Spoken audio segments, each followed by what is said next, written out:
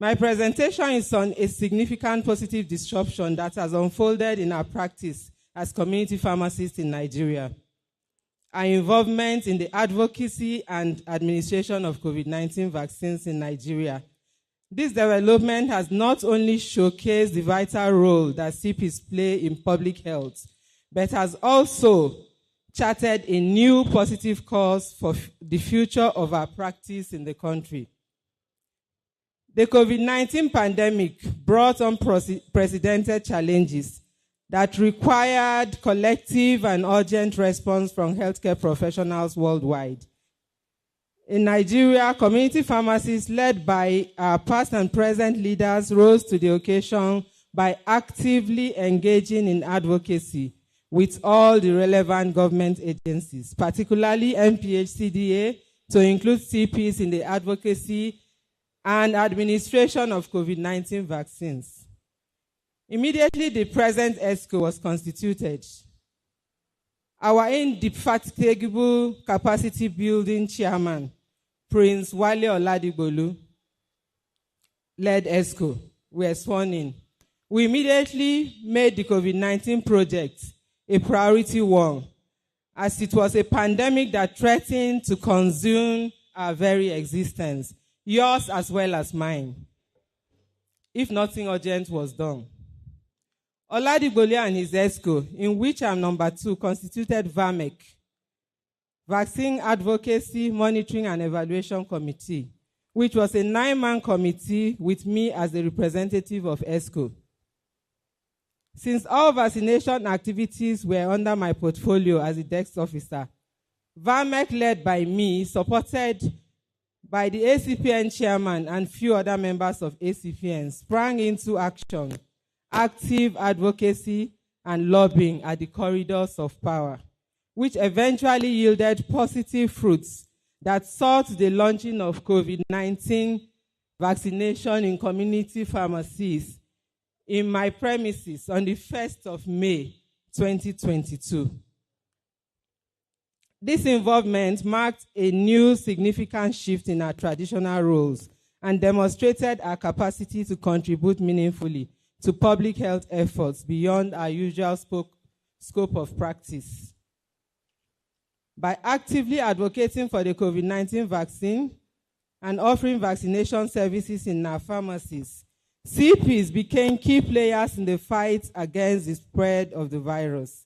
Our proximity to the community, accessibility, and trusted relationships with patients made us well-positioned to reach underserved population and promote vaccine acceptance and uptake. This newfound involvement in vaccine administration and advocacy has not only benefited the public, but has also brought about positive changes within our profession. It has enhanced the visibility of CPs, credibility as essential healthcare providers in the eyes of the public, policymakers, and other healthcare professionals.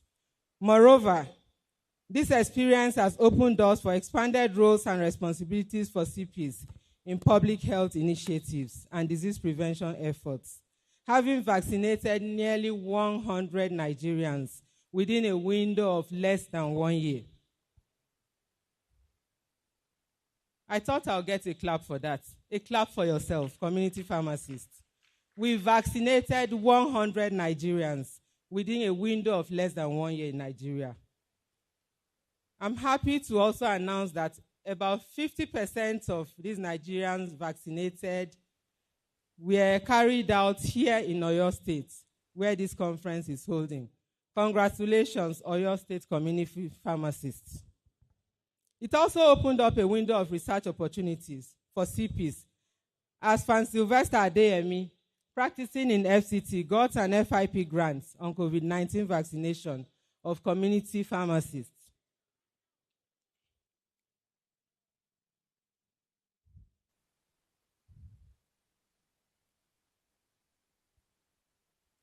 The vaccination was carried out by 200 CPs in 6 states plus FCT. They were able to vaccinate over 100 community pharmacists.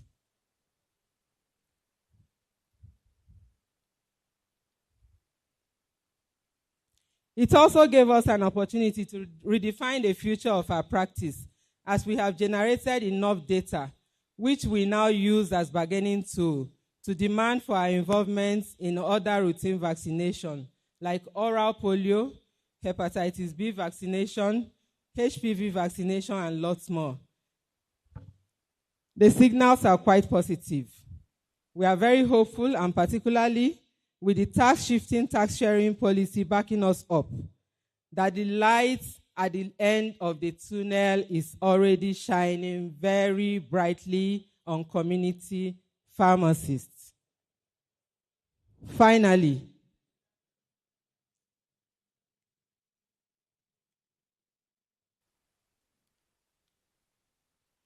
I would like to assure all CPs that if you vote me in as your next ACPN chairman, my ESCO and I will continue to build on this momentum, advocate for more recognition of our expanded roles, and actively participate in shaping policies that promote the integration of CPs into broader healthcare system, thereby paving a way for a promising and more lucrative future for our practices. Story. Has the message been passed? Thank you very much. Community pharmacies now vaccinate legally. We are allowed to vaccinate. We are no longer hiding to do it. So the outcomes are many. We have more visibility. We are recognized by our communities better. We have been able to use the COVID-19 pandemic to collaborate more with other healthcare professionals. And if we look at the theme of this conference, you see the word collaboration, advocacy appearing in several places and in several activities. So the COVID-19 allowed us to have those opportunities. We have been able to integrate more with our policymakers and other healthcare professionals. So you will agree with me that speaking about COVID-19 at this point in time is not obsolete, because it is definitely a stepping stone a stumbling stone that has become a stepping stone in the lives of community pharmacists. Thank you.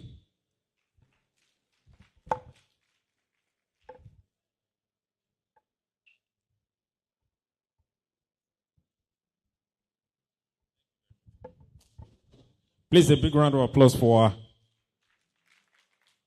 Thank you very much. She finished before time. She still has like 2 minutes left, and she'll work with our time. Thank you very much, ma'am. So, like she has said, a lot of work is still being done, and a lot of work collaborations is still being expected from every one of us.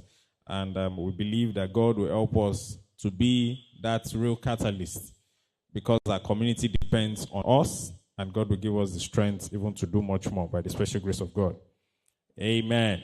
All right, so ladies and gentlemen, so the next presentation is coming from someone who is a lecturer, a pharmacist at Lagos Business School. She'll be speaking about the advancing community pharmacy practice, the new frontier. If she's available, please, I would like her to please come up on stage. Please welcome pharmacist Dr. Monica Hemben Eimunjeze. Please, a round of applause for her. I'm so sorry if I murdered the name. Pharmacist Monica, please let's celebrate her as she comes forward to speak to us. Advancing community pharmacy practice, the new frontier. So it's something every one of us will learn from, and I want us to listen attentively. And when she's done, we'll take a question or two or feedbacks. Thank you very much. You're welcome.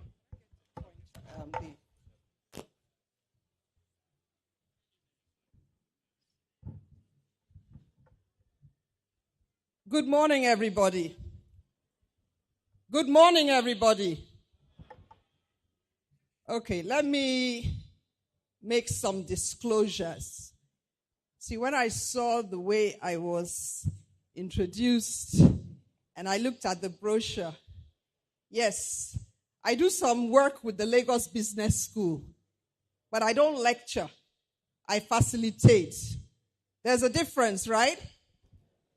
Thank you. My slides? Thank you.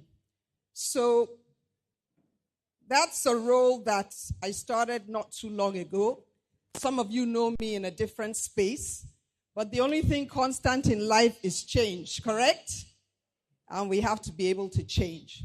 I want to appreciate the chair and ESCO CPC on a very successful and well-organized national conference. I think you need to all clap for yourselves.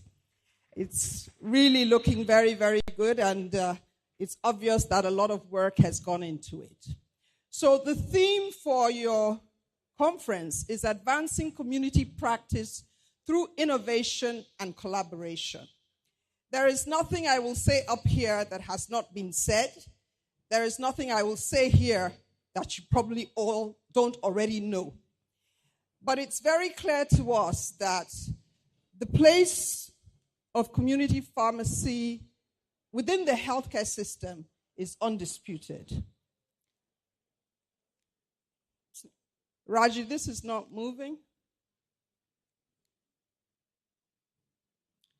So the place of community pharmacy in the healthcare system is without dispute. And if you've been listening since we started through yesterday, the opening, through the keynote, a lot has been said. The keynote speaker touched several areas which are very pertinent and which are very real. So I just want to talk a little bit about the new frontier. And when we talk about the frontier, you're looking at what is emerging in this space. Innovation is at the heart of everything that we do, and we need to be disruptive in that sense so that we can enjoy a pioneer status of sorts in that space with several opportunities that exist, challenges that abound. But what is very key is in all of this, for community practice, whatever we do, we must do it with a view to have a sustainable practice. And through the course of this discussion, I'll be laying a lot of emphasis on sustainability within community practice. Universal health coverage, that is the mantra within the health system.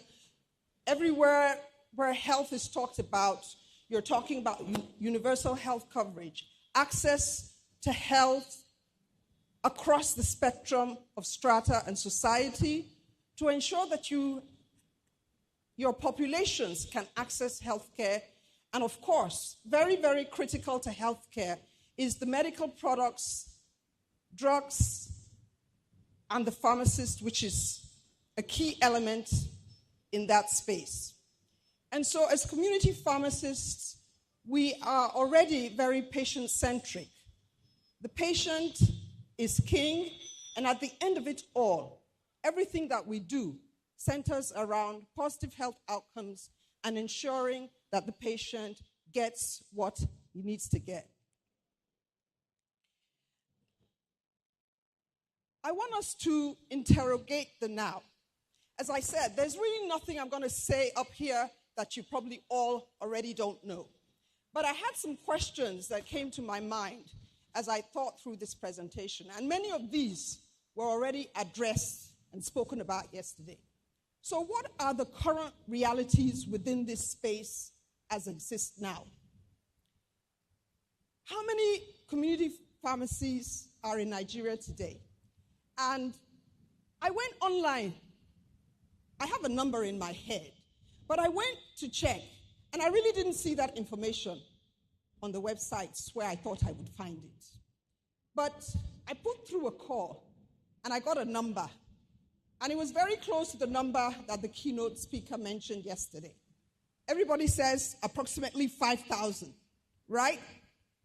That's the number we talk about. I got a number, 4,722.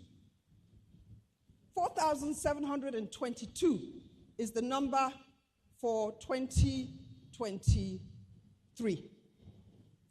So, and has been said, that number seems to be not increasing. It seems to be constant. If the number is constant and the population is growing, there's a problem, right? There's a problem. So what kind of business models dominate the space within the community practice? I think as professionals, we really need to put a different lens on what we do.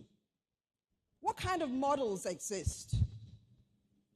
Retail, wholesale, distributor, and as you are within that community practice space, are you pooling resources? Are you collaborating as professionals? It's a question for us to think about. Like I said, I don't have all the answers, and I don't think anybody really has. We all talk about collaboration and innovation, but when we look within our space, what level of collaboration exists currently? Yes, we have quite a few examples of collaboration within the space. Yesterday, there was a meeting of PUDAN. I know of Pharm Alliance. Are there any others in the space? There was a gentleman who talked about a group in Kaduna. I think he mentioned the number 18 of them coming together. We need to have more of that collaboration within community practice if we are to be sustainable and if we are to continue to provide service. When we talk about Nigeria and we talk about data, there's always a gap.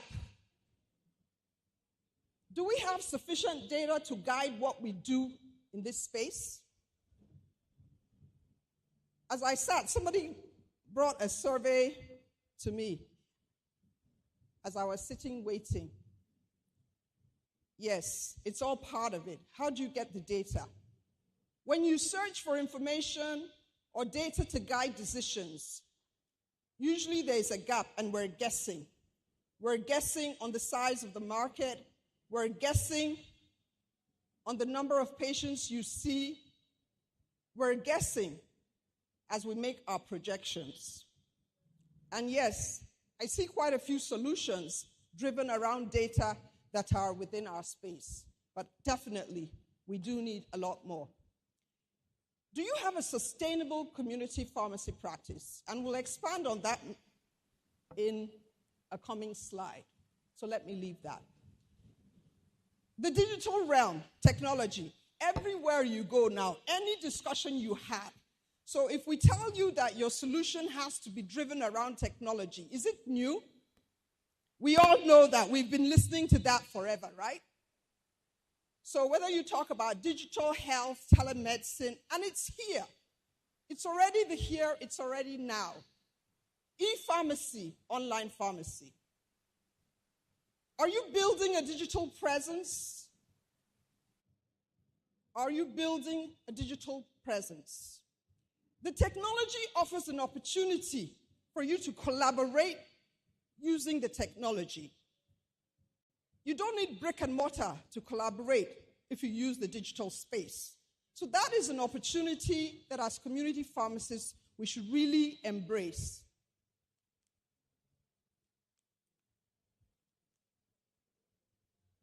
How many of us know what this is? Can you read it? Can you read it? Yes, no? That is the Gazette from the Pharmacy Council of Nigeria. How many of you are aware that there is a Gazette, a regulation for online pharmacy? If you're aware, just raise your hand. Okay. It is available online. And not too long ago, the Pharmacy Council of Nigeria was at the Lagos Business School. And they were there, sponsored by a development partner, to look at the regulations for online pharmacy in the e-commerce space. Is the regulation totally complete? No. But it's a clear indication that your regulators are looking very closely at that space. Usually what you see is that technology and innovation is ahead of regulation, which is a statement of fact.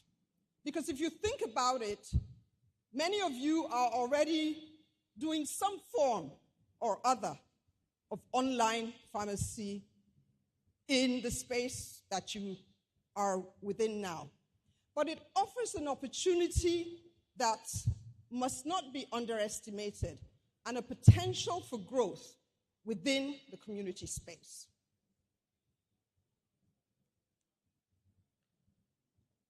Sustainable community practice. Now, when you talk about sustainability, depending on the space you are in, different things come to your mind.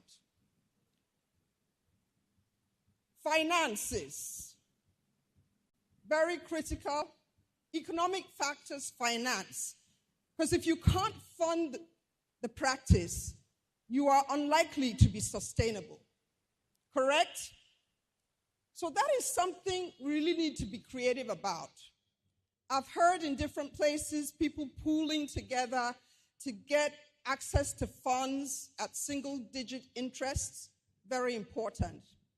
And there is an advantage you have in numbers, which really should be used to benefit and for the collective good. So you want long-term viability. But I have a little bit of a concern about the sustainability of many of our practices as we exist today. The Pharmacists Council of Nigeria has the regulatory mandate and has put a framework in place which we are complying to. And what I'm told, I stand corrected, and I think I read it like that, is that you must be a pharmacist to own a retail business. So I'm talking to the retailers now. I know there are wholesalers in the room. Am I correct to state that? You must be a pharmacist to have a retail pharmacy. Correct? How many retail pharmacies have more than one pharmacist on their board? If you don't mind raising your hand. How many retail pharmacies have more than one pharmacist on your board? Raise your hand. Did we understand the question? You have a board with the Corporate Affairs Commission, and you are required by regulation to have at least one pharmacist on that board. How many of you have more than one pharmacist on that board?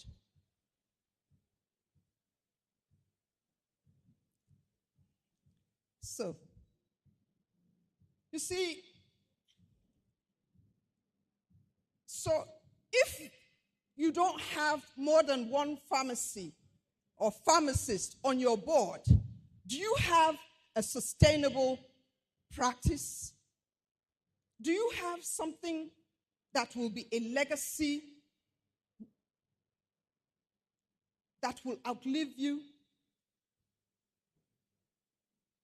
Let's park that discussion.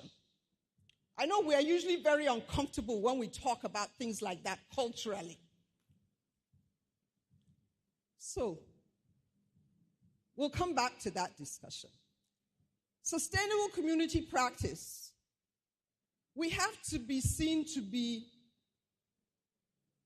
preserving our environment. Again, our practices within our pharmacies should embrace eco-friendly practices and should look to ensure that we are not leaving this planet worse than we met it, and that we are practicing green pharmacy.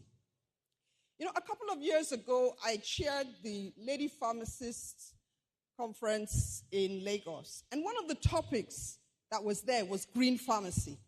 And many people struggled to understand what green pharmacy was. We're talking of being eco-friendly. We're talking about conservation, your waste management, recycling. These are things that are becoming global discussions, and Nigeria is really suffering from some of the impact of the harm that is being caused on our environment. The climate change, the floods that we see, these are the end results of some of the practices that we have. So as community pharmacists, responsible professionals, there's a need for us to look at that. Something as simple as, are you using nylon bags in your practice, or are you moving to paper? For example, because the harm of plastics, and I think it was Lagos State that recently enacted, you can't use single-use containers, again, the styrofoam and all those that clog the gutters and lead to floods. The patient, we're already quite socially responsible, but we must continue to be seen to be impacting on patients. So let's go back to the economic discussion. Now, if the legal framework that exists now does not support, or maybe I should watch my words, the framework is put there to protect the profession. So if we collaborate more and we build trust and confidence among ourselves, what stops us from having 3 or 4 pharmacists on our boards as we register these entities? Because what that means is that in the event that anything happens to one person, by law, you are still existing. Because what we have seen and what we hear now is when a colleague passes away and has a practice, there is a need to bring in somebody who meets the criteria of being a pharmacist, who might not necessarily understand the workings and the nuances. And I'm told there are quite a few cases that are in the courts for just that reason. It's just something for you to think about as we move to entrench and make sure that what we do is sustainable. Do we need to diversify? Do we need to diversify?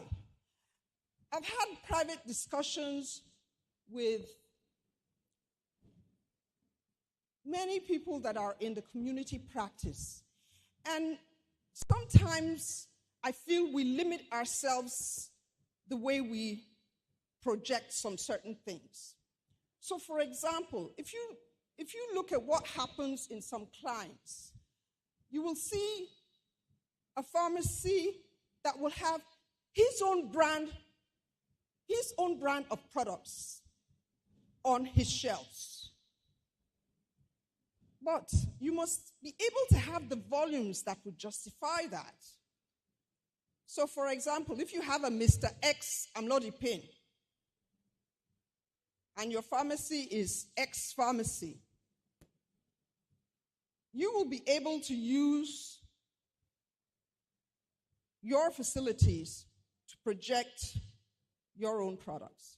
But that is a discussion that is easier when you have a group as against an individual. So we really need to learn to collaborate a whole lot more. Are we collaborating amongst ourselves? Apart from coming together when we have conferences or training programs, do we actually collaborate when we're doing the nitty-gritty of it as professionals, as pharmacists? If we were to take a poll, how many of you are actually working together in a framework that is legally recognized? What would be the result of that? So, we're talking about as colleagues. Then we now move to other disciplines. It's a multidisciplinary approach. Teresa Pounds, I'm quoting her, for those of you that have listened to Dr. Pounds. Multidisciplinary, with the patient at the center. Everybody has a role. How is our collaboration across disciplines? But first of all, how are we collaborating amongst ourselves? Do we trust ourselves?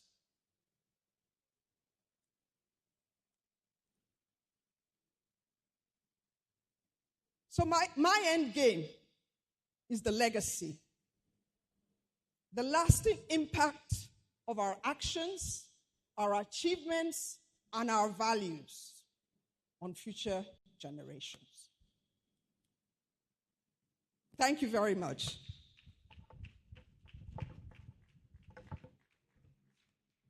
Yes, of course.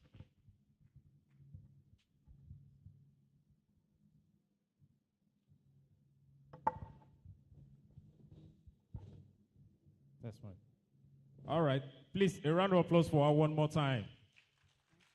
Yeah, can we get questions or reactions? Questions or reactions, observations, contributions? Anybody? Yes. Introduce yourself and then you share your question. I'm Pharmacist Fadiremi Adekunle. I really appreciate our speaker, Dr. Monica, and I want to really appreciate that aspect of collaborating with colleagues, having a pharmacist, another pharmacist on the board of directors. But my question is on the being eco-friendly. How practicable is that? I know in some other climes, paper bags are being used to package products. How can we make it like that in our country, Nigeria? Okay. And don't forget to address the issue of dispensing, even in nylon. Thank you. Any other one?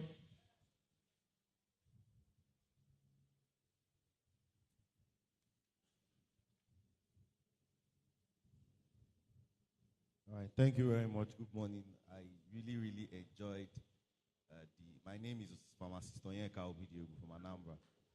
I really enjoyed your delivery, ma. But I expect nothing less, knowing what you're made of, ma. So I have a comment, and I also like you to expand more. You know, something that has always intrigued me is collaboration across disciplines, not just collaborating as pharmacists, but across disciplines. When I'm saying disciplines, I'm even saying intra-pharmacy, because currently we have the West African Postgraduate College having different practice areas, even within community pharmacy. So the dream in my head is having one pharmacy, but then having different pharmacists that are specialists in different areas. The pharmacist that is a specialist in cardiovascular pharmacy, one is a specialist in oncology pharmacy, which is one of the master classes I'm seeing on the program.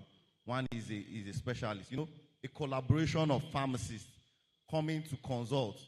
And I think that's the game changer for us.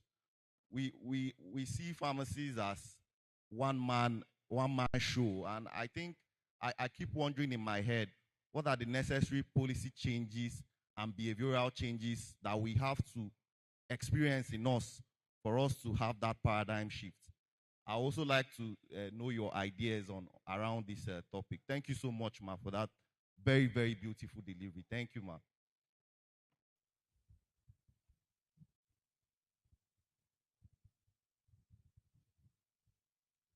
Thank you, ma, for your delivery.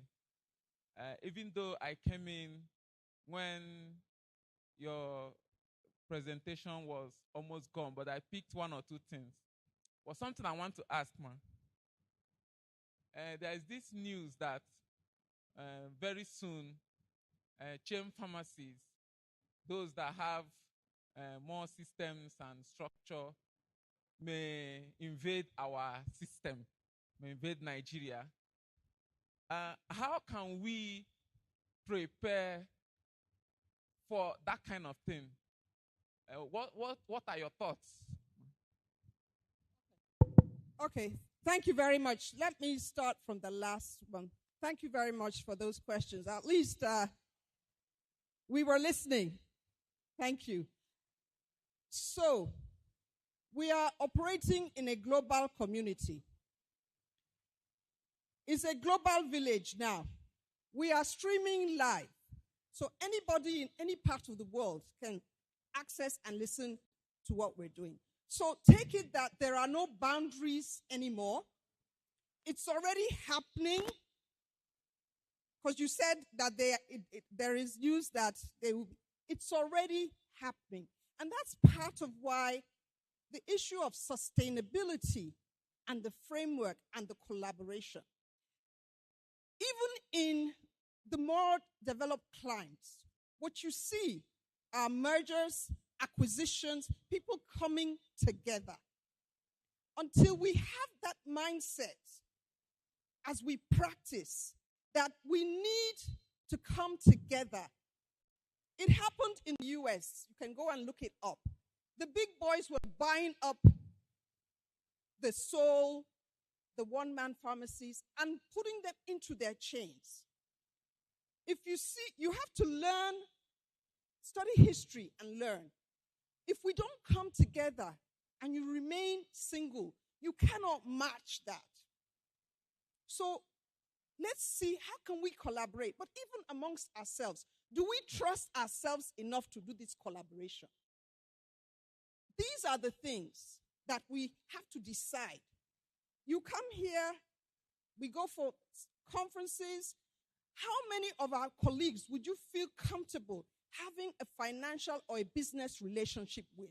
That's the question you have to ask. But there are legal frameworks that would protect you. But culturally, which is also an impact that we have to take into account.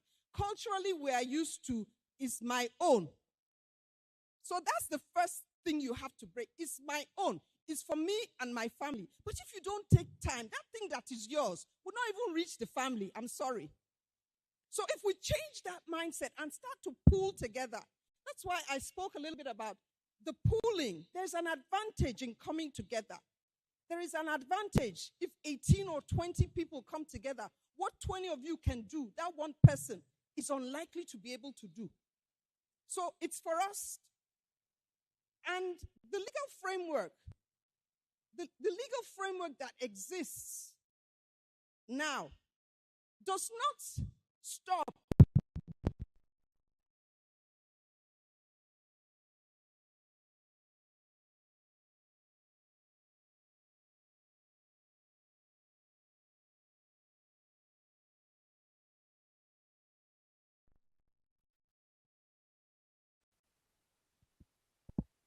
there's hello.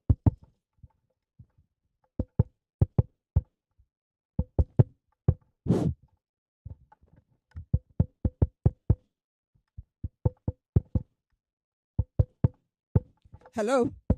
Hello.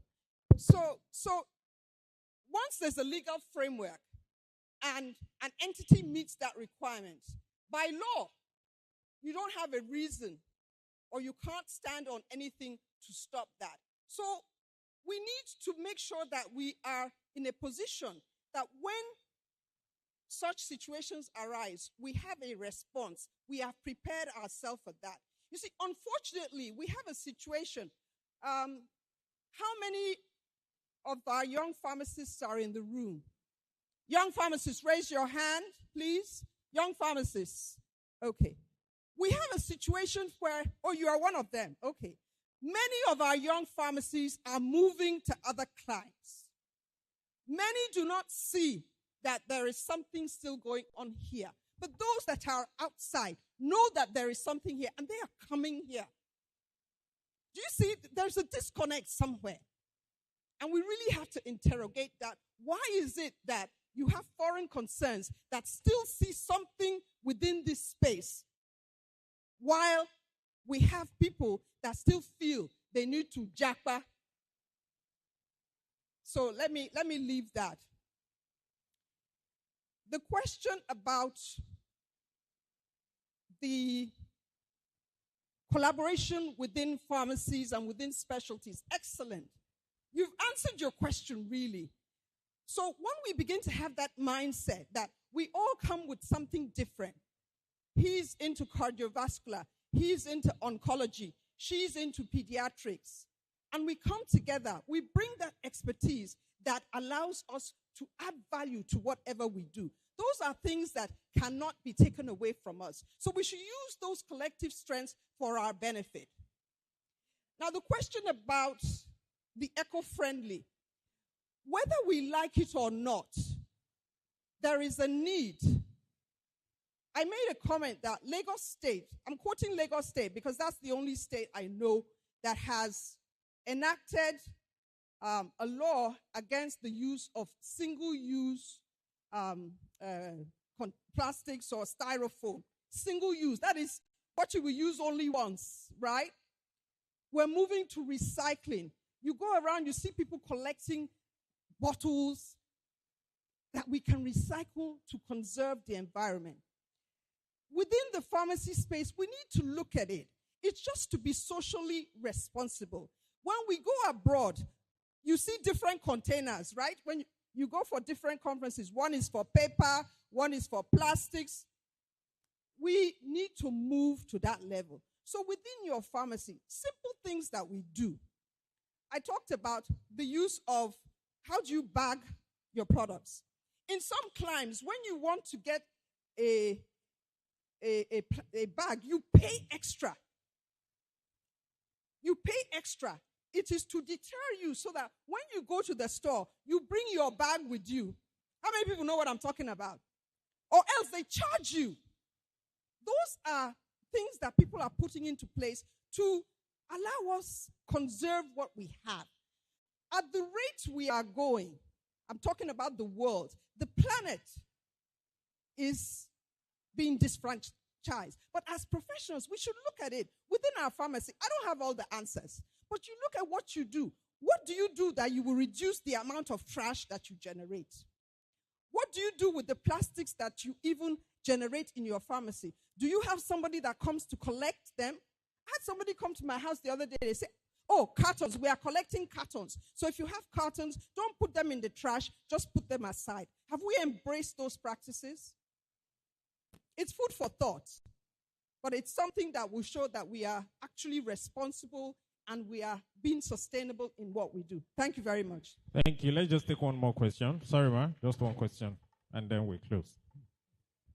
Yeah, good morning, ma. My name is Pharmacist Jabir Hassan from Kano State. Permit me to stand on the issue. You have done fantastically, ma, which I have learned a lot. But just I have some questions and some observations. You know, when we are talking about collaborations, the role of collaboration can never be overemphasized. So it is the responsibility, the role of every pharmacist to work together synergistically as a team to achieve our goal. Then, you see, what can you say more on satellite pharmacies? You know, sometimes you see some states, more of community pharmacy are locating within the state, while there is the prohibition of satellite pharmacy outside the metropolitan. So I think we need to emphasize on this so that it will help in collaborations. Another thing is that in some states, you see we have some young pharmacists that are jobless, which I believe there are some bigger pharmacies that are working. Some bigger community pharmacy prefer to use pharmacy technician than to use a young pharmacist that will help to provide pharmaceutical care, medication therapy management, and other aspects of clinical actually perspective. So what can you say on this? Thank you very much. Thank you very much. Satellite pharmacy. I saw my colleague, Mr. Lupeju, walked in. I will say a little bit, but maybe you will expand on it. I asked that question because we've been talking about satellite pharmacies for so long. But there is something. And I stand corrected, when a regulatory body puts in place, and it's in place, right? Puts in place a framework that allows for the satellite pharmacies to be implemented. How many of us have actually applied for that? Show your hands. Show your hands.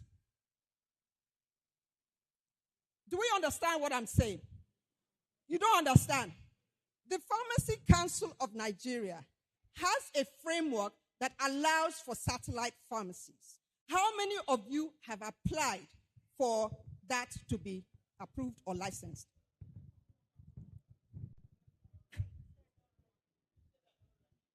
Well, PCN is here. They will speak for themselves because I asked this question as well. Because the reality of our situation is that we do not have the numbers of pharmacists. And so there has to be an alternate. There has to be something we are doing disruptively to address that situation. Satellite pharmacy is one way. It's not the only way, but it's one way. And the regulatory body has embraced it. So I'm hearing we don't know enough about it. PCN is in the room. But really, my comment on that was, and I'll say it, I said it privately, and it's nothing bad. When you bring something new that people don't understand yet, it is nice to pilot it and project what you have piloted. So, somebody will volunteer, and you will set up a framework, and you will come and say, A, B, C, and D have done it, and this is how it played out. That is how you get the buy-in and the understanding of people. Because every time we go, there is a discussion around satellite, and then we move on to ask again. But I'm not the organizer. I don't know if they will allow PCN to address that, but I think we need to move to implementation. If there isn't a pilot going on, there should be one. So we should be able to say, Pharmacy X has done satellites in A, B, C, and D. It's working. If you're interested, this is the regulatory pathway. Send in your applications and move on. That's on that. Now, the issue of colleagues not engaging the services of our younger colleagues. It's a double-edged sword. It is a double-edged sword. I had the opportunity to engage with quite a few young pharmacists. And sometimes their expectations are unreal. Sometimes, I'm not making a blanket statement, sometimes the expectations are not realistic. And so, when you are looking at the financial viability and a business model, and then you are trying to engage somebody, and the expectations will kill the business, will kill the practice. So I would appeal to our younger colleagues to be a little bit realistic in your expectations, as much as asking our senior colleagues to give the younger ones an opportunity to be able to practice within the space. That would be my comment. Okay? Thank you very much.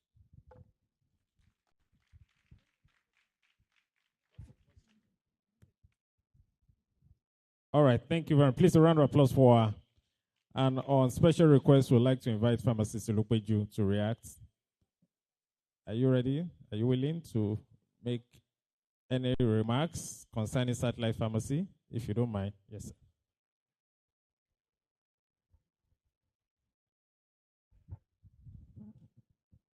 I align with the existing protocols already established this morning.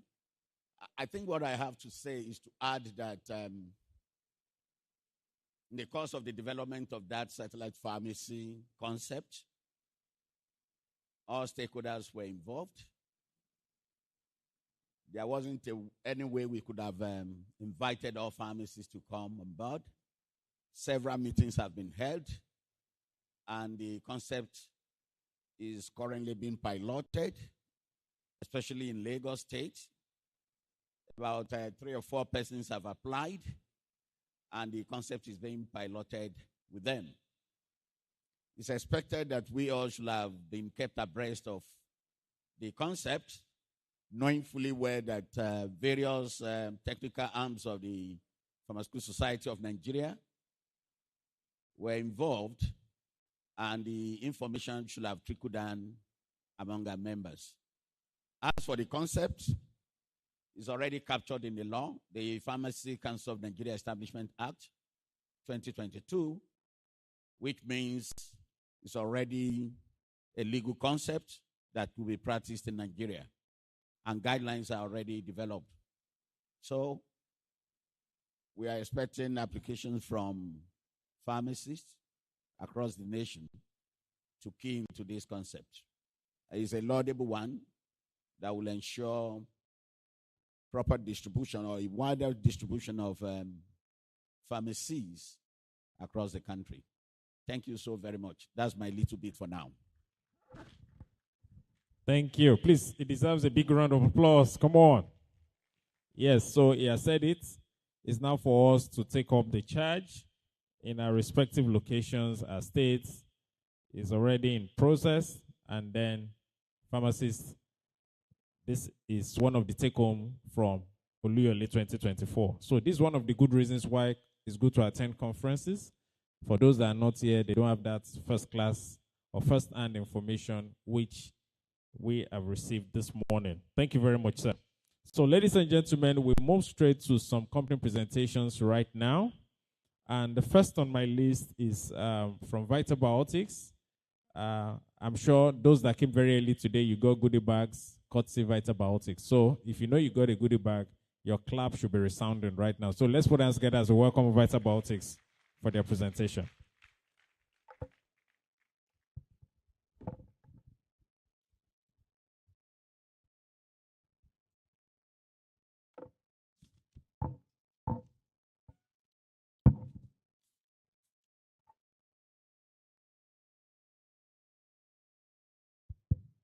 Good morning, everyone. I stand on existing protocol, and my name is Pharmacist Taiwo from Vitabiotics. I'm here to talk about one of our products that has been in the market for decades and which you all use. Okay, that product is Perfectil. You can just put up the slides.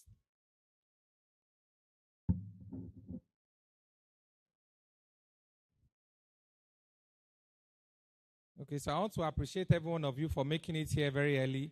I know you were all here till late night yesterday, and I want to appreciate everyone. I know some people are still a bit tired, but thank you very much for giving us your audience, and I'm going to work with time. So Perfectil is a product for skincare. It's a skincare product, and I know everyone here cares about their skin. And it's not just for skincare, but it's for anti-aging. So I'm sure everyone here wants to look and feel younger. Everybody wants to feel forever young. In fact, there's a song about being forever young. So if we move on. So the science of beauty. The most significant cause of premature aging is the UV lights, ultraviolet lights, which in this part of the world, we have very extreme sunshine that can cause serious sunburns. And I don't know how many people here use sun protection formula or even creams that have that effect. But we're actually trying to make sure that we care for ourselves, we care for our clients. That's the patients that walk into the pharmacy. And when you want to recommend the supplements that can help to improve their skin, the skin elasticity, the skin moisture, the skin texture, I want Perfectil to be one of the products that you consider, if not the number one. So what's the science behind skin radiance? So skin radiance is a psycho-physical parameter and involves more than simply the quality of light that is reflected from the skin. And what is the goal of any supplement that helps to improve skin texture? So we want a skin that is healthy, we want a skin that is smooth, we want a skin that is blemish-free, we want a skin that doesn't have wrinkles, and of course, we also want a skin that is resilient. Okay? So, okay. Media.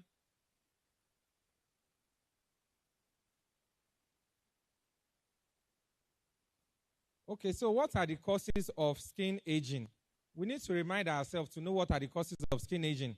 We've already talked about the number one cause, which is the ultraviolet lights, which can damage the skin. It can reduce the amount of collagen in the skin. But other causes include air pollution, your diet or nutrition, poor sleep. Yes, if you must know, if you don't get enough sleep, at least at our age here, for most people here, you need to get at least 8 hours of sleep. So if you are not getting enough sleep, It can affect your skin hydration. It can affect your skin moisture. It can cause your skin to wrinkle on time. And of course, for those that take alcohol, if you take too much alcohol, of course, taking too much alcohol causes dehydration, and that dehydration can also cause you to lose skin moisture, and it can cause the skin to wrinkle. Another important factor is that there can be collagen breakdown.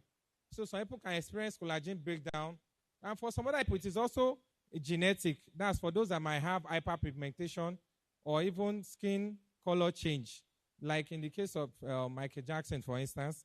And of course, one other very important point here is stress. So I know a lot of people got here this morning feeling stressed. We have to admit it. For those that stayed there till 11 yesterday, you came here feeling stressed this morning. But that's why I had to encourage you and appreciate you for being here very early. So stress can also have harmful effect on the skin, which is why you need to take Perfectil. So all these many factors here, if a client should walk into the pharmacy, there is no how that at least 2 or 3 factors here would not affect each and every one of us, because there's nobody here that doesn't get exposed to ultraviolet lights. So we have, due to that, we have the free radicals that can damage the skin. So another important point is why take supplements? Because it can provide our body with antioxidants. So we'll talk about the zinc, we'll talk about the selenium, we'll talk about the biomarine collagen, and all this you can find them in Perfectil. So now I introduce to you Perfectil. I've mentioned that Perfectil is good for your skin, but now I'm going to mention why you need to take Perfectil. Of course, we know there are different types of collagen, and we know that the collagen that is in the skin is type 1 collagen. And we also know that we have biomarine collagen, and we have the bovine collagen. But it will interest you to know that the collagen we have in Perfectil is the biomarine collagen, which is the one that provides the most bioavailable form of collagen that the skin needs. So if you check the skincare supplement you are buying and you are not seeing it stated marine collagen, then trust me, your client or you yourself, you are not getting the best or premium quality collagen. And of course, we know that collagen is gotten from skin and fish scales, unlike the bovine collagen that is gotten from cow skin, cow hides. So another important point here I've mentioned, Perfectil helps for skin aging. It has the anti-aging effect. It helps for skin elasticity, and also it helps to reduce fine lines. So Perfectil contains the proprietary blend of biomarine collagen, grapeseed extract. It has coenzyme Q10. It has alpha lipoic acid. It has green tea, and it also has lycopene and black currant seed oil. So if we know about all these ingredients here, as pharmacists, we know that what all this does is to help enhance the skin hydration. You don't want your skin to wrinkle. You don't want to have eye bags. You don't want to have saggy skin. You want your skin to always be radiant and shiny. And I'm sure you want all these effects. And one added benefit is that it is also safe for vegetarians, and it doesn't contain preservatives or artificial colors. So as we say, Perfectil helps to regenerate, it helps to refine, and it also helps to protect the skin. And we know the skin is the largest organ of the body. How does it regenerate the skin? Of course, it does that by having the collagen, which helps to protect against the harmful effects of the UV lights. And also, the collagen helps for skin thickening and elasticity. It also helps for skin firmness. It helps to refine the skin because it contains pine bark extract that I mentioned earlier. And that pine bark extract can help to improve blood flow to the skin that nourishes it and makes it to glow. Of course, we all want a glossy, shiny skin. We don't want a skin whereby we have to start using cream and all these other kind of chemicals that might be dangerous to the body. We want to take a supplement that if you take it for weeks or months or years, it will still help your skin to look ever younger. And of course, you don't want to stop taking Perfectil because you don't want to go back, you don't want your skin to revert back to its former look.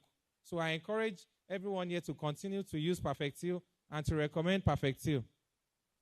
Of course, it has 200 milligrams biomarine collagen. I've mentioned that it also has zinc and selenium. Of course, we know zinc and selenium not just for skin alone, but also for healthy nails and healthy hair. And I believe every woman and men also should care for their skin, should care for their hair, and should also care for their nails. So if you want all of these qualities, then Perfectil should be your number one choice. So that brings me to the end of my presentation. The major point here is that Perfectil helps to regenerate, it helps to protect, and it helps to ensure skin radiance by having the most premium form of collagen, which is also bioavailable and provides the skin with the direct amount of collagen that it needs. And of course, if you want to reach us, you can just copy down this phone number here, or you can reach us upstairs at the Oluyole Hall. We have the Perfectil there, and we also have the goodie bag for you if you patronize us. And if you like, you can also follow us on Facebook, Vitabiotics Nigeria, and on Instagram, Nigeria.Vitabiotics. So this is what our page looks like. I don't know if this is showing clearly enough, but I think the Facebook page should show very well. So if you go to our Facebook, you will see Vitabiotics Nigeria, and you also learn more about all our products, even more than what I've said here. We always update more and more information about our products, especially for even the young pharmacists, and also for every pharmacist that wants to learn more. Because we know, okay, it's enough to know about the supplement, but do you want to know more about more and more advanced information that you can give to your clients so that they can be more encouraged to buy it? Thank you very much.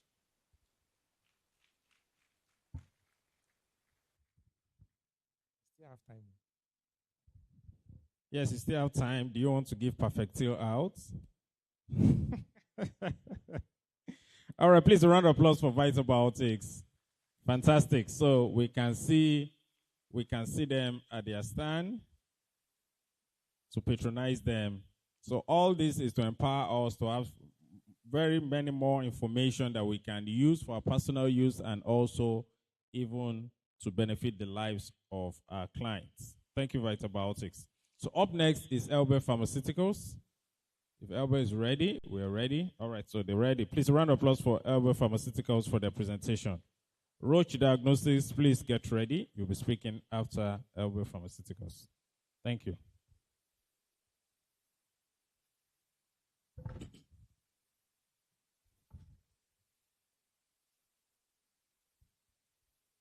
Good morning, sirs and Maz. My name is Ifeanyi Akinteye, and I'm happy to share in our time this morning to look at ways or evidence-based nutrition. Can we have the slides, please? Thank you. Evidence-based nutrition intervention for advancing maternal and fetal health for best outcomes. And I represent LB Pharma. LB Pharma is an only indigenous company, as we know. We're industry leaders. And because of the support of healthcare professionals like you in this hall, we have grown to become the leaders in the antimalarial market with flagship Amatem soft gel brands, which ACPN has gladly endorsed year and year again. You see Pharmacists, Aladi endorsing here, and then we have also come to be tested and trusted over the years. Amatem soft gel was the first and only so far artemether lumenfantrine soft gel to be clinically tested in Lagos State University Teaching Hospital, and that's why we won that award that you see over there. I'll be guided by this overview. I'll talk about nutrition in pregnancy. I'll talk about, we'll decide whether more is better for our pregnant women.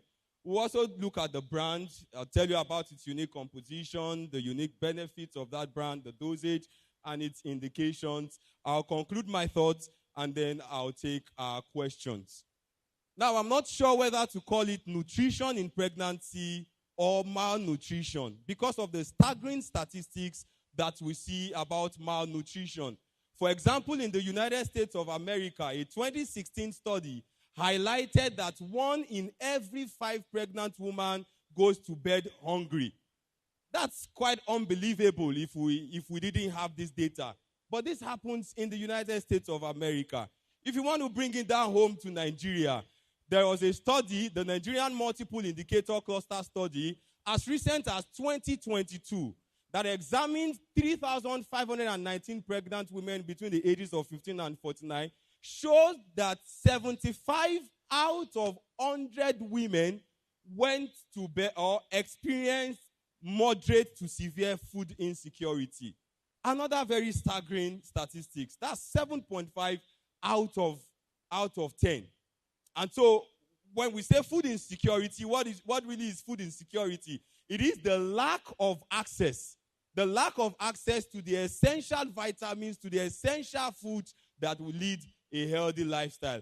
So it means that amongst our pregnant women, we have at least 7 out of 10 who experience food insecurity. And again, it underscores the fact that most women do not meet the recommendations for healthy nutrition, not only in pregnancy, before pregnancy, during pregnancy, and after pregnancy. And that's why this issue is probably not a nutrition thing, might be more of a malnutrition thing. And of course, we know that the reproductive stage is very critical for establishing a lifetime risk for the fetus. And so that leads us to whether we should ask pregnant women to eat for 2 or to eat for 1. You know, when a woman is pregnant, we see that she begins to eat a lot more. And then we say in our local parlance, Mama Beji. Mama Beji is eating a lot. The pregnant woman is eating a lot because she's eating for herself and also for the fetus. But because it has been established that nutrition plays a vital role in this process, we ask them to eat a lot more.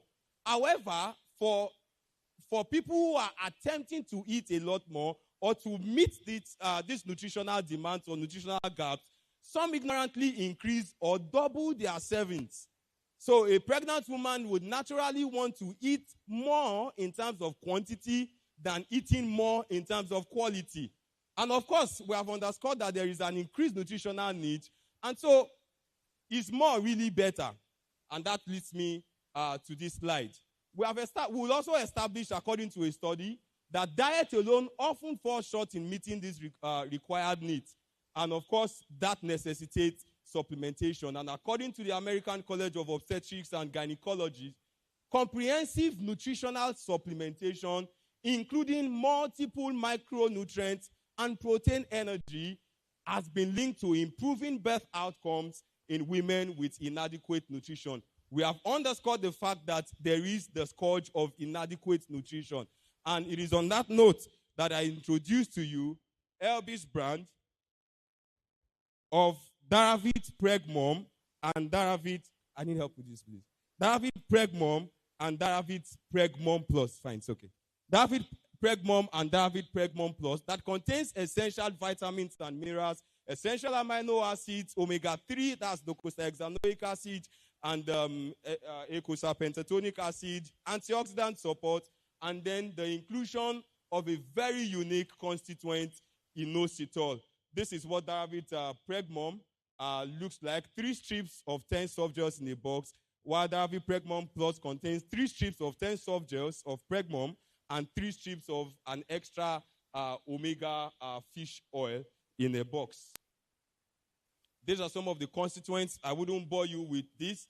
I'll just harping a bit on the most important ones. And that's what we call the unique composition of Daravit Preg Mom and Daravit Preg Mom Plus. They contain L-lysine, L-arginine, which are very essential amino acids for the formation of tissues, collagen, and the growth of these tissues. They are also important to help calcium, iron, and zinc, which are essential for pregnant women get absorbed better in the body. It also contains omega fatty acid, vitamin B complex, natural sources of vitamin A in beta carotene, which enhances or which helps in the proper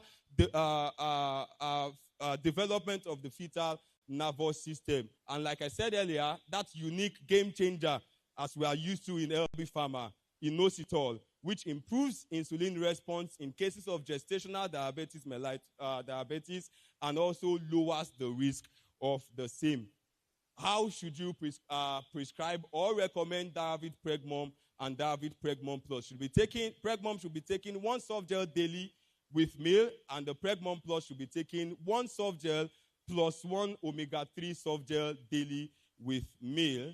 These are some of the indications. So when you see a pregnant woman who needs nutritional support in pregnancy, please recommend Daravit Preg Mom and Preg Mom Plus for good fetal growth and development and maturity, for optimum support for fetal brain development, to reduce the risk of gestational health challenges, for fetal and maternal immunity, and of course, we're not just friends with the pregnant woman when she is pregnant. We want her to also deliver safely and remain fine. So for rapid maternal recovery after delivery, please recommend and prescribe Diavit, Pregmom, and Pregmom Plus. And as you know, with LB Pharma, we have very unique brand promises. Number one of them is it's unique. The constituents in these products are unique. They are easy to swallow. If you are familiar with Amatem soft gel, you can also take Pregmom and Pregmom Plus. Easy to swallow, no aftertaste, no nauseating feeling. It's affordable and readily available, even in this conference, at discounted prices. We are located at the Ogunlana Hall. You can see us there, and it is, of course, from a very trusted and reliable source. Thank you very much for listening. I'd like to take your questions if there are any.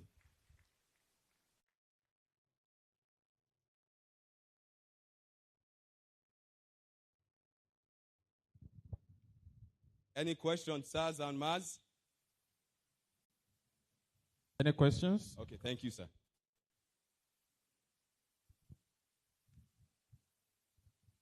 Thank you.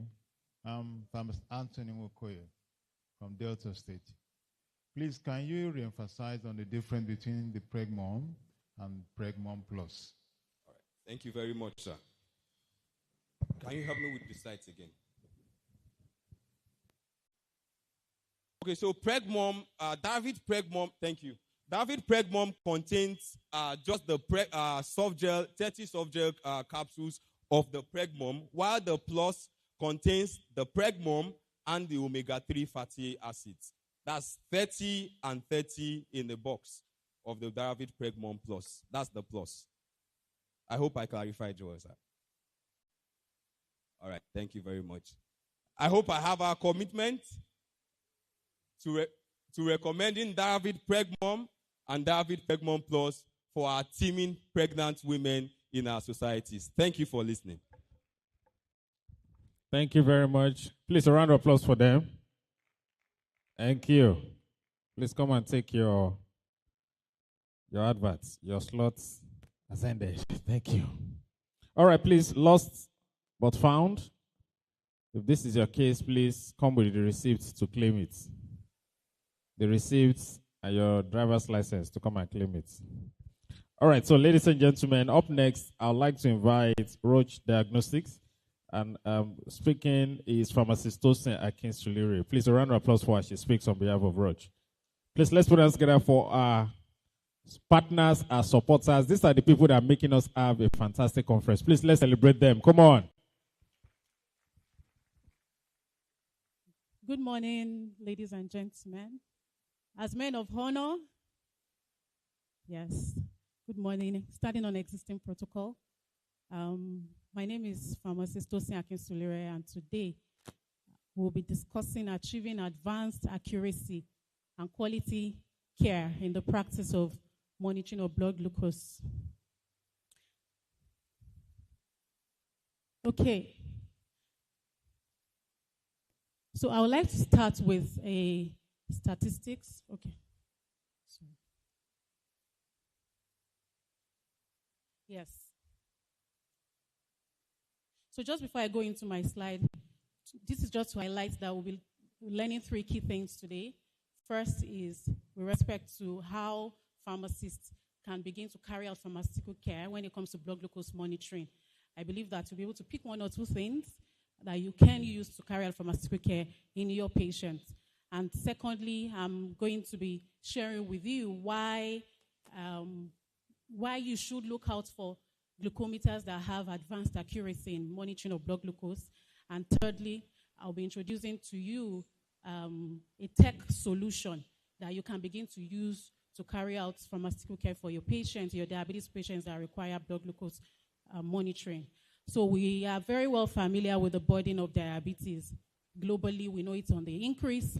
And coming down to Africa, what is alarming is the fact that there is a whopping 129 increase in the growth of diabetes between now and 2045. So that's the prevalence globally. Now, there is an urgent need for us to begin to prevent and prioritize diabetes care. Among all the non-communicable diseases, I'm aware that there's a lot of focus on oncology, However, this statistics is just to draw it, closer, as there is also need to focus on diabetes. And that's because 1 in 10 people living with diabetes worldwide, 1 in 10 persons would have diabetes. That's globally. And then when we are talking about the prevalence of diabetes in Nigeria, half of the people that are living with diabetes are undiagnosed. In fact, more than half.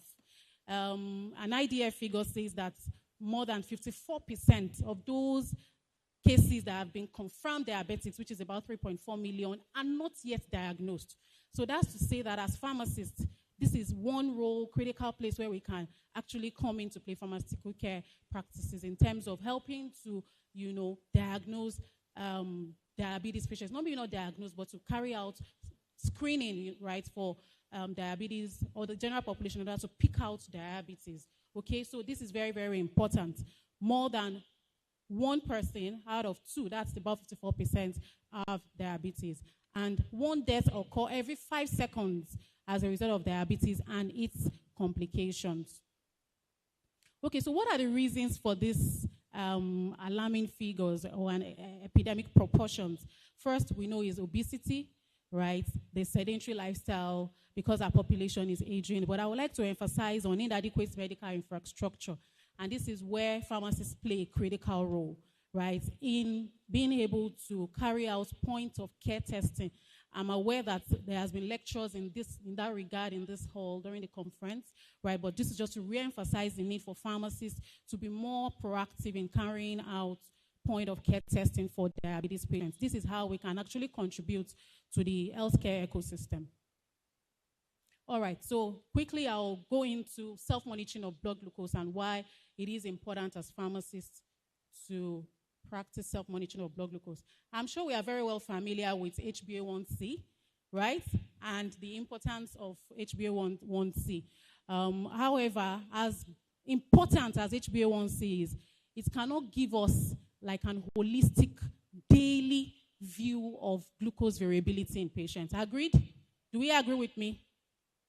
Are we together?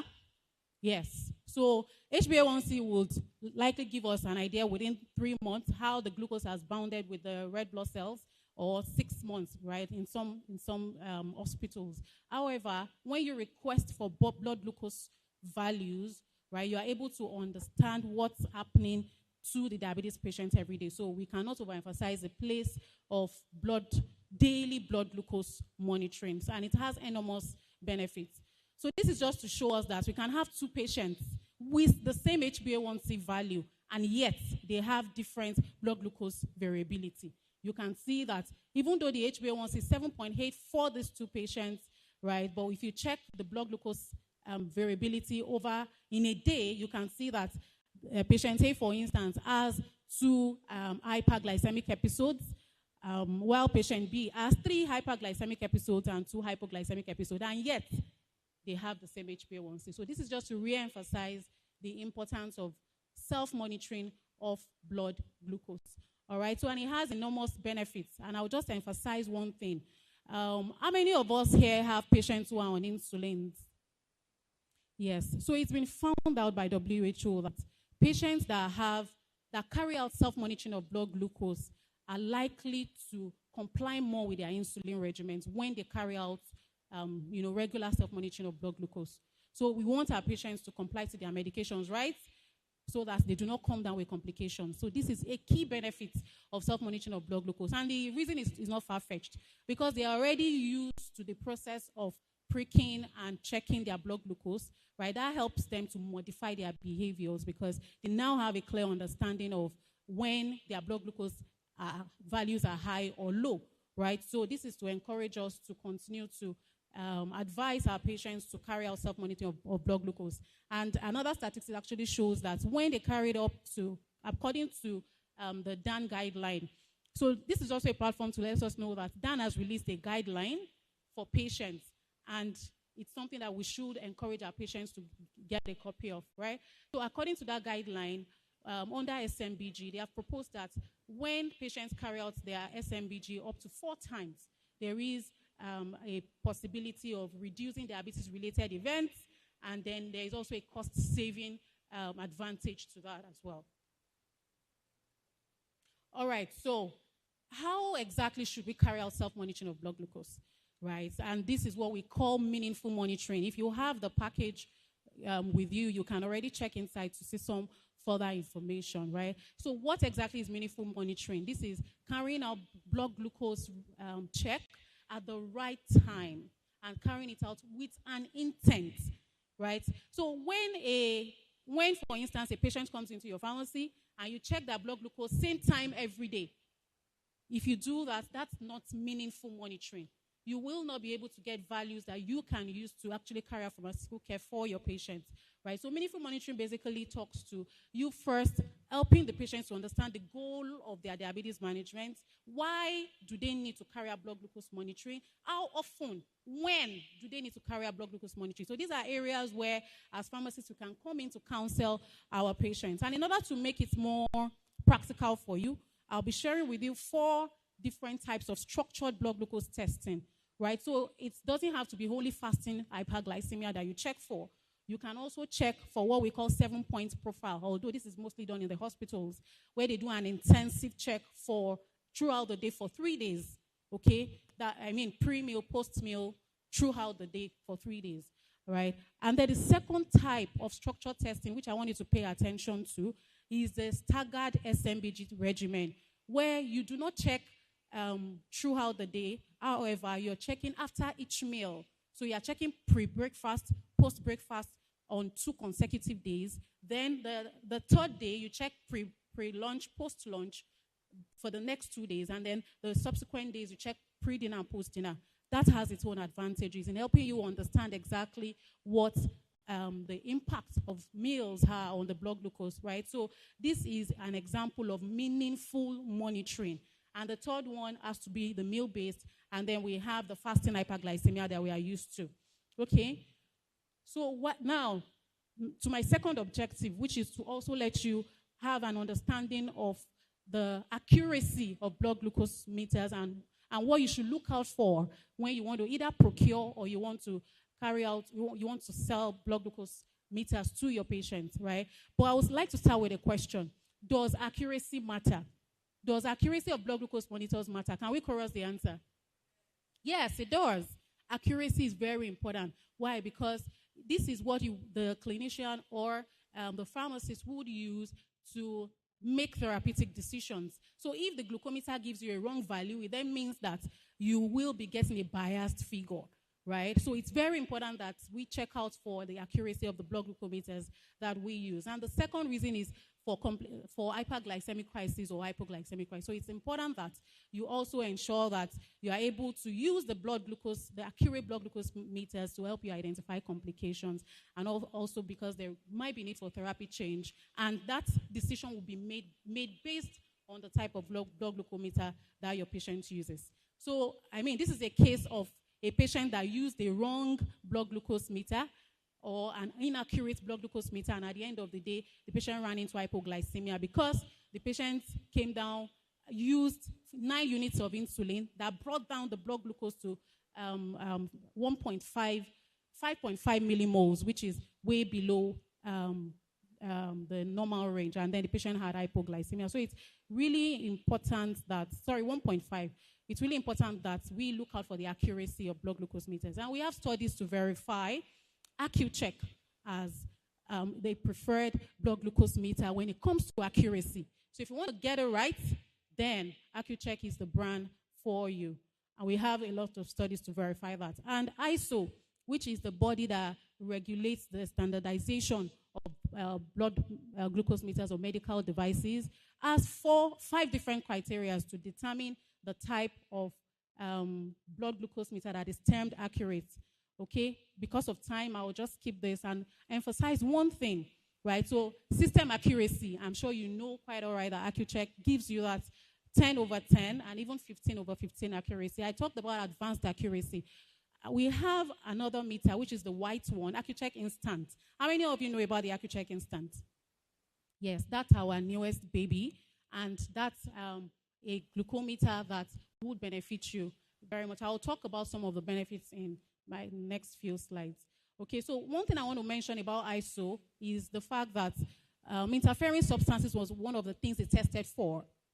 And Roche went ahead not just to test for 23 substances, but one additional 150 interfering substances. So you can be sure of accuracy whenever you use AccuCheck, whether in neonates, in anemic patients, in pregnant patients, because they have wide ranges of, because they have extreme ranges of hematocrit level. So it's important that you use a meter. And this is an information that a lot of people do not know, that not all glucometers can actually be used in neonates. Not all glucometers can be used in pregnant people. Not all glucometers can be used, for instance, in patients, in sports or high-performance patients, right? However, AccuCheck is able to accommodate that because of the wide hematocrit range. So that's also another factor that I want us to pay attention to when it comes to selection of an accurate glucometer. And lastly would be in terms of the biosensor. So the strips of the AccuCheck glucometer is made from the glucose dehydrogenase enzyme, which means that there is no oxygen interference with the strips. And this is something you also need to pay attention to when you are picking glucometers. There are a lot of glucometers out there glucometers out there that are made from the glucose oxidase enzyme. But AccuCheck is from the glucose dehydrogenase. And lastly, I wanted to talk about a tech solution that is available for diabetes patients, and more importantly, for patients that use the AccuCheck Instant, the white one. All patients can use it, including those that use the AccuCheck Active Meter and any other device, because the solution actually helps to eradicate the need for paper logs. So I'm going to show you, because of time, I need to move fast. Before I go there, this is just showing us the features of the AccuCheck Instant. Okay, it's the white one, like I said, and the unique feature about the Instant is the fact that it has a target range indicator. So just in front of the meter, you can already interpret your values, whether it's hyper, normal, or hypo, through the color indicators on the meter. So you don't need anybody to interpret that for you, right? And it has a strip ejector button by the side. Once that ejector is pressed, the strips comes out, which makes the AccuCheck Instant a very unique product. And it's available at the booth. Right, so talking about digital meaningful monitoring. So we have an LTEX solution that your patients can use. So a patient like Mrs. Ade, who is on WhatsApp, who goes to the internet to check for diabetes information, right, would be suitable for this type of product, okay? You can see, when Mrs. Ade goes to the pharmacy, Mrs. Ade comes with their paper log. I'm sure many of us, we are tired of this paper log because we can hardly interpret what's on this paper log, right? So what if you have a solution that helps you to not just automatically transfer this data from the device into their phones, but also helps to visualize it. So there's also data visualization. You can see just at the palm of your hand whether this patient is hypo, and you can see their readings for a period of time. So that's exactly what the solution does. Okay, many of the patients, instead of them forgetting to go with their logbooks, sometimes because they know that their pharmacist will increase the dose of their insulin or their metformin, they sometimes manipulate their figures. I'm sure we can relate with that, right? So some of them manipulate their figures, and then you as a pharmacist, you are overwhelmed with the data on the paper log when they present it to you. Okay, so we can help patients like Mrs. Ade to easily log her blood glucose level as quickly, frequently, and intuitively as possible so that she can track her blood glucose sugar readings. And then you, as the pharmacist, you can export and share this locked data, right, directly so that you can have a comprehensive view of the diabetes management. And that's exactly what My Sugar app does for you. I'm sure you've been seeing people wearing that shirt. That's what My Sugar app does for you. You can go to your iStore, right, or your app store to download the My Sugar app so that you as a pharmacist, you understand how this app works, and you can recommend it to your enlightened patients. You can recommend it to those that have a smartphone or that even go to the internet to browse for diabetes education. This app is for free. It is free of charge. And for those that have the AccuCheck Instant, it automatically transfers their data from the device into the app. helps to visualize it, and has some other educational features on it, right? So this is the My Sugar app. We already have 5 million downloads. However, only 3% of this is from West Africa. So we need to also take advantage of this app. Let's go ahead. If it's possible now, please go to your app store and download My Sugar app. It's a diabetes tracker log, and it is free of charge for every diabetes patient, and more importantly, useful for those that are using the AccuCheck Instant device. It has fantastic features. Because of time, I will quickly skip that. And lastly, apart from our digital solutions, we also still have paper solutions that your diabetes patients can use. We have the 360-degree view. We have the portion plate. And then we've shared a copy of the meaningful monitoring for you as well. Right, so these are some of our solutions. And in summary, with a high burden of diabetes in West Africa, the pharmacists play a critical role in carrying out screening. I talked about the more than 50% undiagnosed population that we need to tap into. For patients, it should become a routine, just like when they go to the hospital to check their blood pressure. They should begin to check their blood glucose in your pharmacy as a routine, okay? Earlier this year, we had a campaign. Can I know if any pharmacist partook in the campaign by Rush? There was a campaign. I know Pharm Lawal is there, and some other pharmacists where, this was one of the things we tried to work on, right? So pharmacists should carry out screening. Pharmacists should carry out education on meaningful monitoring. Pharmacists should also carry out education on the digital tool.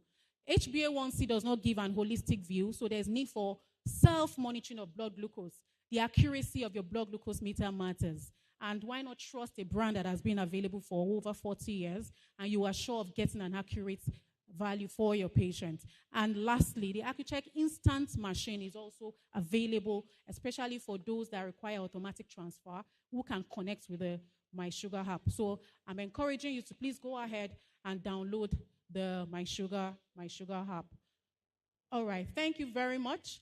And lastly, please visit our booths, the gallery upstairs. We are running a patient support program. If you buy 2 packs of AccuCheck Instant, the new one, you will get a free meter. 2 packs of the strips, you get a free glucometer. You should clap for us. You should clap for us. So please go ahead and visit our booth upstairs at the gallery, and we'll attend to you. Thank you very much for your attention. Thank you. Enjoy the rest of the conference. Thank you. Please, a round of applause for Rush. Please, some people were raising their hands for questions. Their time is really up. So if you have questions, just go to their booth and ask them questions. They'll be willing and eager to answer you.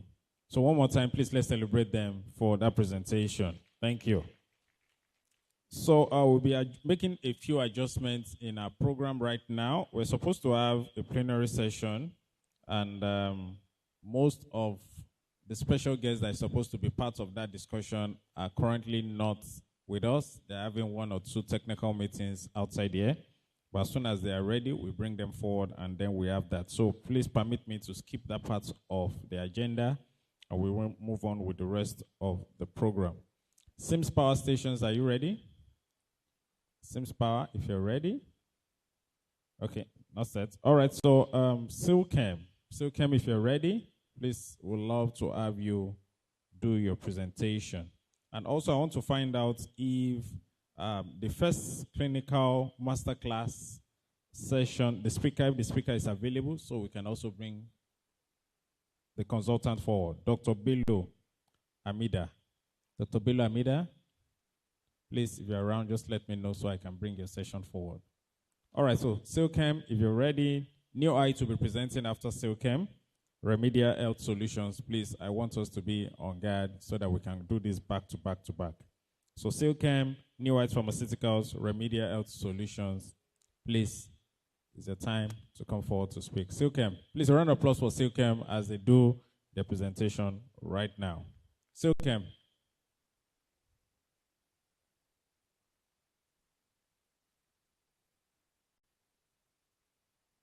So later today we'll be having, we have 2 masterclasses for today's session. They're both clinical sessions. The first one is, we'll be speaking about cosmetic, dermatology, and community pharmacy. trends and opportunities. Like some of us have raised concerns about how we can move into specialization, even as community pharmacists. So this is an opportunity if you are considering cosmetic dermatology as a community pharmacist. So please look forward to that. We are honored to have the clinical director and lead dermatologist, Safeway Dermatology and Laser Center, Ibadan.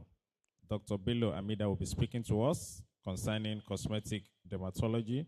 The second clinical masterclass will take us to talk about collaborative care in oncology, the role of community pharmacists. So this is another specialization, bringing up opportunities for community pharmacists to also look into the oncology section. And we are honored to be having the consultant oncologist from the University College Hospital Ibadan, Dr. Jimoh Mutio Alani, will be speaking with us later today. So please, these are two special sessions I would not want you to miss for any reason. And also we'll be having a business clinic. This is going to be very practical and interactive. I will be speaking about the hidden threats, combating internal thefts in retail pharmacy. I'm sure this is one major headache that even acetaminophen has not cured for every pharmacist. Regular threats, constant threats in the pharmacy. So today we are going to dissect it and discuss it as a unit. So, and the speaker is Mr. Gbenga Adeshino. He's the retail consultant and lead consultant of AG Turning Point. He will be leading the business clinic later this afternoon. So, Silkem, if you're ready, I'm ready for you. And please don't forget, this night we have the gala night, which will be happening, and it's going to be powered also by, tomorrow is by Silkem, that is African night. But this night we have the gala night by 5 p.m. If Silkem is not ready, please, New Eyes Pharmaceutical. It's that time of the year again for the Nature's Field Retail Raffle Draw Stock and Win. And this time, it's premium and special. The grand prize for this year's edition, a 2015 Nissan Rogue SUV full option. Second prize, a dispatch bike, and other consolation prizes. To participate, buy Nature's Field products worth 500,000 Naira and stand a chance to win. The more tickets you get from now to the 25th of July, 2024, the more your chances of winning the star prize. The retail raffle draw will hold at Nature's Field Africana Night on the 25th of July, 2024 during the National ACPN Conference holding in Ibadan, Oyo State at the International Conference Center. Visit Nature's Field Premium Exhibition booth at the main entrance to get your tickets now. Terms and conditions apply. It's that time of the year again for the Nature's Field Retail Raffle Draw Stock and Win. And this time, it's premium and special. The grand prize for this year's edition, a 2015 Nissan Rogue SUV full option. Second prize, a dispatch bike, and other consolation prizes. To participate, buy Nature's Field products worth 500,000 Naira and stand a chance to win. The more tickets you get from now to the 25th of July, 2024, the more your chances of winning the star prize. The retail raffle draw will hold at Nature's Field Africana Night on the 25th of July, 2024 during the National ACPN Conference holding in Ibadan, Oyo State at the International Conference Center. Visit Nature's Field Premium Exhibition booth at the main entrance to get your tickets now. Terms and conditions apply. Your prize awaits you.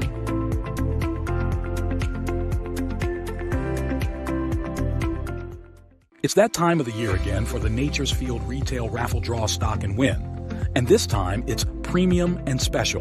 The grand prize for this year's edition, a 2015 Nissan Rogue SUV full option. Second prize, a dispatch bike, and other consolation prizes. To participate, buy Nature's Field products worth 500,000 Naira and stand a chance to win. The more tickets you get from now to the 25th of July, 2024, the more your chances of winning the star prize. The retail raffle draw will hold at Nature's Field Africana Night on the 25th of July, 2024 during the National ACPN Conference holding in Ibadan, Oyo State at the International Conference Center. Visit Nature's Field Premium Exhibition booth at the main entrance to get your tickets now. Terms and conditions apply. Your prize awaits you.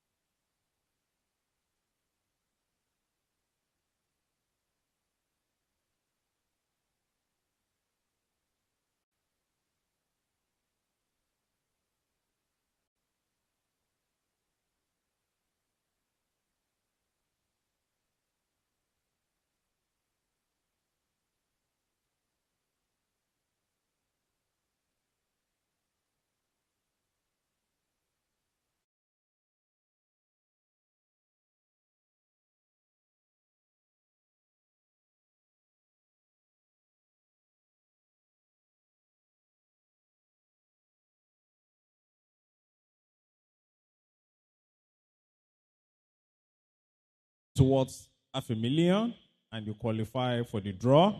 And don't forget, the more 500,000 products you buy, you increase your chances of winning. And definitely, somebody is smiling home with the car. All right, so thank you, Silcam, for your support. I will wish you all the very best. Also, don't forget they are hosting the Silcam Africana Night tomorrow in this hall at 7 p.m. It's going to be very fun.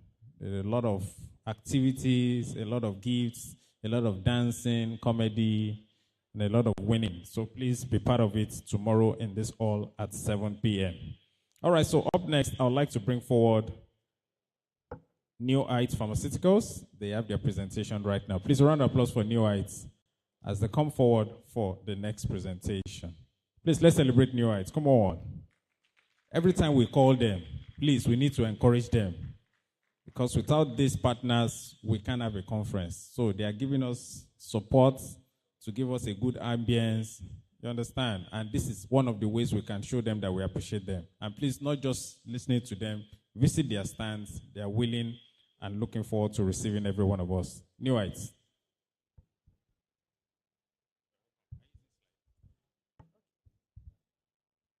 Good morning, ladies and gentlemen.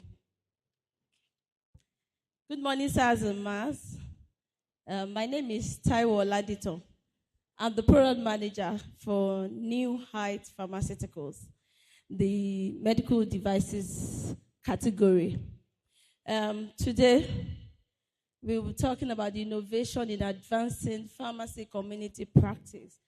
And we always say that at Omron, we have provided advanced technology to ensure that pharmacy practice is supported to the best of their capacity. We, at Omron Healthcare, we have gone beyond just hypertension. We are now doing hypertension plus, hypertension and more. What are these more? We say that we have moved from just checking blood pressure to now stroke prevention. And Omron blood pressure monitors, all of them can detect a range of heart conditions, which include irregular heartbeats and hypertension, hypotension, normal sinus rhythms.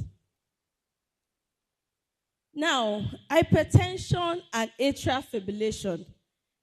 Clinical studies have shown that hypertension and atrial fibrillation are leading cause of death when we're considering cardiovascular diseases. And this study says that atrial fibrillation and hypertension often coexist. And patients with hypertension usually have a 1.7% higher risk of developing atrial fibrillation more than normotensive patients. It also says that by 2060, there will be an 89% increase in the number of, in the incidences of atrial fibrillation in more than 14.4 million population.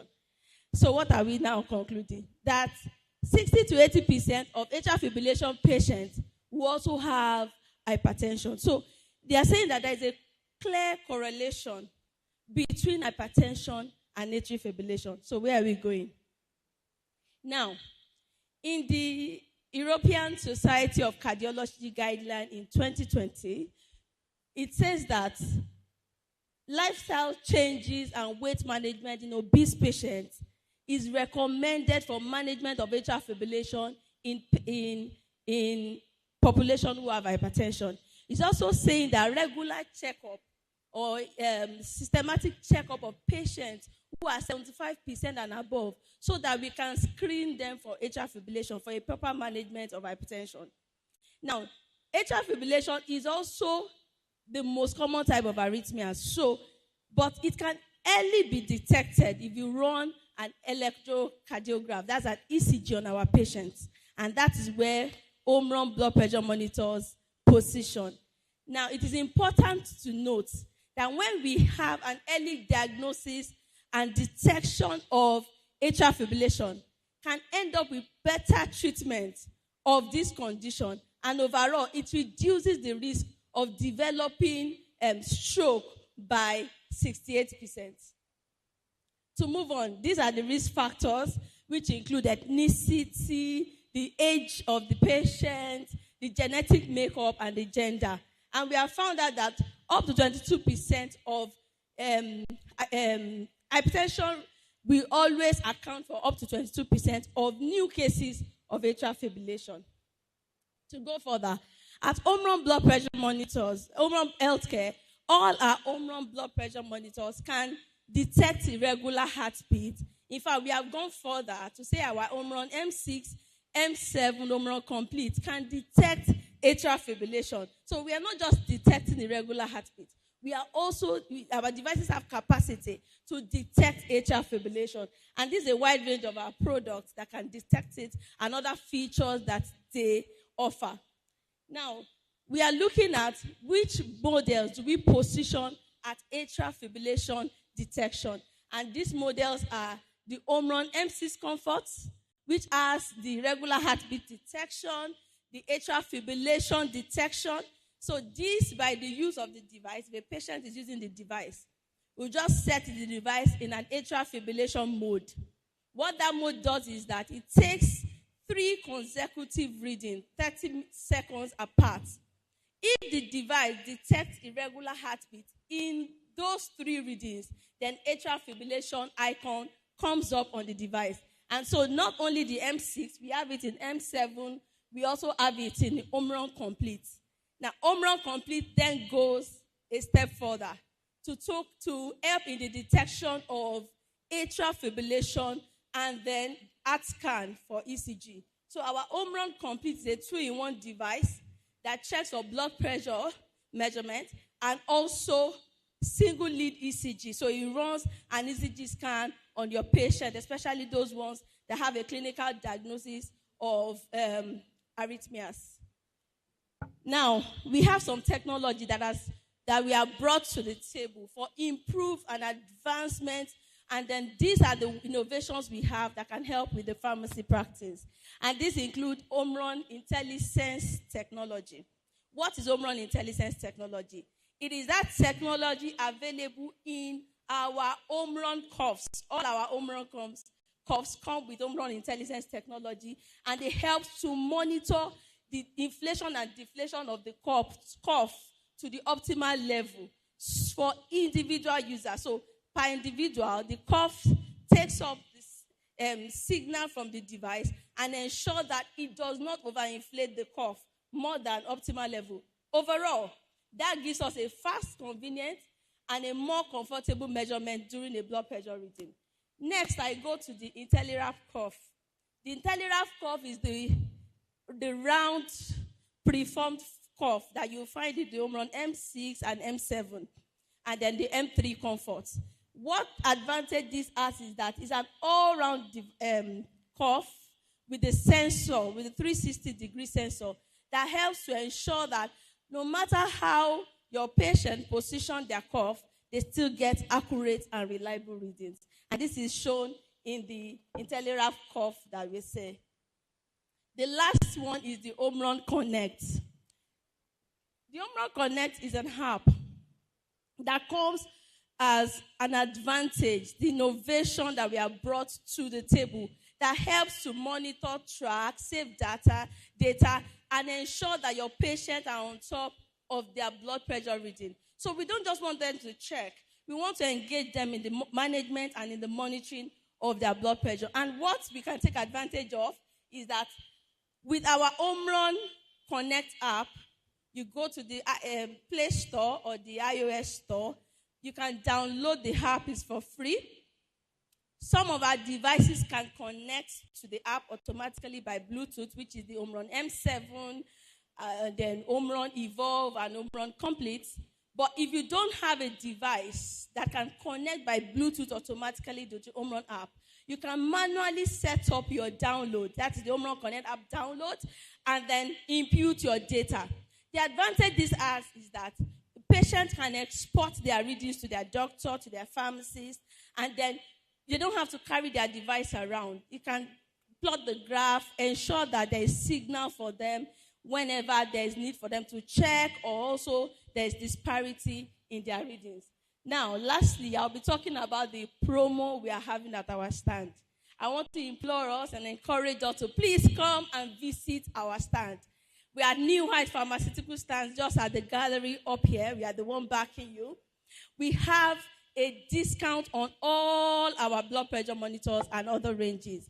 With our Omron M1, we have a 10 plus 1 promo going on. And that promo is when you buy 10 units of Omron M1 blood pressure monitor, you get 1 blood pressure monitor unit free. Would you permit me to repeat that? I think we need an ovation for that. If you buy a 10 unit of Omron M1, you get 1 extra unit for free. So please, I want you to, thank you for the ovation. I want you to come to our stand, visit us, and come and take advantage of this promotion going. It's actually going on now till Friday, till the end of this conference. I also want to talk about the 5% we have on all our other ranges. So for every device that you pick, there is a discount. Just that the premium discount we have now is the Omron M1 Basic. At this point, I want to say thank you very much for your time. Don't forget, please come to our stand. We'll be happy to have you and answer all questions that you may have. We also offer warranty and after-sales services. So if you have any Omron device that you have issues on, I am here for you to answer all questions and attend to all queries. Thank you very much, sirs and ma'ams, for your attention. I appreciate this.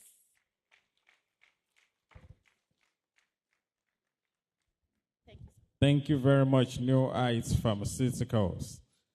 Wow, so many updates that we're getting from all our partners, and I believe as members and delegates at this conference, we'll all take good advantage of all the opportunities that have been brought to our notice. Thank you, New Heights. Up next, ladies and gentlemen, Remedial Health, if you are ready, we're ready to have you. Please, a round of applause for Remedial Health for their presentation.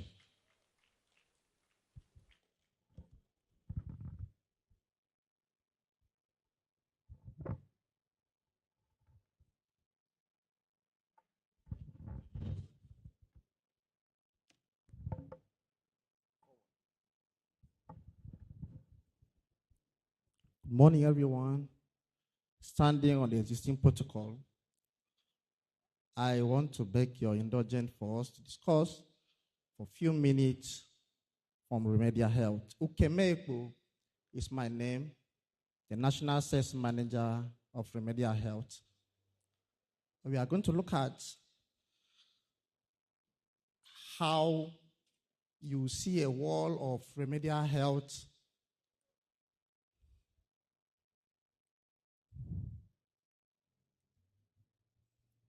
you see a wall of Remedial Health where it's a tech-driven company.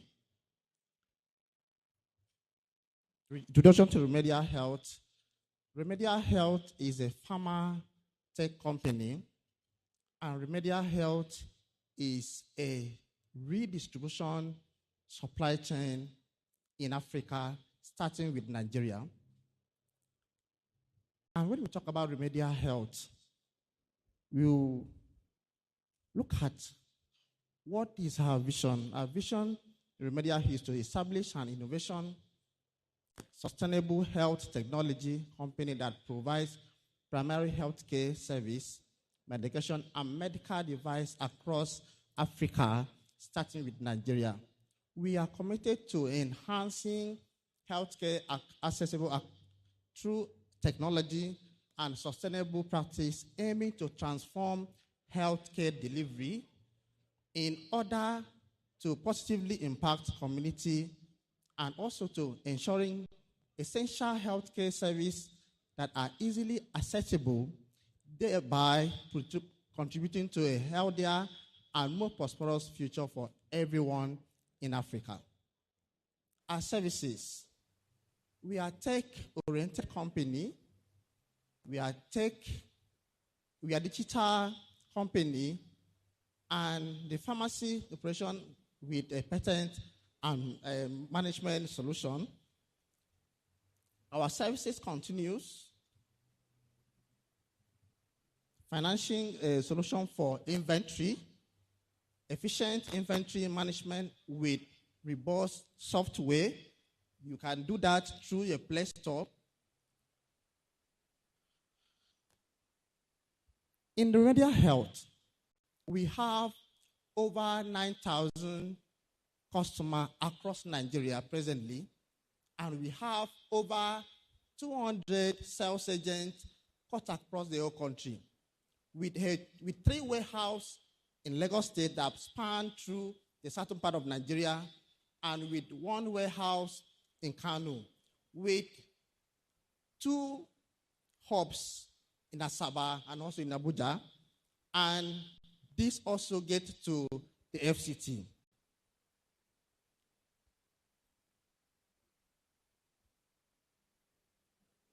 This is our storage system. This is our warehouse in Lagos State that span through the southern part of Nigeria and also the northern part of Nigeria. And our warehouse in the northern part of Nigeria is in Kano. And this is our delivery system. Within Lagos State, we supply within 24 hours. From Lagos to other part of the southern state in the country, we deliver within 72 hours. In Kano State, we delivered within 24 hours. And from Kano to other part of the northern state, we supply within 72 hours.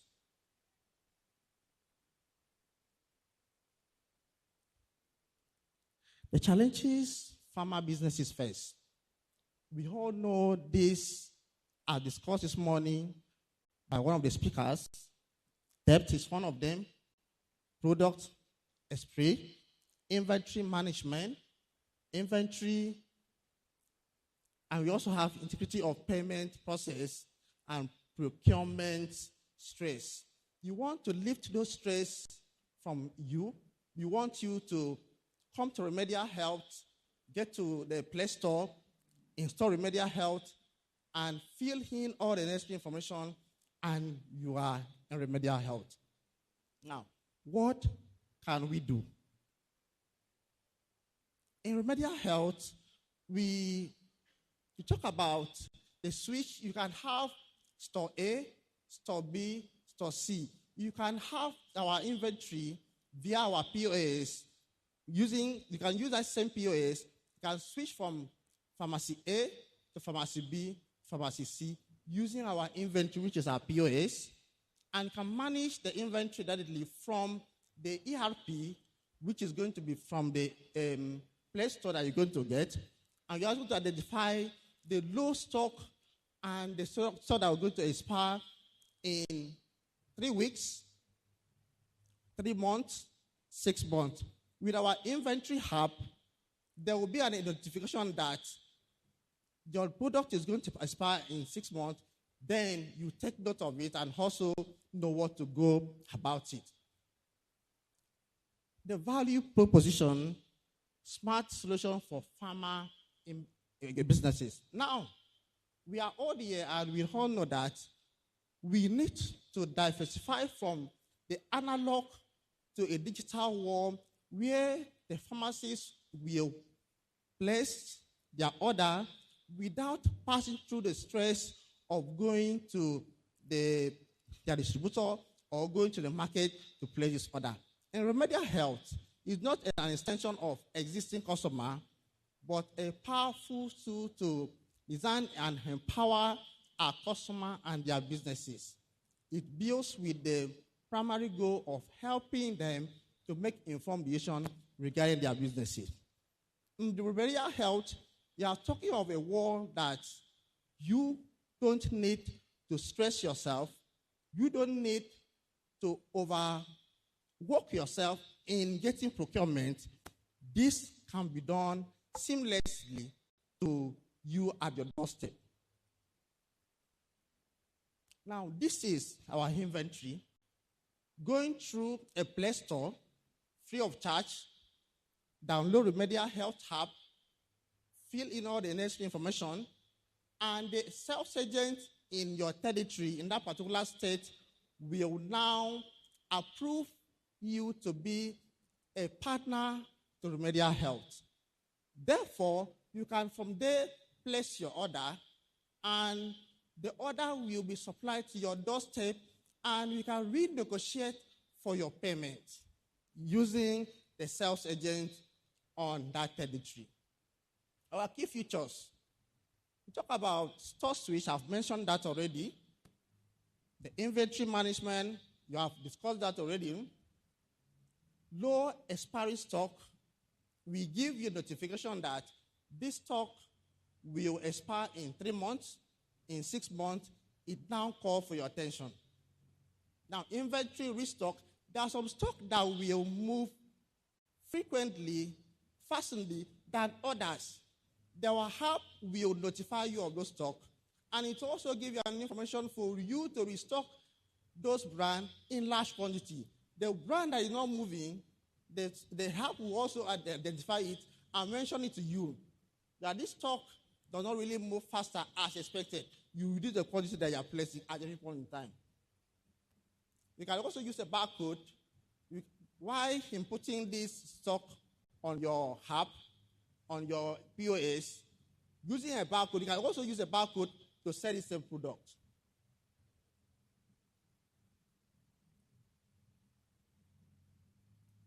Our key feature continues, payment receipt. We negotiate the payment via the POS, via your transfer, via your check. And we also look at the quick delivery. I've mentioned this already. Device compatibility and account management.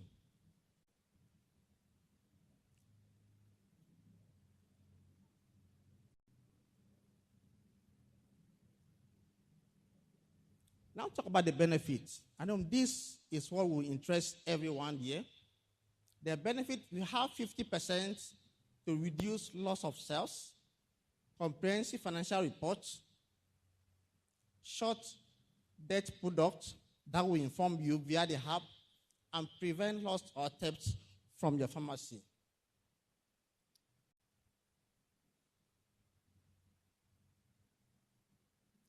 %30 boost your profits. How will Remedial Health Hub boost your profit with 30%? Number one, data analysis. It makes information decision regarding the top-selling products. 2, it meets your demand effectively, manage stock availability, and reduce cost price on the particular brand that you're looking at. Thank you so much, everyone. And this is Remedial Health. I want you to see Remedial Health and also know that Remedial Health is a world where pharmacy, digital business is cut across Nigeria and also expanding to African countries. I know you might have 1 or 2 questions to ask. This is the time. Thank you very much for your time. I appreciate it.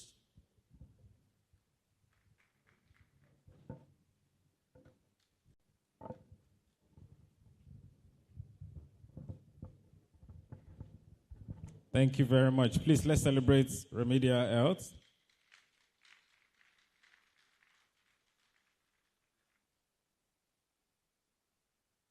All right, so he's giving me a breaking news. He said they have another presentation on Friday, and the first 50 people that are in the hall will get a special pack from them. So don't tell anybody. Come earlier than your friends. Thank you very much. We celebrate you, sir. Please, one more time, let's celebrate them as they leave the stage. Yes, we've been talking about products, medicines. So let's flick it a bit. Now we want to talk about power. And I would like to invite someone to come speak to us about Sims Power. Sims Power Solution. Please, a round of applause for Sims Power Solution quickly. And afterwards, Vitabiotics. We have a dermatologist in the house. Please, if you want to specialize in cosmetic dermatology as a community pharmacist, please look forward to that session. Sims Power Solution, let's have you. Thank you. Good morning, all. My name is Pharmacist Ochai Adejo. I'm a pharmacist by training, but I'm currently practicing as a power solution expert. The slides.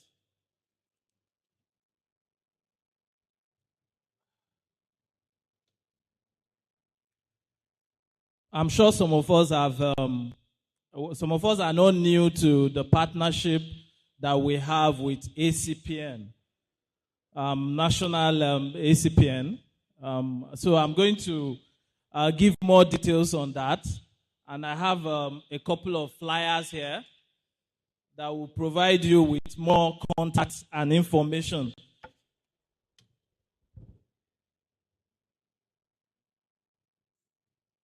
Okay, while I wait for the slides to come up, we all know that power is a very critical thing now in the country, and a whole lot of cost is attached to the problems of power, especially when it comes to running our community pharmacies. We know that we barely have good electricity, and even storage is becoming a problem.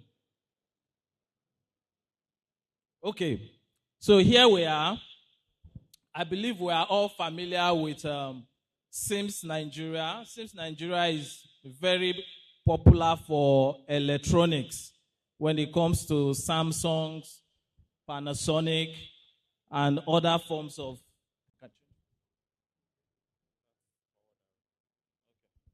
So when it comes to electronics, so right now we're taking on renewable energy to provide solution, especially for medical outfits. Now we know that our current electricity issue is very obvious and everybody can feel it. The running cost is very high now, and the grid capacity we have is very low. From the slides I'm showing, you can see that we have a limited electricity supply across several industries. And the industry that concerns us the most is the health industry. Where we are, you can see that healthcare, the average hours of grid per day, per industry, healthcare, you can see just 5 hours there on the last column there. Healthcare, you see 5 hours, and in terms of total hours of operation, you will see that the grid we just get 33%, and then we use alternatives of almost 67%. If you are to calculate that, you will see the amount of money you will spend if you must have electricity supply in your outlet. Sorry. Okay, so before that, I also want to show you the electricity spending across different sectors. For education sector, we see 71% of diesel and petrol purchases. For hospitality, we see about 65%. So jumping to the healthcare, you see 56%. So that gives us an idea of how much we spend in order to have or to provide ourselves with alternative electricity, since we have an epileptic electricity supply in the country. So this gives us an idea of the spending, the energy spend across different industries. And we can see clearly that the health sector, right, was spending as much as 56%. So what are we here to do? Looking at the problems that have been highlighted, we are here to profile a solution as SIMS. So what is the solution we have? Yeah. So from this slide, we're trying to show that if you buy 6 liters per day, in terms of investing in your own energy, and in about 5 years, you would have lost about 8 million naira approximately. So, but if you invest in solar solution for your business, we understand that the initial capital may be very intensive, but you can save 4,353 naira per day if you invest, if you switch to solar. So like I said, power is very important in sustaining medicines. So, and that's why I choose to also make effort in bringing this solution to our dear colleagues. So from this calculation, which you can see on the flyer I will share shortly, you will see that it is money saving for you if you can switch to solar, as against spending your money on petrol and diesel. This is just, and 6 liters will not take you the whole day, because the operation of a pharmacy is about 12 to 13 hours. So 6 liters can only provide you maybe 6-7 hours per day, right? So why do you have to choose SIMS, right? Because we're not the only energy provider. Why do you have to choose SIMS? Number one, you will save cost. Number two, we have standard warranty to grant you. Number three, we have quality products. We have after-sales services to offer you. And then the system provides for you to upgrade. So if you start from 2.5 kVA, you can upgrade to the level that you want. So you must not have all the money before you start. So this is just showing the various bouquet as you will have if you go to a restaurant. Okay, so you can afford to have a meal for 1,000 naira, 3,000 naira, 5,000 naira, 10,000 naira. So we've got a bouquet that can suit all your energy needs. So, and, So we have stores across Nigeria where you can access. All you need to do, go in with your ID card as ACPN member, so they can recognize you as a pharmacist, and then you'll be able to have access to the ACPN cooperative package that we have done. So on the ACPN package, you will see the prices as well from all pharmacies, 20% upfront, but you need to pass through the cooperative. If you're not a cooperative member, you will need to register. Just with a 2,000 naira, you can register to join the cooperative. So through the cooperative, you can access this solution 20% upfront, and then the rest can be spread for you across 12 months. I believe this is one of the fantastic offers you can ever get. So we've done for some pharmacies, and you can see the pictures there. So thank you very much for listening. Thank you very much. So you'll be sharing the flyers, please. I would like you all to patronize what they brought to us. It's a very great package. So up next, before I invite the dermatologists to speak with us, Vitabiotics for their second presentation of the day. Please, a round of applause for Vitabiotics.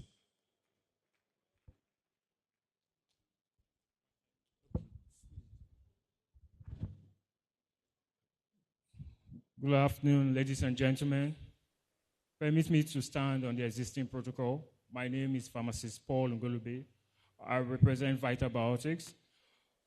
Today, we're going to be taking on that dimension on our presentation, and this is just to reinstate your commitment and also why you should stick to the Vitabiotics brand. First of all, it will interest you to know that at Vitabiotics, our core competence is we believe in the science of healthy living. And because of that,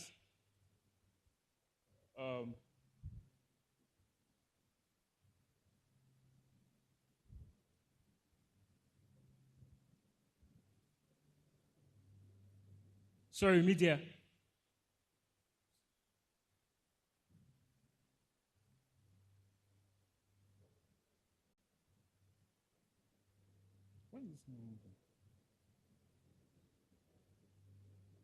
Okay, so Vitabiotics, we're into production of dietary supplementation, and because of this, we invest so much when it comes to research and development. We believe in innovative healthcare, as we know that in innovative healthcare, use of dietary supplementation, you will need to support the other aspects of the human body, and actually will be in existence for more than 50 years. And just a quick introduction, the people you see on our screen are the founder and the chairman of Vitabiotics. The man standing is known as Kata Levani. He is the founder of Vitabiotics. He finished from the King's College, London, where he studied pharmacy, and also he went further to do his doctorate in medicinal chemistry, where he came out with a distinction. And the next person sitting next to him, interesting enough, is his tutor at King's College, is Professor Beckett Arnold. He's actually late. He died in 2010. He was the chairman of Vitabiotics. So both of them worked together to bring about all the innovations that has to do with Vitabiotics. So they are the key competence or the key backbone when it comes to all Vitabiotics products. So moving forward, these are the directors. They make up the board of directors. We have Tej Lavani, who is the son of Kata Lavani, the founder of Vitabiotics. We have the senior vice president, Taylor Roberts. We have Rohit Shalakta, which some of us may have seen during our Vitabiotics conference. He's he's our genius when it comes to research, innovation, and so on. So this will show you that at Vitabiotics, we believe in quality products, and as such, we've been able to go a long way to improve the quality of life through our own method. And if we know, we are very unique because we have our product segmentation for all ages. That's why you have our different products, the well-man, well-woman, those for kids. So we are age-specific, we are gender-specific, and also every aspect of life is covered if you use Vitabiotics product. So key formulas or three key steps we are very much particular about, which is innovative, which means we employ the use of synergistic combination. We involve new nutrients application, and also targeted therapy. All our products are targeted towards one condition or the other. Second, we are very effective because we employ the use of optimal levels. All our products have the recommended daily allowance. We are clinical oriented. We carry out clinical trials. Currently, we are running with top consultants in Nigeria. We are in the process of carrying out a preliminary studies on some of our products. So we are going to do a Nigerian-based double-blind placebo study very soon. So we're working on that. So we're not all about churning out supplements without validation. So moving on, we also have our different ranges, like iron. Iron requirements are different for the different ages. We have different iron requirements for children, as well as adults, and also breastfeeding, as well as lactating mother. So the need for this is that it's interesting to know that excessive iron cannot be excreted from the body. And because of this, the body is not naturally developed to excrete iron. And because of this, most of these ions are recycled in the body. And excess iron can create an avenue for infection to thrive. So some of us may not know this. So iron actually, if you go beyond 27 milligram of iron, you are just introducing excess amount of iron in your body. So you really do not need that. Because iron, the absorption of iron is non-linear. So that is very, very important. So these are some of the other products which clinical trials have been carried out.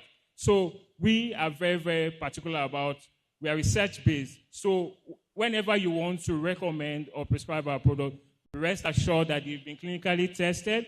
Like you can see some of our products, a pregnant care conception have been shown to double birth rate by a significant amount. We also have our immunists, which has shown to reduce mortality in HIV patients. So all our products are backed by clinical trials. So moving on, we also have an independent doctor who spoke at our Vital Biotics conference, who we also know as the Iron Doctor, Professor Frenard. Professor Frenard is very, very big when it comes to biomedical aspect of iron absorption. So he is the one that has done research for more than 20 years, and also is an independent and unbiased doctor who has shown that most of the iron levels in our product are in the recommended daily allowance. So that being said, we do a lot when it comes to marketing. We give back to the community.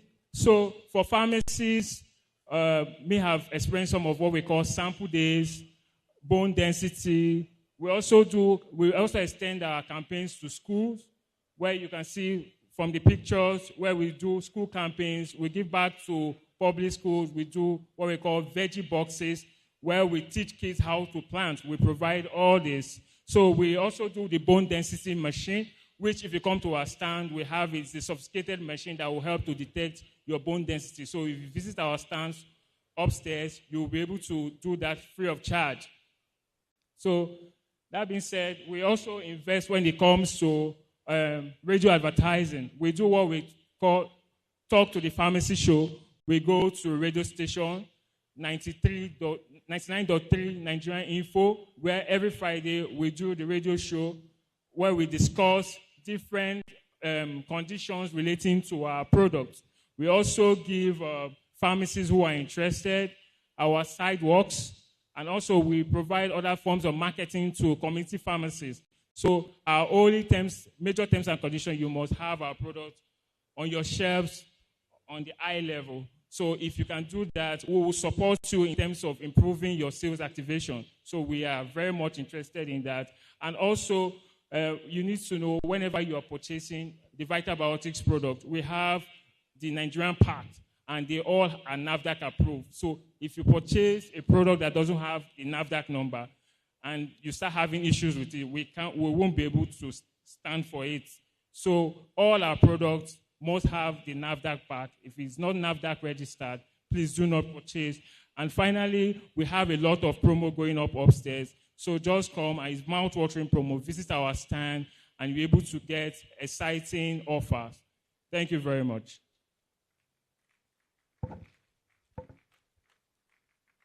Thank you, Vital Biotics. So you've heard more promos have been assured this Friday. If you come early before their presentation, you will be getting more goodie bags. Thank you, Vital Biotics. So ladies and gentlemen, this is one of the special moments or the special high points of this conference. We are honored to have in our midst someone who is well-versed and very much interested in giving back and impacting knowledge, and that is why she's here with us today. She'll be speaking on cosmetic dermatology in community pharmacy, the trends and the opportunities, and I would like to invite Dr. Bello Amida. As she comes forward, we are going to play a citation on the screen. I want us to listen. Please, a round of applause. Let's celebrate as she comes forward. So I want us to listen to a citation before she starts a session. You're welcome, ma'am.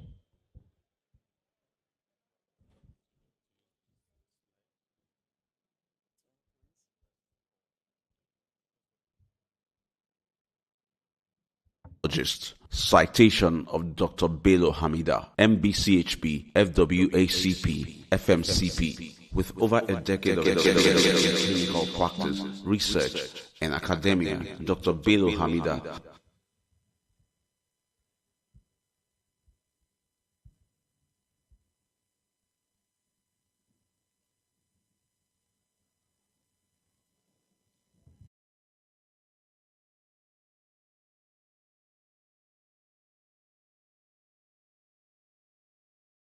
has established herself as a leader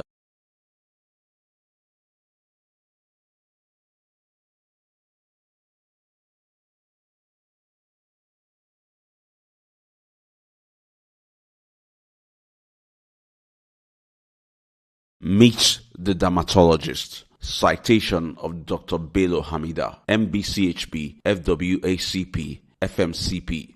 With over a decade of experience in clinical practice, research, and academia, Dr. Bello Hamida has established herself as a leader in her field, known for her exceptional clinical skills, passion for teaching, and dedication to delivering high-quality patient care. Currently serving as the clinic director and lead dermatologist at Safeway Dermatology and Laser Center, Skincare 365 in Ibadan, Nigeria, Dr. Bello Hamida has built a reputation for providing excellent care to her patients and advancing the field of dermatology through her research and publications. Dr. Bello Hamida's expertise in internal medicine and dermatology has been honed through her extensive training and experience. She obtained her specialist training in internal medicine and dermatology from Obafemi Awolowo University Teaching Hospital in 2015 and has worked in various capacities at renowned institutions including Lad Hospital and Niger Med Skin Care. A fellow of the National Postgraduate Medical College FMCP, and the West African College of Physicians, FWACP, Dr. Bello Hamida is a member of various international and local organizations, including the International Society of Dermatology and the Nigerian Association of Dermatologists.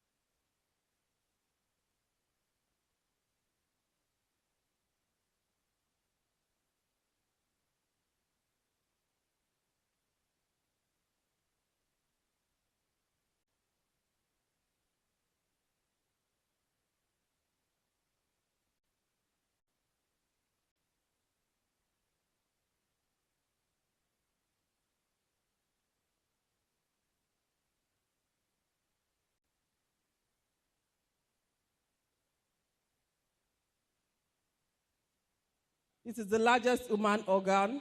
You can see when it is peeled off the body and weighed, averagely it weighs between 6 to 9 kg and a surface area of 2 square meters. It forms a protective barrier against all environmental insults. So the hair and the nails are actually accessory organs of the skin.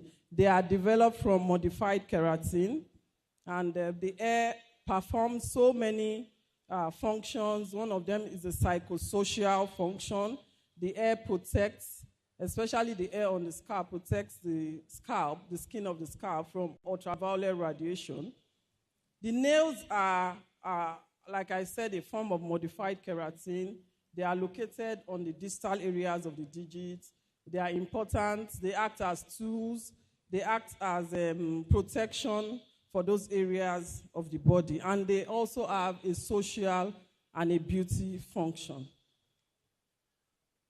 So let me quickly go through the structure of the skin. How is the skin structured? There are actually two main layers. The upper layer, which is the epidermis, and the lower layer. the skin actually grows from inside out. New cells form from the lower parts of the dermis upwards. This movement of new skin cells forming inside out takes about 28 days. So we say the skin renews itself and sheds itself, completing dead skin to new skin, usually in 28 days. The skin contains a lot of glands, the sweat glands, which are excretory, they perform excretory function. The oil-producing glands, those are the sebaceous glands. The apocrine glands, not in this slide, also produce oil, and they perform some sort of function in the body. So the cells found in the skin include the melanocytes. The melanocytes are the cells that produce melanin. Melanin is an important compound in the skin. It is the compound that gives the skin its color.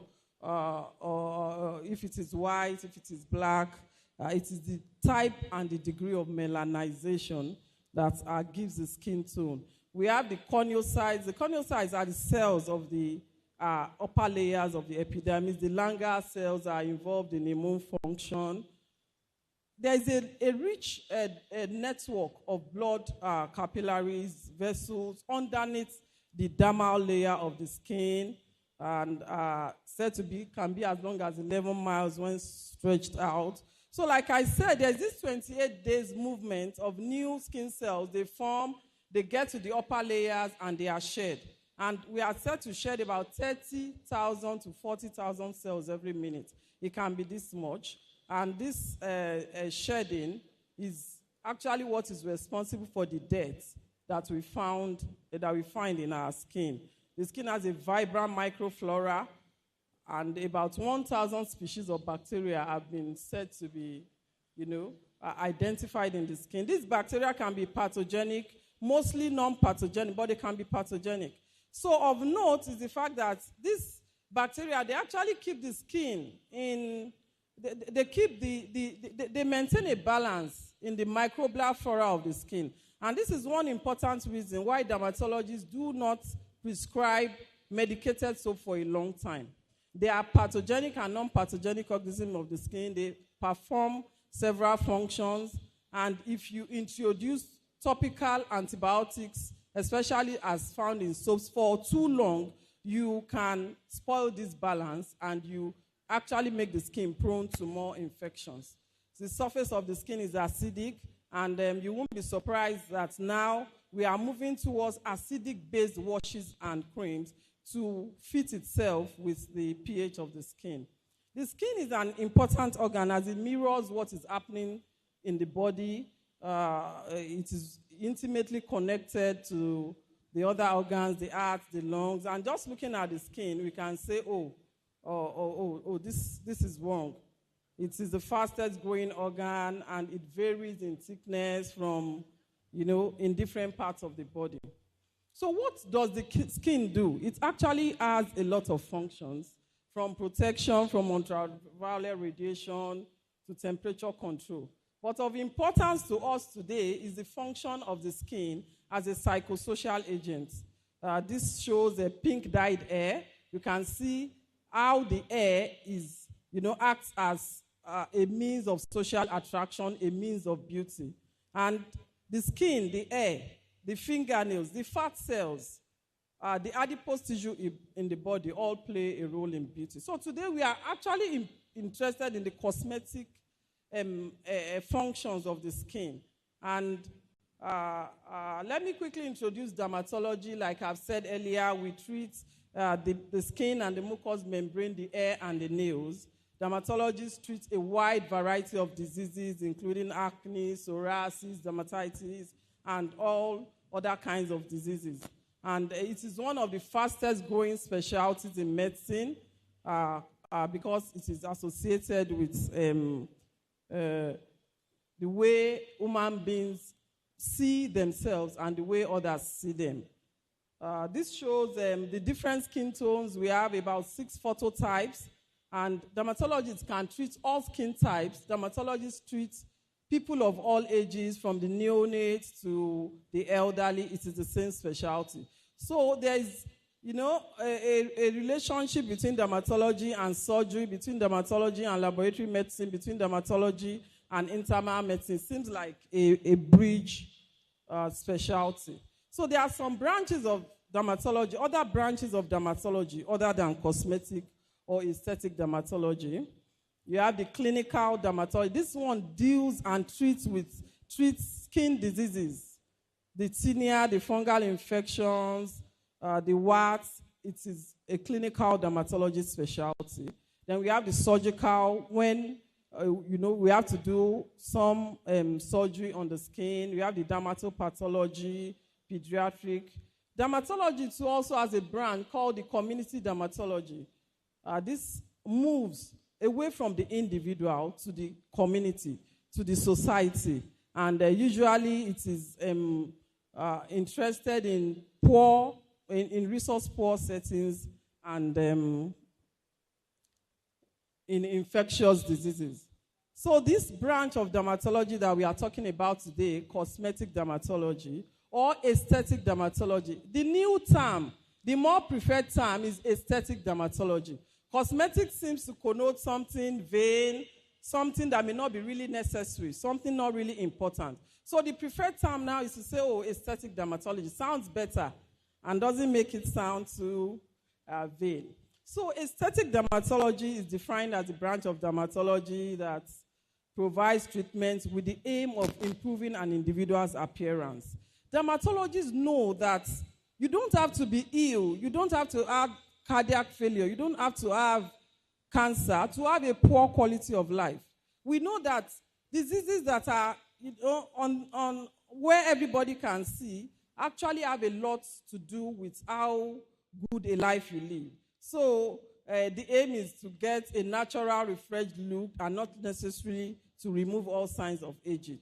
We know that skin health and beauty continues to be a most recognized attribute of well-being. If you are not looking good, the assumption is that you likely have problems going on in other parts of your life. So it's involved. So how does cosmetic dermatology or aesthetic dermatology, how do they work? It involves the use of various techniques and technologies to enhance skin texture, tone, and overall appearance. And there are so many treatments. The number of treatments available to improve skin concerns in cosmetic dermatology keeps improving. We have the skin rejuvenation via chemical peels, via superficial peels, which usually help to treat uneven pigmentation and smoothing the skin. There's a treatment called microdermabrasion. It dermabrades the skin and reveals new skin and can also help to treat fine lines and wrinkles. We have the laser and light therapy. Laser and light therapy are the new thing in dermatology. And they can actually treat everything from tattoo removal to pigmented spots to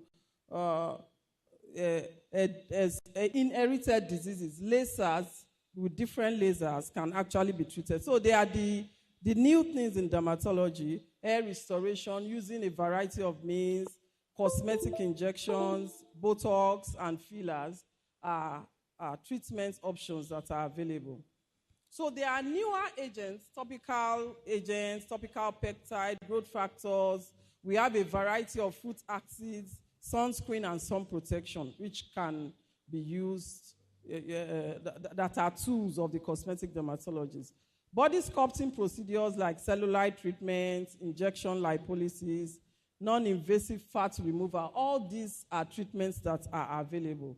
Intense pulsed light is one of the treatments, one of the laser and light therapies that are available now. There is a sclerotherapy and there's platelet-rich plasma. This is not all about the treatments available. There is a wide and an ever-increasing range of treatments that are available. So I said laser is the buzzword, is the new thing. Well, not necessarily new, but we still consider it as a new treatment. As well, dermatologists, the introduction of lasers has improved and increased the armamentarium of cosmetic dermatologists, and they can do a lot. You can draw a tattoo and say, oh, I don't like this tattoo again, and it can be cleaned off. The local birthmarks can be cleaned off with the advent of laser. So laser means light amplification by stimulated emission of radiation. The amazing thing about laser is because it can target a particular thing in the skin. You shine highly focused light on the area, it will target it, treat only that area and leave the other parts of the skin as normal. So it is a gold treatment in dermatology. So lasers utilize light energy to target microscopic elements in tissue while leaving the surrounding tissue unharmed. This gives precise treatments with fewer side effects. Laser is useful in laser hair removal, where it targets the melanocytes in the hair bulb. And so cosmetic dermatology is a rising global industry with a market size of about 1.7 billion in 2023. The forecast is that this can rise to 3.14 billion. These are United States figures, but all over the world, cosmetic dermatology is increasing. The acne segment, the acne care segment of dermatology, carries the largest share of revenue. We say acne is a disease that affects everybody. Hardly anyone will say, oh, I've never had acne in my life. So it is the largest segment of the cosmetic dermatology market. Like I said, cosmetic dermatology keeps evolving. There are new devices and tools. And some of the breakthroughs is the high-intensity focused ultrasound. The IFU can help with cellulites. Oh, I have a fat in areas of the body I don't like, but I don't want to go in for surgery. High-intensity focused ultrasound can help. The ultrasound-guided delivery of dermal fillers can help to prevent complications. Energy-based devices, a variety of energy-based devices. This picture shows the hydrofacial machine. This is one of the latest. We call it the Rolls Royce of facials. While in the past, traditional facials were done by you lie down, they do some massage on your skin. But now, the probes on this machine can suction, can suck, can infuse things into the skin. 30 to 40 minutes, you rise up from the table and you are really looking good, almost as good as new. This is the hydrofacial. There are a lot of versions of it are affected, but hydrofacial is the real patent. So in the past, what we had was, you need a cosmetic treatment. You have to go in for surgery. Surgery was the main avenue for treatment. But because of the adverse effects of surgeries, minimally invasive, procedures has been increasing. We have a movement from the EBM. The EBM and CO2 lasers are lasers that, do not give such a fine, almost like nothing happened effect like the others. Then deeper chemical pills like phenol pills, people are moving away from them to superficial pills. So who are community pharmacists? I never knew who community pharmacists were. I just know they are retail pharmacists in the neighborhood. So while preparing for the lecture, I found, community pharmacists play a vital role in healthcare service delivery of every populace. They prime place as accessible healthcare. They are accessible. And they have a lot of trust from the populace. People know them, people trust them. They are easy to, walk into and, ask for a treatment. They perform a lot of functions in the community. They dispense medications, ensuring proper use. They can give one-on-one, treatment and advice and ensure that there is a proper drug use. They provide guidance on over-the-counter medications and products, and in collaboration with other healthcare professionals, they can ensure comprehensive care. They can educate patients on healthy lifestyles and disease prevention. They support public health initiatives. So why are they not supporting skin health initiatives? I've never heard of community pharmacists being involved in skin health issues. we celebrate the World Skin Health Day in June. Every country chooses the day it likes, and I think Nigeria, we celebrated this year's World Skin Health Day, I think on July 8th, and with a lot of activities. So community pharmacies and skin health, they are actually far apart. So they support vaccination campaigns, health screenings. So what are the trends? What do we see in cosmetic dermatology? There is an expanding young age group. We have this age group that is increasingly exposed and who have an increasing awareness about skin health.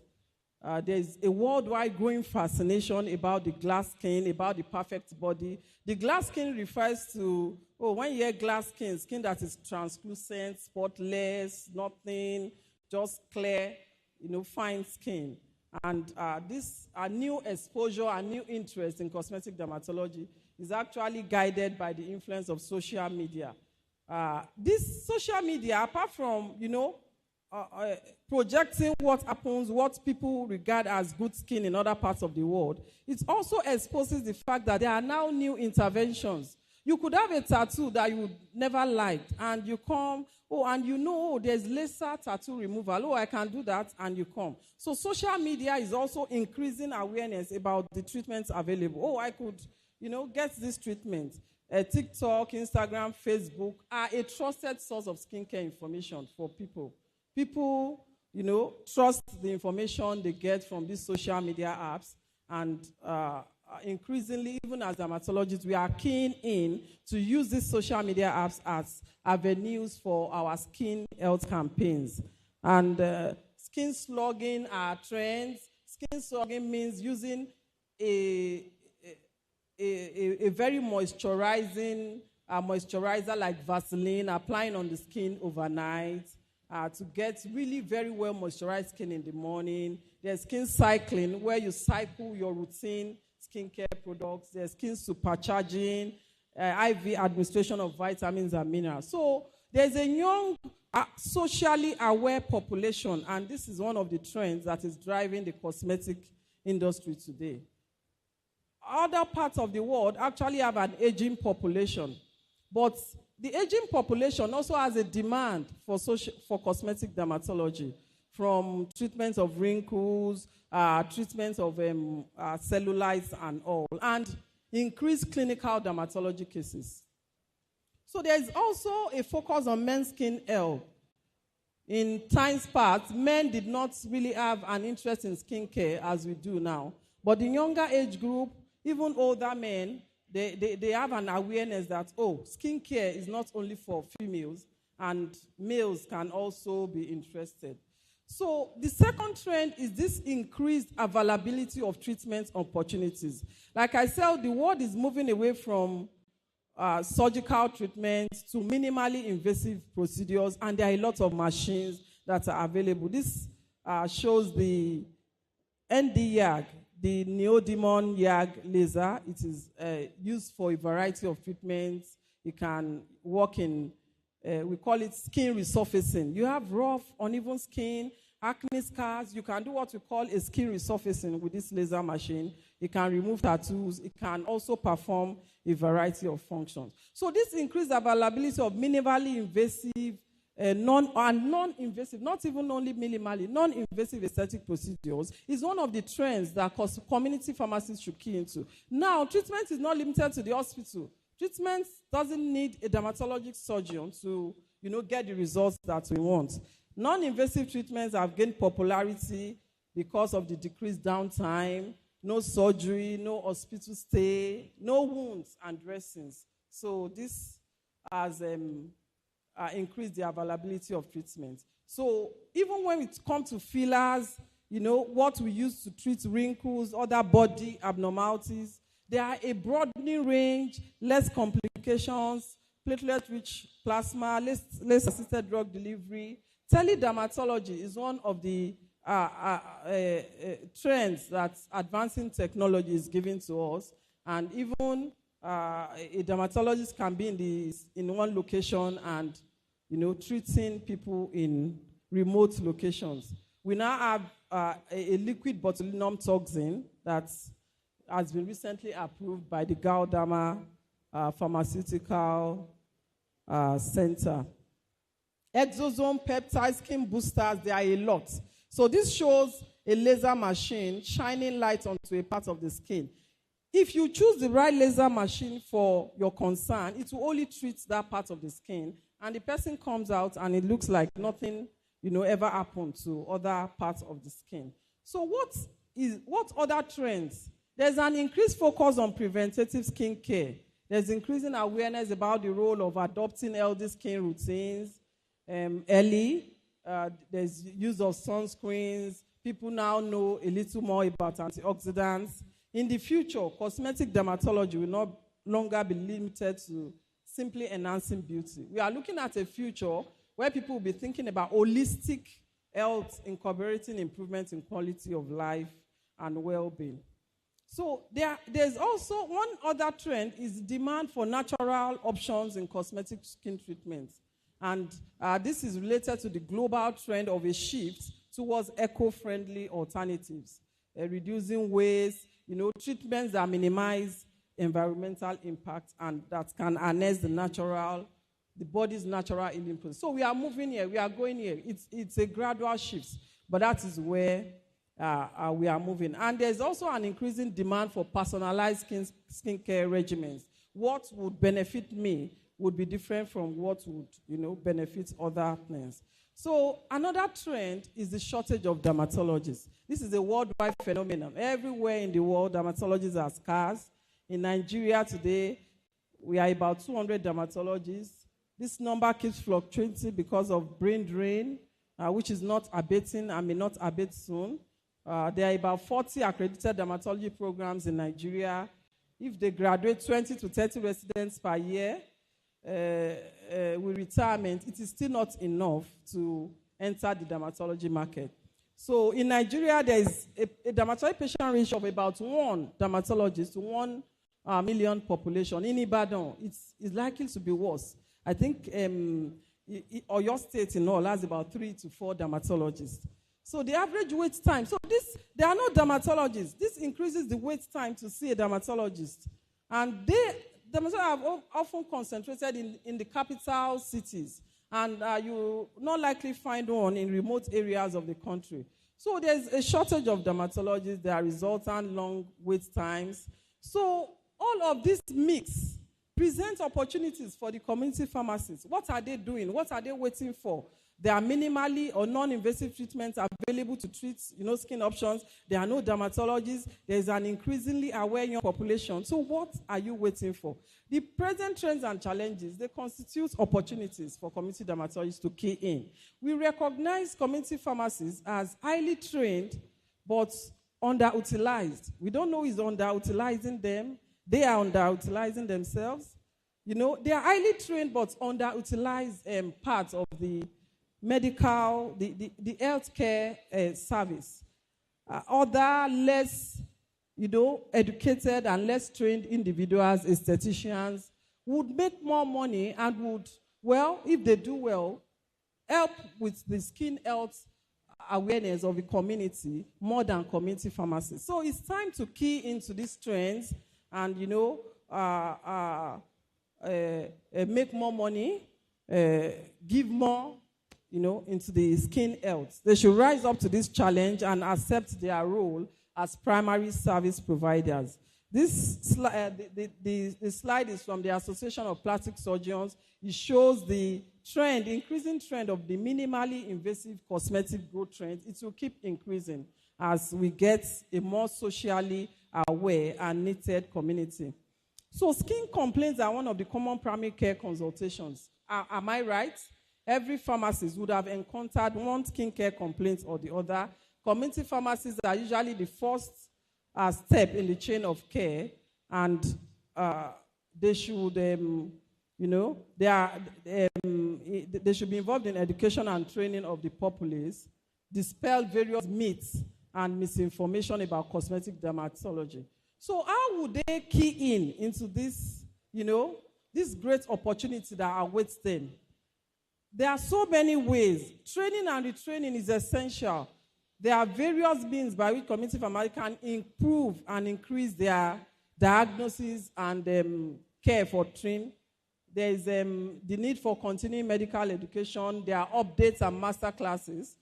The Nigerian Association of Dermatology recently concluded a masterclass. It was free.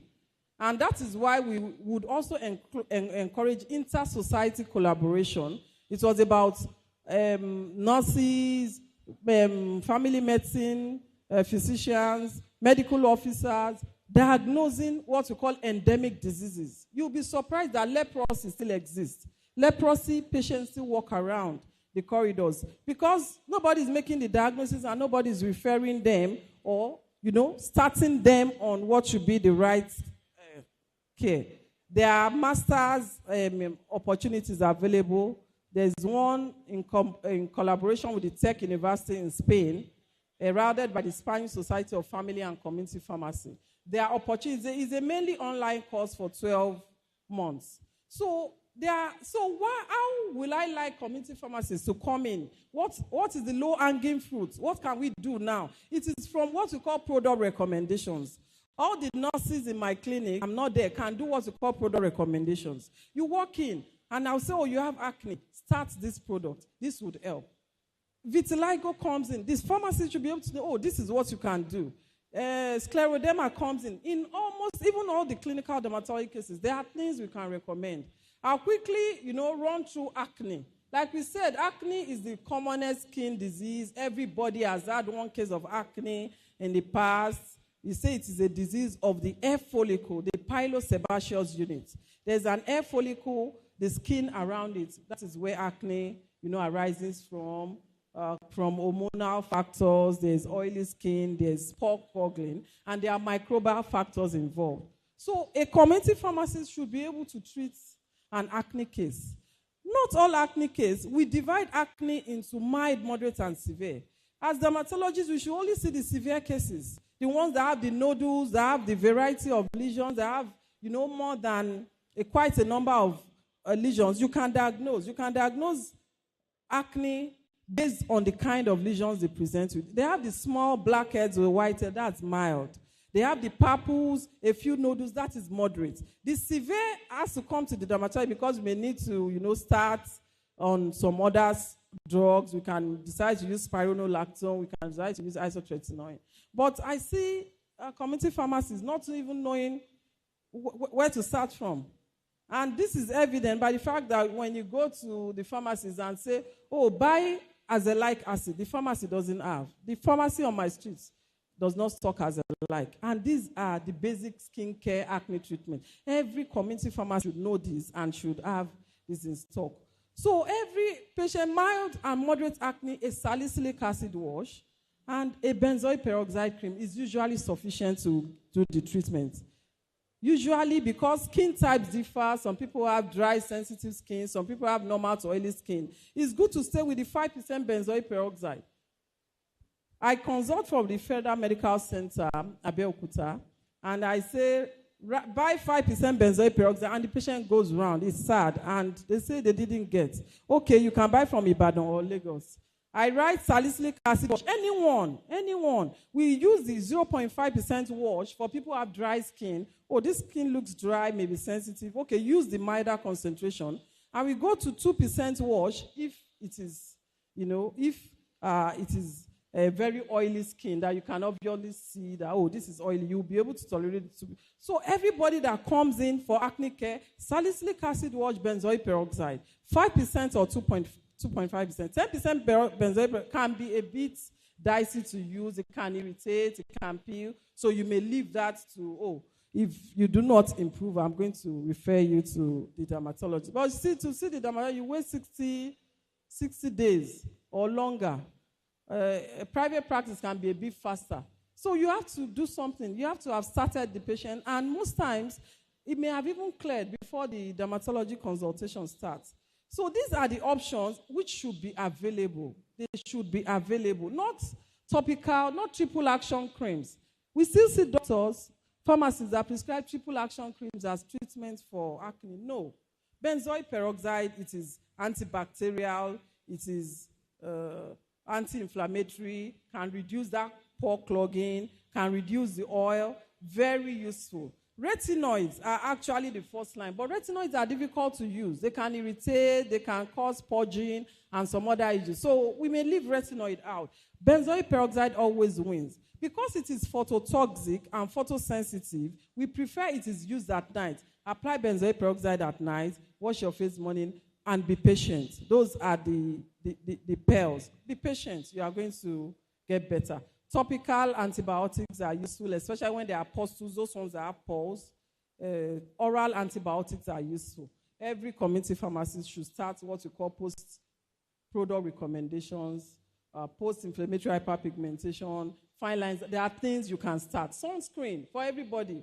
Antioxidant vitamin C topical for everybody. Everybody will benefit, as vitamin C has important effects, when used orally. It also has important effects when used topically on the skin. So this is a case of something that looks like a post-inflammatory hyperpigmentation on the skin. So cosmetic dermatology is an attractive sector, and it is driven by an increasingly exposed young population. Community pharmacists, nobody is going to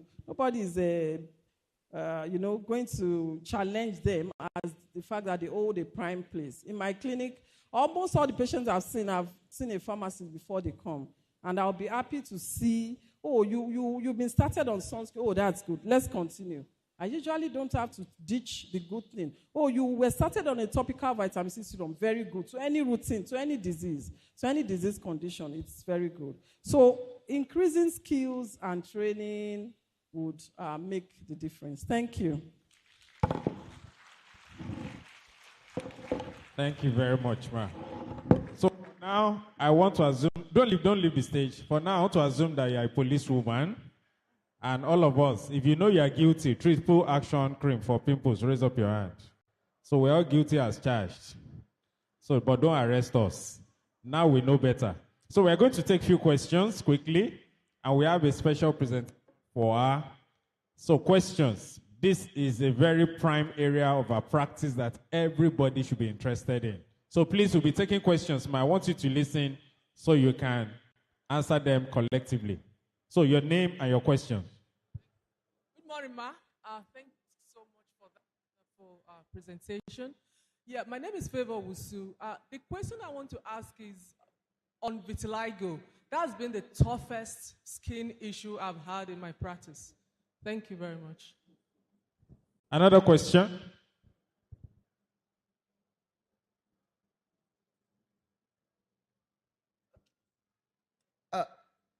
Well, my name is Pharmacist Genua.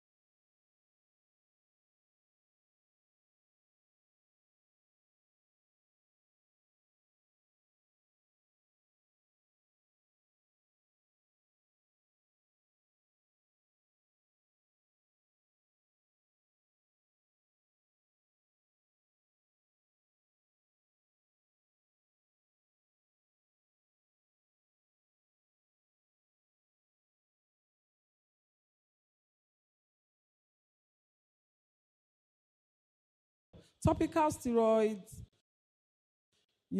sometimes can halt the progress of the disease. When it is with dermatology, it's difficult to treat. So we say vitiligo 50%. So you start topical steroids and you refer. Sometimes sunscreen, protection from the sun, is important, in treating vitiligo. But it's a tough one to treat. So there are limits to what community pharmacists can do. I've highlighted some of the treatments available, in the arsenal of the cosmetic dermatology. Not everyone is for the, community pharmacists. But there are spas. There are estheticians that are open, I can see some of the minimally invasive treatments that can be, offered in a community pharmacy setting. Lasers, not likely. Lasers are big machines. they, they demand a lot of treatment, a lot of skill and training in their use. So maybe not lasers, but what about intense pulse like the IPL devices? What about hydrofacial? I don't think anybody is going to quarrel if you have an hydrofacial unit, quickly do the facial, get the results, and you are up. So there are limits. I agree to what you can do, but there's still quite a number of minimally invasive and non-invasive treatments that can be offered. With the skills, with training, with getting the skills, once you are certified in that area. There are particular things you can do. Somebody asked about infections. One of the, after acne, in the tropical areas like us, infections are one of the commonest conditions we see. Fungal skin infections, bacterial skin infections, because of the humidity and the proliferation of organisms in our environment. So, were you talking about how to diagnose, what to treat? That should be the topic of a masterclass. Fungal infections. I see a lot of, they said it's a fungal infection. A fungal infection has to have a name. What type? Is this tinea? And they are easy to diagnose. The diagnosis is easy. So we should be able to, the organizers should get us a masterclass. Okay, skin infections, bacterial, fungal, parasitic. How do we identify them easily? What do we do? Thank you.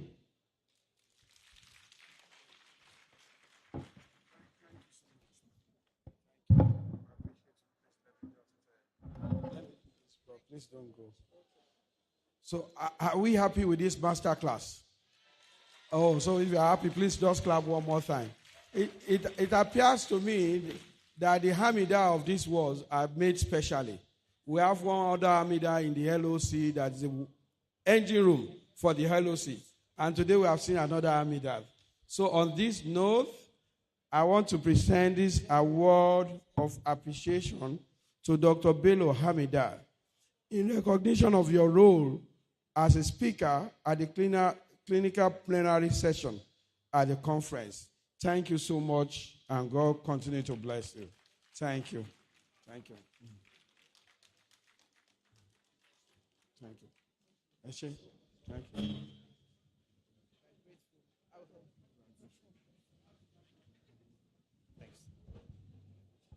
You must agree with me that was power-packed. Please, a round of applause for her one more time. Fantastic. All of a sudden, fungal infections start looking so delicious. Don't you agree with me? Yes, it's one of the areas that every community pharmacy should explore. And the good thing about it is that it increases your profile, your public profile. You have stubborn pimples, go there. That place, they are pimple specialists. Thank you very much, Ma. God bless you richly. So up next, we are now moving back to the special, very important item on our agenda that we skipped the other time, but we are doing it right now. That is the first plenary session. And the topic for this discussion is advocating for policy changes to support innovation and collaboration in community pharmacy practice. And I'm going to invite the members of this panel to the stage right now. Please help me put your hands together as I bring them forward. I would like to invite the ACPN National Chairman. He's around now. We'd like to have him on stage. Please, a round of applause for Prince Adewale Oladigbolu. Please, let's celebrate him one more time. Come on. In case you don't know, he has been doing meetings since we started this program somewhere else. And he had to rush to still be part of what. Thank you very much for all that you do, sir. And I also like to bring forward the Managing Director of Society for Family Health, Dr. Omokodo Idogo. If he's around, we'd like to have him, or if he has a representative around, we'd like to have him join us on stage. Also, we'd like to invite the lead speaker for this session.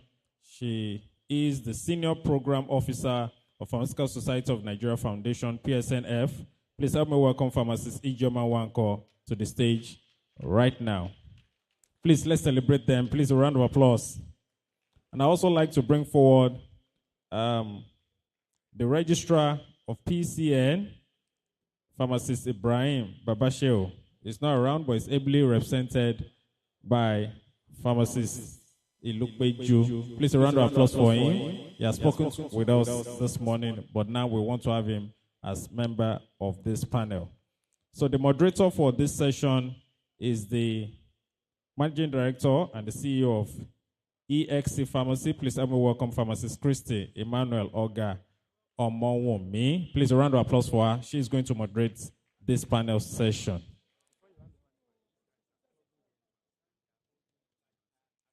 All right, so before I drop the microphone, I've been informed that there are 3 cars that are causing serious havoc on the road. Please, we'd like you to go and repark your car. Please, if you drive a black Hyundai, your attention is needed. Registration number GGE766HV. Black Hyundai. Please, your attention is needed right now. Toyota Camry, ash color, GGE247FQ. Please, your attention is also required right now. Toyota Camry, gray color, BDG313HP.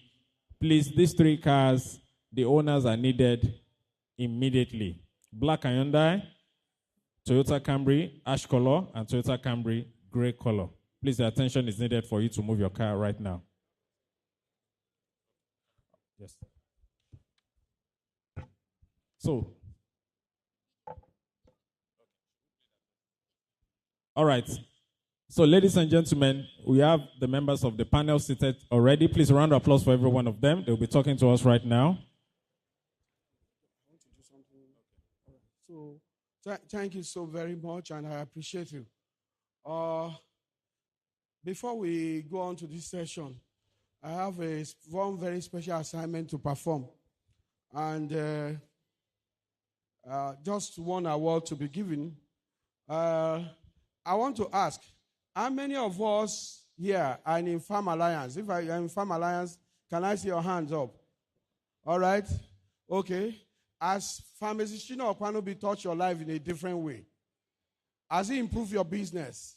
Has it improved your practice? So therefore, I'm calling Shina Opanobi to come on board. Shina Opanobi, please a round of applause for Shina. Here is a non-community pharmacist that is doing well for community pharmacists. Do you agree with me? Is it worthy of honor? All right, so Shina Opanobi, please come forward, come forward, come forward. Please, can I have... So I'm recognizing my friend and my brother, Shina Opanobi, who has been doing great work for community pharmacists in Nigeria. He has not only improved our clinical practices, he has also improved our business practices. If you don't know anything about him, you will know Rebecca. If you don't know Rebecca, you know of all the international speakers that he has brought to Pharm Alliance. I believe that, sincerely speaking, is worthy of this honor. Not only that he's worthy of this honor, he is pioneering something different. I refer to Pharm Alliance members as elites of the elites. And therefore, I deem it fit to give a special award to Shina Opanobi. Please, can I have his award now, please? Thank you. Thank you. I didn't do as much as he did to me in one of the panel sessions, but at least I've tried to match him up. Thank you so much.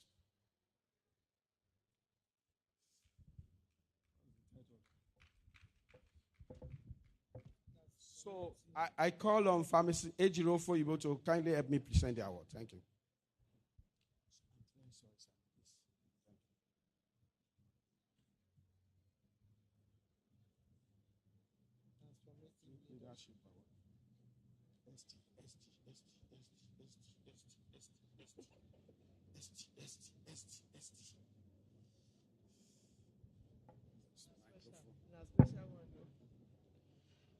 There's no doubt that Shina has contributed so much to us as community pharmacists.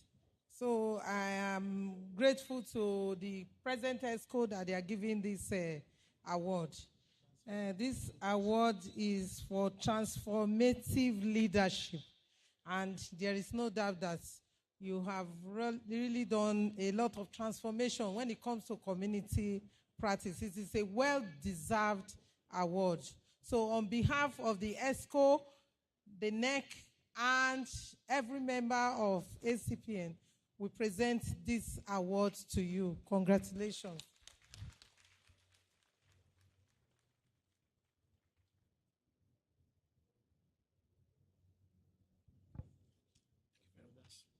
Can I help you? I'm sure you're not Thank you. Thank you very much. Please, let's celebrate Pharmacist Shina Okpanubi one more time. In case you don't know, he's one of the few people that inspired me to take up MC as a full-time job, even as a pharmacist, and I'm grateful for that. Please help me celebrate my mentor. Thank you, sir. All right, so ladies and gentlemen, the panel, they are ready. If we are ready, we have a video from Society for Family Health, and I want media to play that for us, and then pharmacist Ijoma Nwankwo will speak.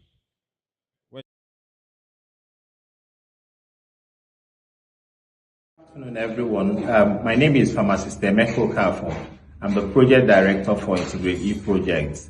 Integrate E Project is working with community pharmacists to expand the quality of family planning and primary health care services across 11 states. We started working with community pharmacists since 2017, and currently we have over 851 community pharmacists that have been trained and engaged on the project. And one interesting thing we found out working with community pharmacists is the fact that they are the best suited healthcare provider at the community level to provide the needed care. So even though we still have some challenges getting them to document as needed the services that they provide, but I think there's a great opportunity to work with this category of service provider in many ways. They are the most skilled, they are the most experienced, and they are always there for you. So, and we hope to continue this partnership with them. We also want to thank the outgoing national chairman, Pharmacist Wale Oladi. He's been quite excellent. He's a member of the steering committee, and our partnership with him has been such a tremendous experience for the project. And we only hope that the incoming national chairman will also toe that line, because essentially primary health care remains an untapped opportunity that pharmacists have. And what we are doing is to make sure that through policy, we strengthen the primary health care services provided by these community pharmacists. Thank you very much.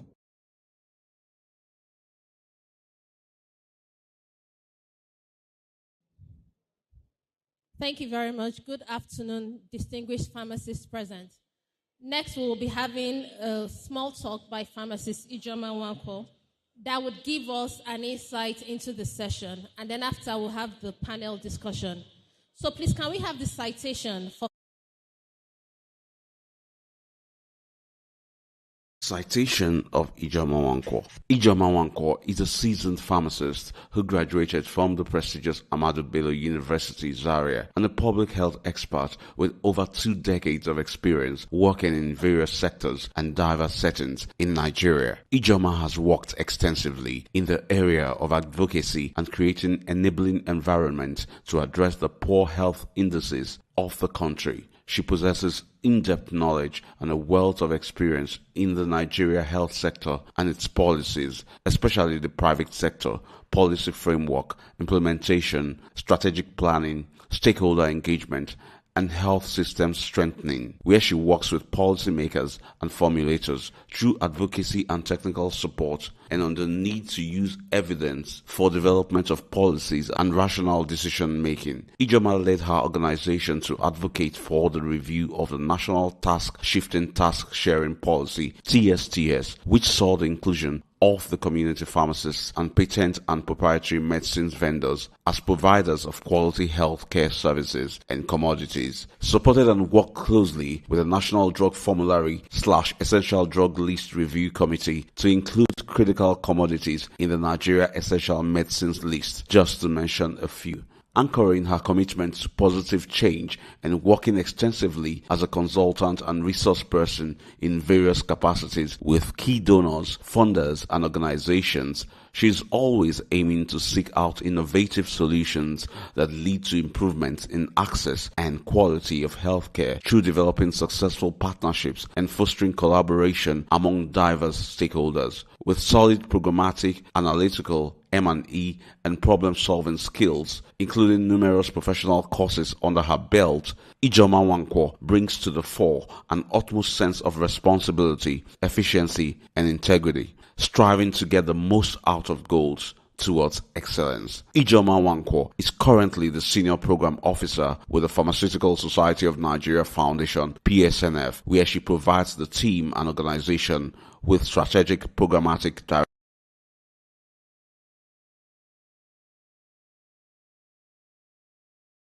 Thank you. Good afternoon, everyone. As men of honor, yes. And I bring you warm greetings from the Pharmaceutical Society of Nigeria Foundation. The team is here. My program director and the M&E officer are giving me moral support. And I also greet my fellow panelists. Yes. So let me first of all start by congratulating the ACPN, of which I'm a proud associate. I can say that on its 43rd Annual International Scientific Conference themed Advancing Community Pharmacy Practice through Innovation and Collaboration. It has always been my desire to actually see that community pharmacy practice grows in leaps and bounds while breaking novel frontiers through innovation and collaboration. My speech will be brief. I purposely didn't go for any PowerPoint presentation, but I would make this brief and broad, as I would also want my co-panelists, who, by the way, are highly intellectual, the opportunity to thoroughly ventilate the topic and be able to field questions from the audience as well. And since the representative of the registrar is here, I don't want to jeopardize my license for next year. Yes. The title for this session, which is Advocating for Policy Changes to Support Innovation and Collaboration in Community Pharmacy Practice, most especially resonates with me. And I will hinge this very short opener on the word innovation, and then collaboration. Also, I would use the word we going forward, because we are all together in this journey of learning and relearning. One key thing that I've come to appreciate over the years is that a pharmacist is the most versatile of health professionals. I stand to be corrected. I know I'm a pharmacist too. I'm already biased, but that's the truth. With curriculum and practice, which are rich, diverse, and multifaceted. And within the profession, within the pharmacy profession, the community pharmacists, that's the CPs, remain the arrowhead or service delivery engine, as they are closest to a mix of clients within the communities they serve. And this is why governments, donors, partners, and other stakeholders have identified CPs as key in provision of quality services and commodities, with a goal to attaining universal health coverage. And I'm sure we also heard some of these excerpts from Emeka Okafor's charge before this session, just before this session. In all of this, when we talk about the community pharmacist and the service provision, we must keep the health-seeking Nigerian at the back of our minds, or I may say the front of our minds. In most fairs, CPs have been identified as highly cerebral. There's no gainsaying in that. There's no argument around that. And a reservoir of skills and capacities. A whole lot of potential lies with the CPs. And with little training, can do much more than they currently offer. This has been demonstrated over the years through research with evidence generated. Hence, the inclusion of CPs in several policies and interventions. The Integrate E project is one of that. It's a proof of concept that the pharmacists can actually provide expanded family planning and primary healthcare services with little training. Two critical policies that have changed the landscape and can be referenced are the National Task Shifting Task Sharing Policy and the National Policy and Strategic Framework for Community Health in Nigeria. These have influenced the tremendous trajectory we have witnessed in the development and review of other vital policies to include crucial roles for community pharmacists. I must also add that in conceptualization of these policies around roles, responsibilities, tasks, and functions, the CPs sit atop the providers within the community and are accorded tasks and responsibilities as such. Pertinent to note is that policy is a map that guides stakeholders, including providers, the CPs, on the why, what, and how of decision-making to achieve rational outcomes. In this regard, CPs must not be left out in shaping and influencing these policies for visibility, recognition, and improved service delivery. We must begin to close the ranks around quality and impactful service provision and depart from the traditional dispensing, or as the laymen on the streets would say, 2 in the morning and 2 at night. With service provision, the numbers, clear documentation, and reporting, outcomes and impact must clearly and accurately be articulated and communicated as the professionals that we are. This is the only acceptable global language that varied stakeholders understand. And this is the language that the CPs, as a matter of urgency, must begin to speak. There is no shortcut to recognition and visibility. And for external stakeholders, there is so much or so little that their basic knowledge of who a pharmacist is can take us. Let me just add some clarity to this. Those external stakeholders actually sit in rooms and take decisions on behalf of the community pharmacist or even the pharmacist. So we must be able to speak the language that they understand so that they know that their basic knowledge of who a pharmacist is just like this. In closing, there must be a total and holistic overhaul of the approach of CPs to service provision and documentation. I'm sure you also heard that in Emeka Okafor's speech, as this is where CPs almost always drop the ball. There must be a total and holistic overhaul of the approach of CPs to service provision and documentation, most especially, as this is where CPs almost always drop the ball, making their visibility obscure and opaque, and akin to the biblical quote of hiding a lamp under a bush and expecting to light the world. We all understand that it is not yet Uhuru. Do challenges exist? Yeah. Are they known? Yes. Can these challenges be surmounted? Of course. But these can only be addressed by effective innovation and collaboration. Innovation, thinking outside the box, doing things differently with an open-minded approach. Collaboration, speaking the universally accepted language that I hitherto mentioned. To building thriving partnerships, joint ventures, and co-creations within the ecosystem. And I think I heard when Pharm Monica Eimunjeze talked about collaboration as well and joint ventures. Then can the fortunes of both the pharmacist and the pharmacy turn for better. Thank you. Thank you very much. Please, a round of applause for her. Thank you. While she was speaking, please, just a minute. While she was speaking, some special guests walked in, and permit me to use this opportunity to recognize all our special guests in the house right now.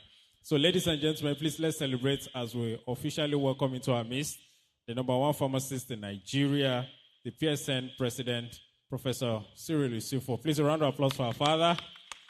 Thank you. He was seated somewhere in front just now. Thank you for coming around, sir. He was around yesterday, and it's also still around today. So also would like to especially appreciate all the chairmen of the technical groups. Please, if there's any of them around, please can you just wave? We want to see you. Or you stand. Please, can you rise on your feet? Everybody, please, a round of applause for them.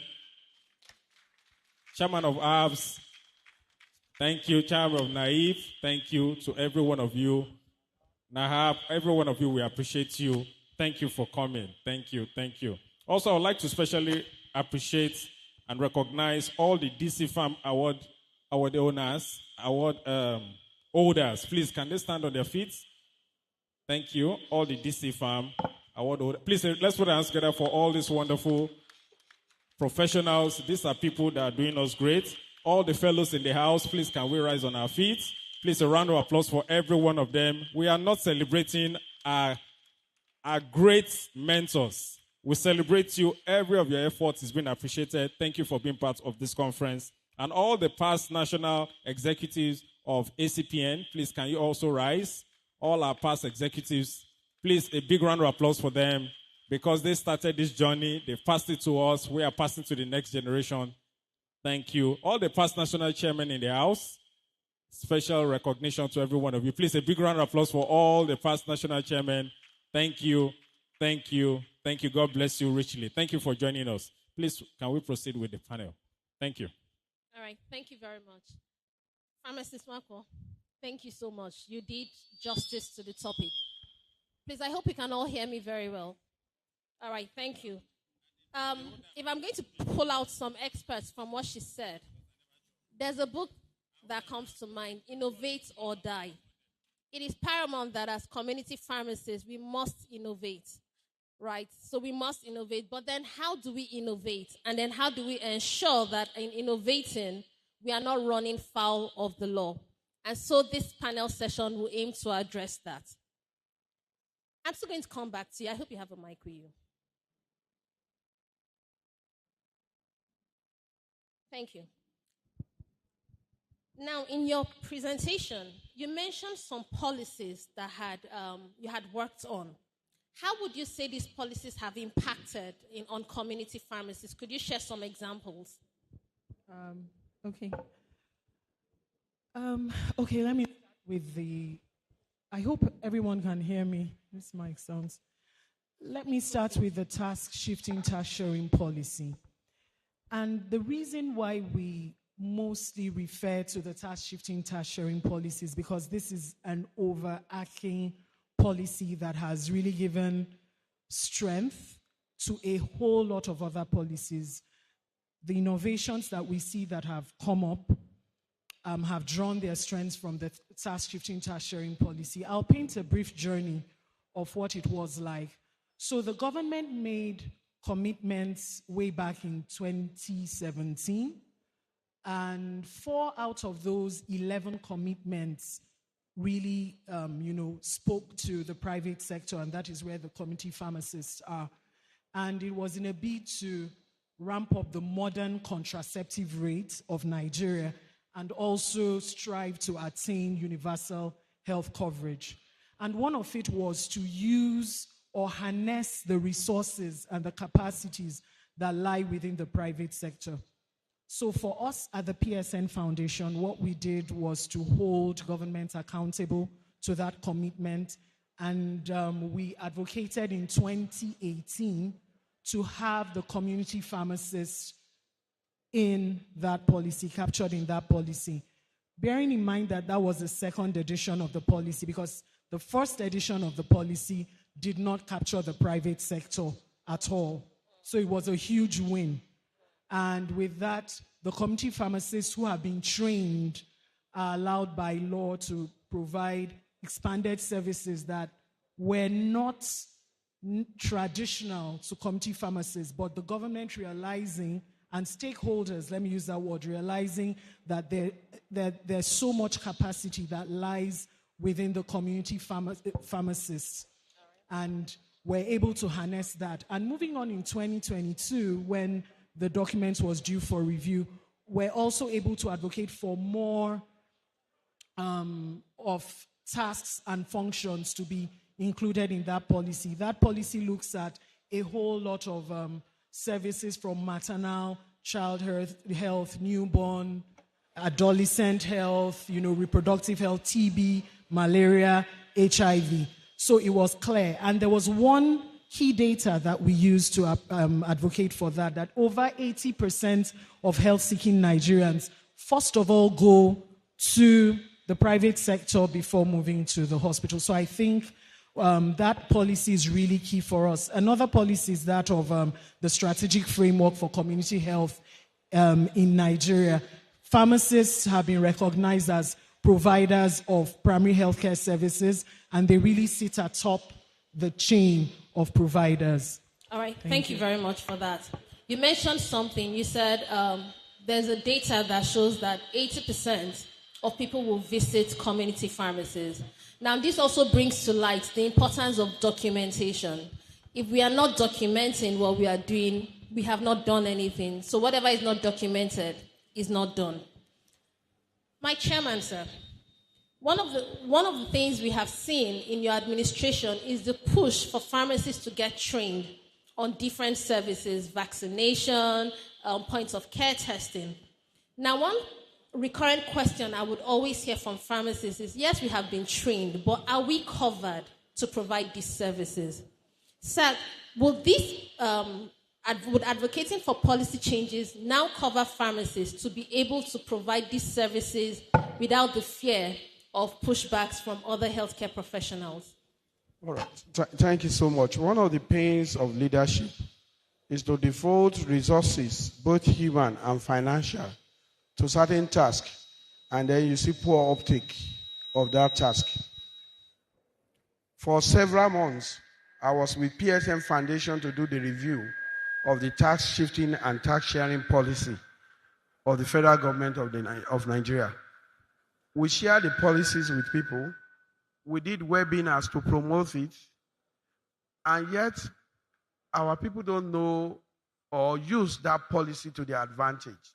So to be direct in answering your questions, the issue of vaccination is not whether pharmacists can do it or not. It's whether pharmacists are ready to do it.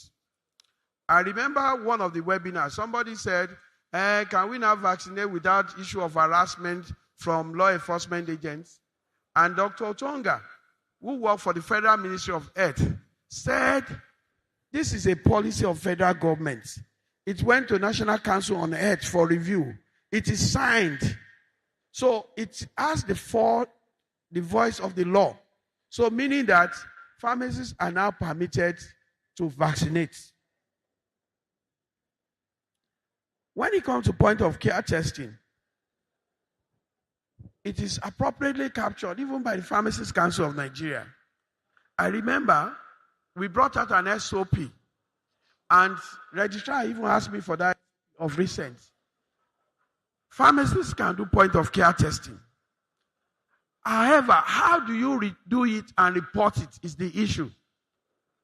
Do you put advert to say you can test for this and this here? If you do put that kind of advert, you are on the wrong side of the law.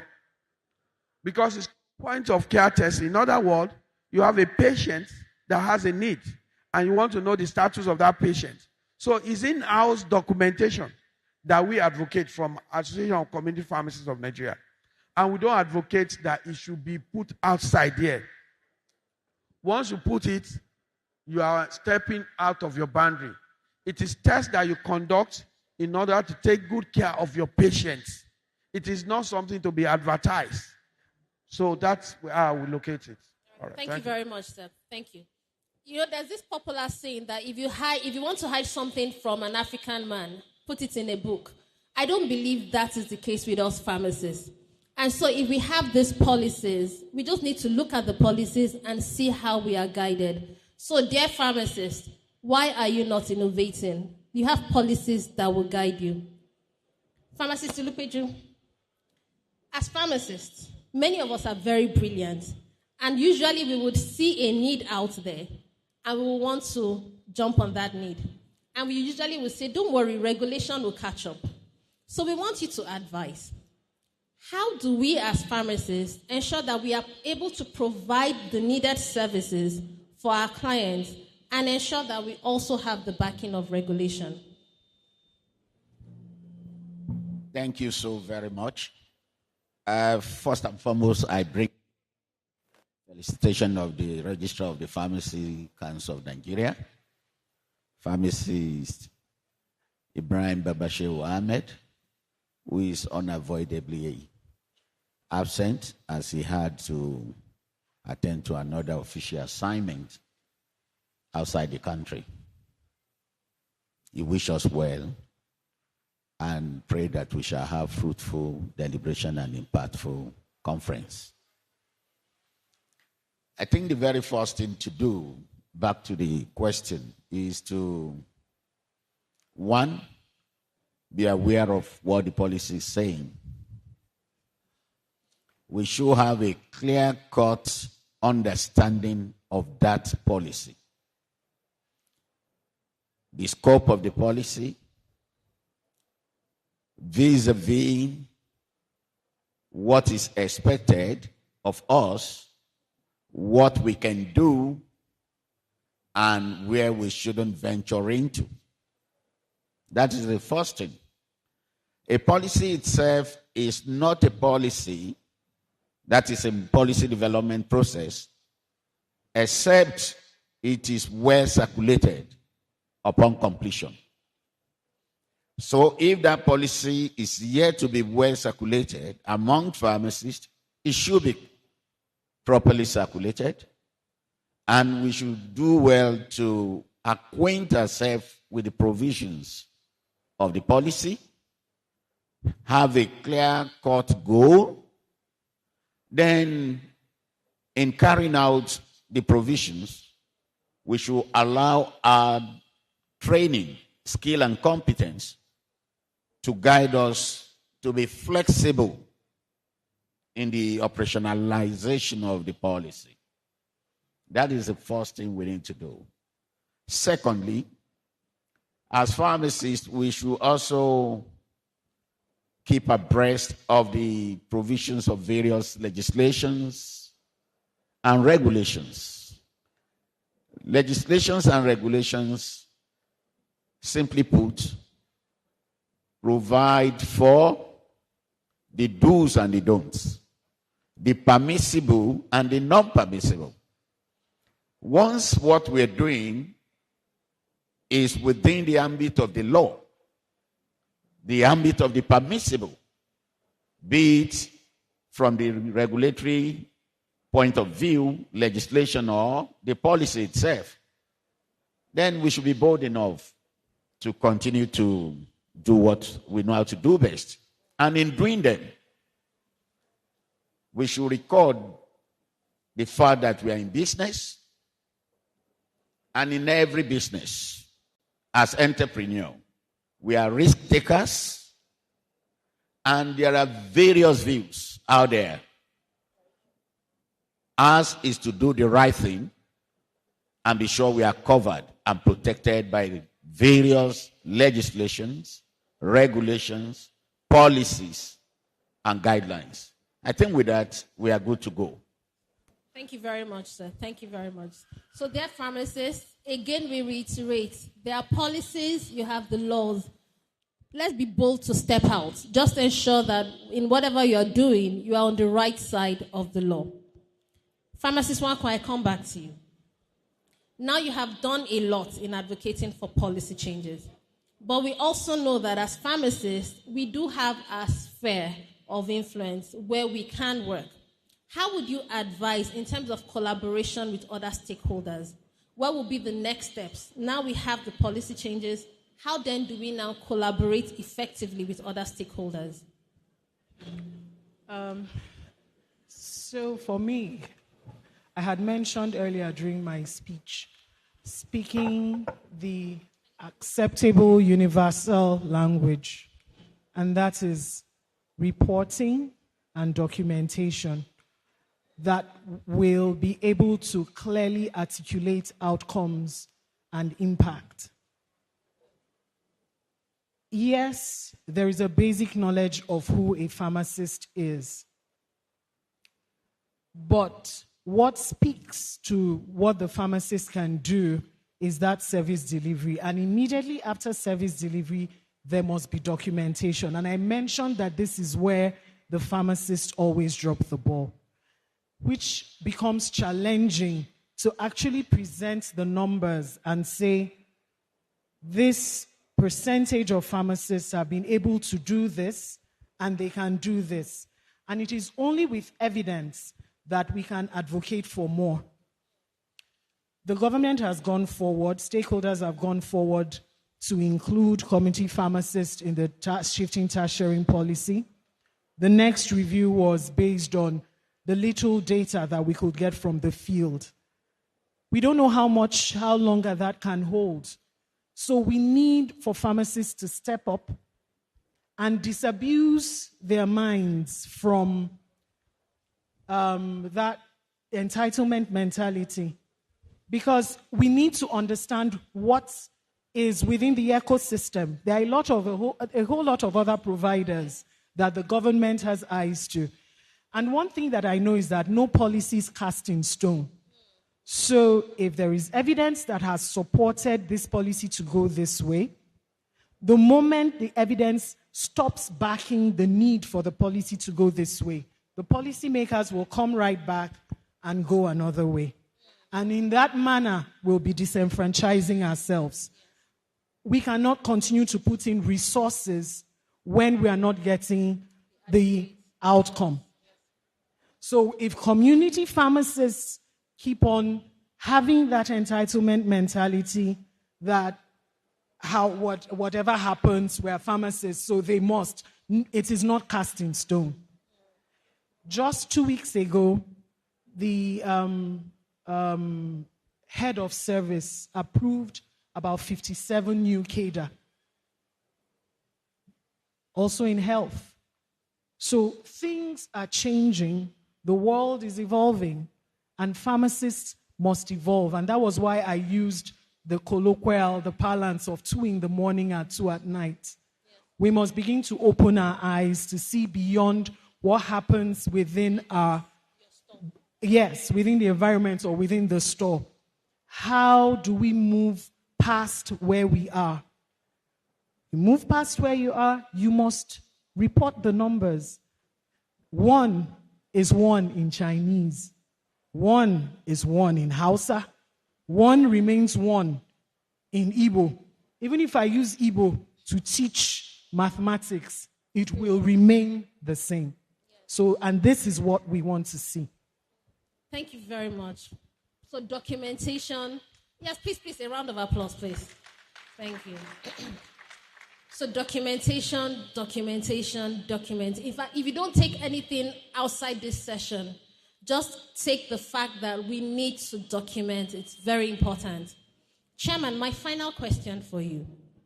Pharmacist Wanko has talked about the importance of having relevant data and being able to communicate that data.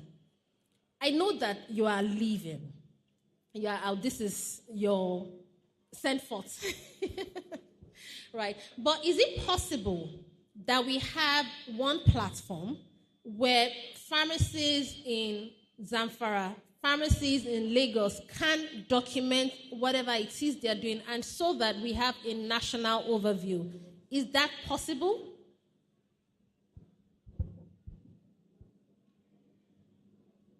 Please help me pass it. Okay, so how will I approach this one now? But anyway, I saw 2 things from what she has said. You have to do, then you document.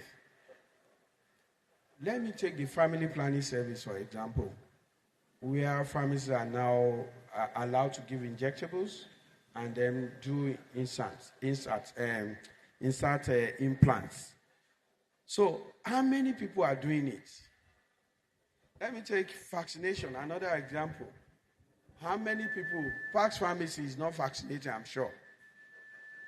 I'm also sure that they are not in anything family planning. I was shocked, I think it was around December last year, I entered one of Vanguard Pharmacy in Ibadan. And I still saw them doing something around COVID-19 vaccination. So how many pharmacies are doing that? Before you even talk about documentation. And like she said, if you don't practice it, the data won't get to federal government. When it does not get to them, they will change their policy. So I therefore call on all community pharmacists to please study this task shifting, task sharing policy, and let us begin to practice them. It may not be immediately rewarding, but if we have the data, one day it will become very rewarding. Now, so the fact whether we have a tool, a national tool to capture it, the national tool has been available since 2022. The EdSAF's documentation tool has been available since 2022. And we made it free for pharmacists for a very long time. And let me shock you about the EdSAFs. It is not only for pharmacists, but it is owned by ACPN. So there is a portion for laboratory, which we are not exposed to as community pharmacists. There is another portion for hospital. And guess what? Labs are using it. Hospitals are using it. But pharmacists are not using it. But we use your money to create it. All right? So please, there is a national tool for documentation. And what I preach to the NGOs and development partners is that whatever set of tools that you want to use in capturing data, if you give it to us at ACPN, we will put it on EdSAF within 48 hours. It will be there for them to use. So there is that national tool. If you also look at your program, the program for this event, we deliberately did it. If you look at it, so you have the advert from companies, and then you have some lists of that on those pages for documentation. The only thing is that when you document on that, we will not have the report. But when you document on EdSAFs, the NGO and the development partners that are deploying resources to facilitate what we are doing, we get the report. We also get the report at the back end, so that in years to come, we use the data from those reports for our advocacy. The other thing we are using to drive advocacy is research. This year was the first year that ACPN will employ a research consultant. So we employed Dr. Amaka Okafor, a well-known researcher, somebody who has worked with PCN for a very long time, who knows about advocacies and policy. We engage her as our research consultant so that when we conduct this research, we can use it to drive advocacy. So again, we have a national tool for reporting. Again, I call on all community pharmacists to please come on board. It might be a sacrifice initially. I remember when we started refilling ARV in community pharmacy, I am proud to say my community pharmacy is one of the very first pharmacies in Nigeria to do ARV refill. We were doing it for free. And I remember when we were doing HIV testing services, we were doing it for free.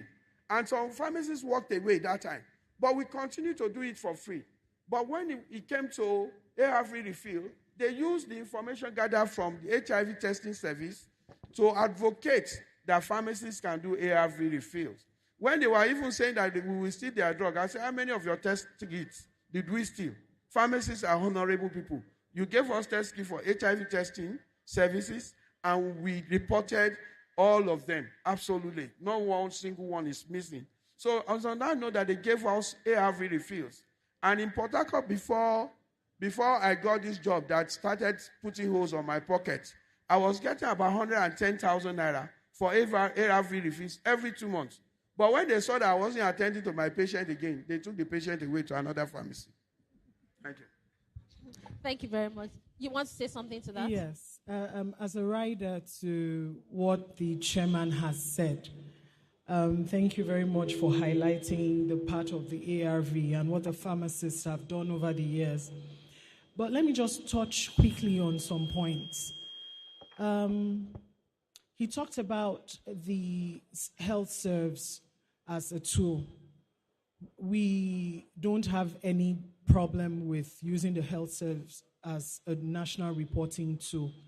But the community pharmacists need to be aware that there is a nationally accepted tool by the federal government, and it is called the Community Health Management Information System.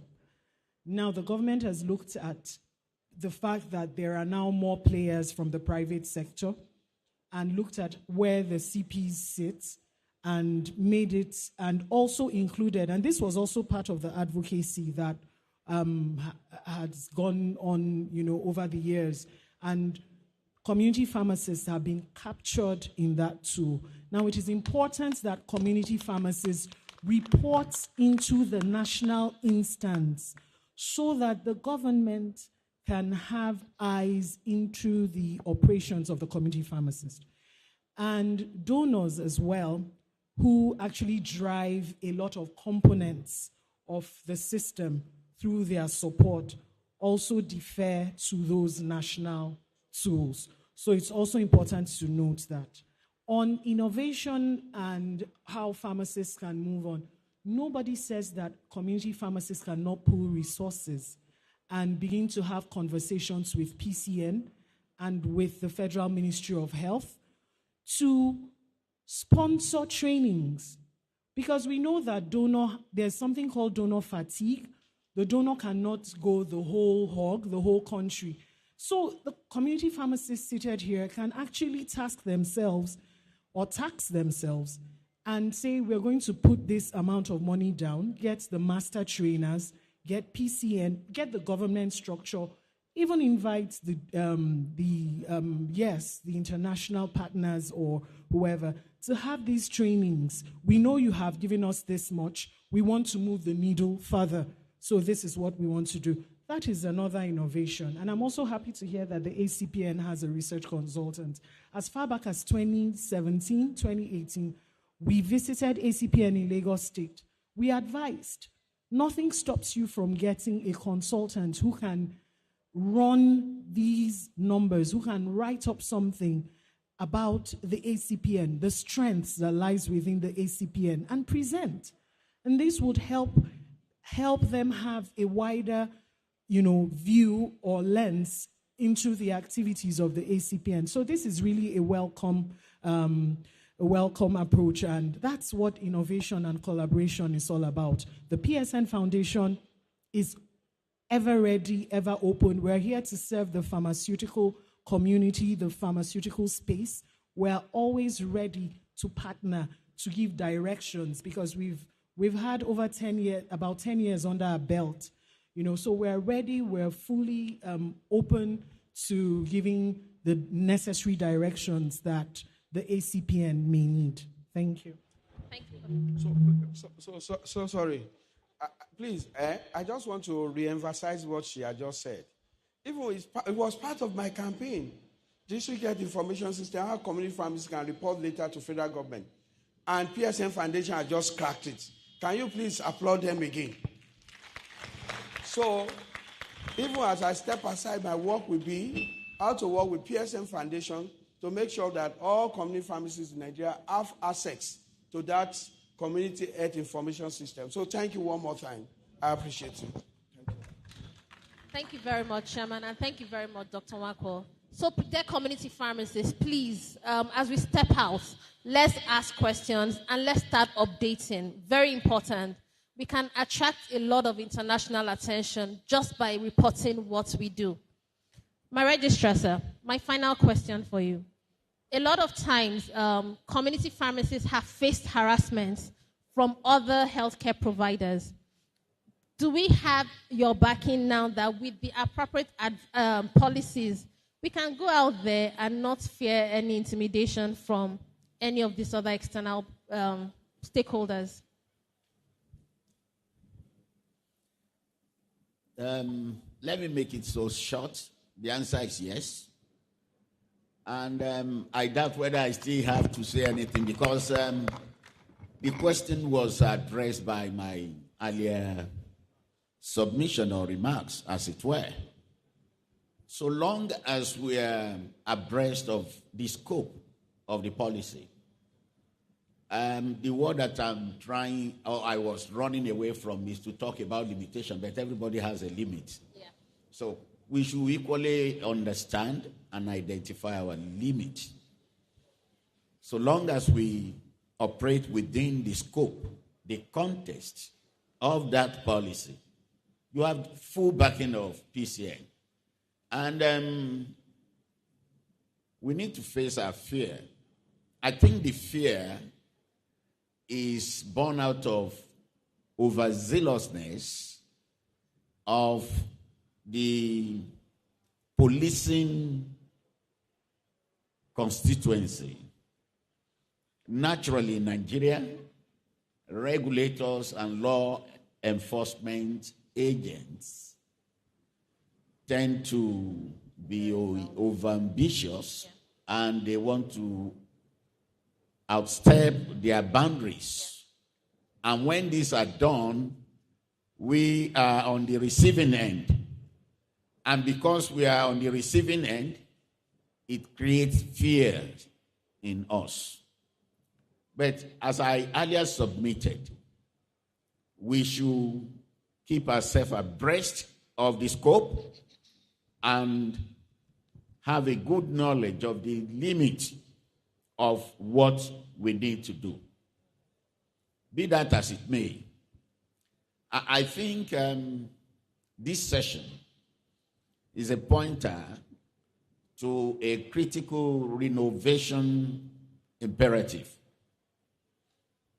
in repositioning community pharmacy practice in Nigeria, especially in a redefining season of this country that we have found ourselves. I want to end by saying that we need to be bold and be courageous. After all, severally in the Bible, we're encouraged to be courageous. Always be courageous. My own style of doing anything is, so long as I know that I'm operating within the scope of the law, I could be very resolute, firm, and principled. But then, when we try to be principled, we are not saying that we should not be unflexible. We should try to be flexible at the same time. Parting word. In repositioning community pharmacy practice, we should record the fact that we are only going to be paid for our services, and those services must be packaged in such a way that they will be better than what we used to offer, both in quality as well as in presentation. We should learn to be flexible. We should reposition ourselves. And at the same time, people are going to pay for our products and services based on what we do, how well they are done, and the possibility that we cannot be replaced.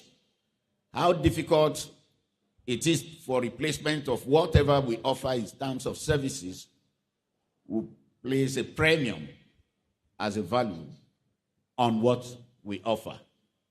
So for me, you have the backing of the law and of the Pharmacy Council of Nigeria to operate within the provision and the context of the legislation, the policies, the regulations, the guidelines, and what have you. Thank you so very much. Thank you very much. Sadly, we have to stop. We have overshot our time. But dear pharmacists, innovate, document, collaborate. We get backing. No shaking. Thank you very much. To my fellow panelists, I must I must say thank you. It has been indeed a very insightful session. Some people say they have questions. Can we just take 2 questions, please? 2 questions.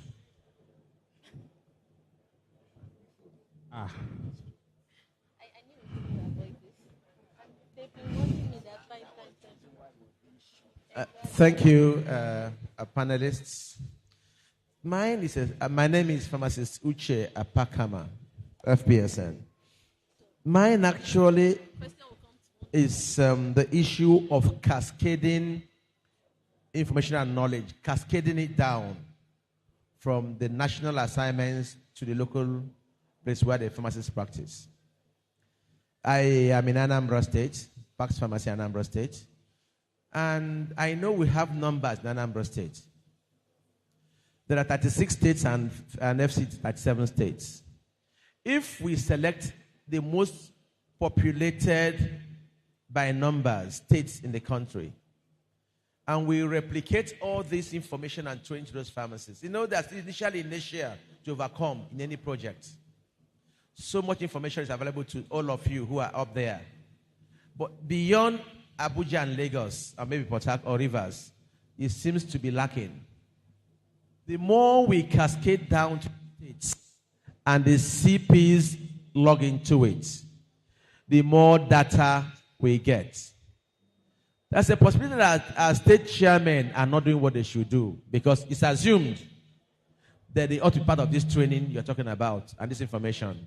But is it being passed down to the average CP in the states? That's the question I'm asking. Thank you, sir. Let's just take 3 more questions.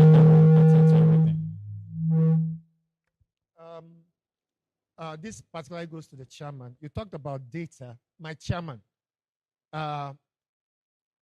we cannot reinvent the wheel. You cannot be saying that the tools for documentation is there and expect us to document. Even in the Western world, things are done based on incentives. I was just telling my senior colleague, what it takes for us to do some of this job. Let me give you the example of family planning or ARV. I was Secretary of Lagos State when we did ARV, and I can tell you, in fact, thank God Pharmaceutical is here. On the basis of what we did in Lagos, we set an international standard. What we did in Lagos became an international reference. But today, that program, I can say, is almost gone. In short, it's gone. Why? Because at some point, the incentive that we're getting to do that project got removed along the line. And of course, it became a disincentive for continuing with it. So if we must get it right, we must bring back the carrot and stick. We must incentivize our members who are doing right, and those who are not doing right, then we must begin to put measures in place to say, okay, you did not do this, so if you are not doing this, this is what is going to happen. But if we think somebody will do it because he's a pharmacist, I think we'll need to check our ways. We'll take 1 more, and then I go to the other side. 1 more. Thank you. Well, mine is just a form of points to buttress what the national chairman has said. This issue of point of care service, when I have to be the state chairman, some of our people, the way we handle this, can also trigger crisis within the health care providers. When you are to run some of these tests, please, you are not certified medical lab scientists for us to be issuing results. Because some of these things are for our own personal consumption, for us to be able to manage the patient in question. For some of our colleagues with billboard advertising series of testing program you are running is contradicting, and the other professionals are also bucking up to challenge us and to kill the policy. Please, in handling this, we should work within the ambit of and keep the record for our own personal consumption in the management of our patients. Thank you. Thank you very much, Mr. Chairman, the panel. Thank you. Under the task-shifting, tax-sharing policy, I believe that there is a vacuum that needs to be dealt with for us to actually practice it effectively. And it's unfortunate that NAFDAC is not here.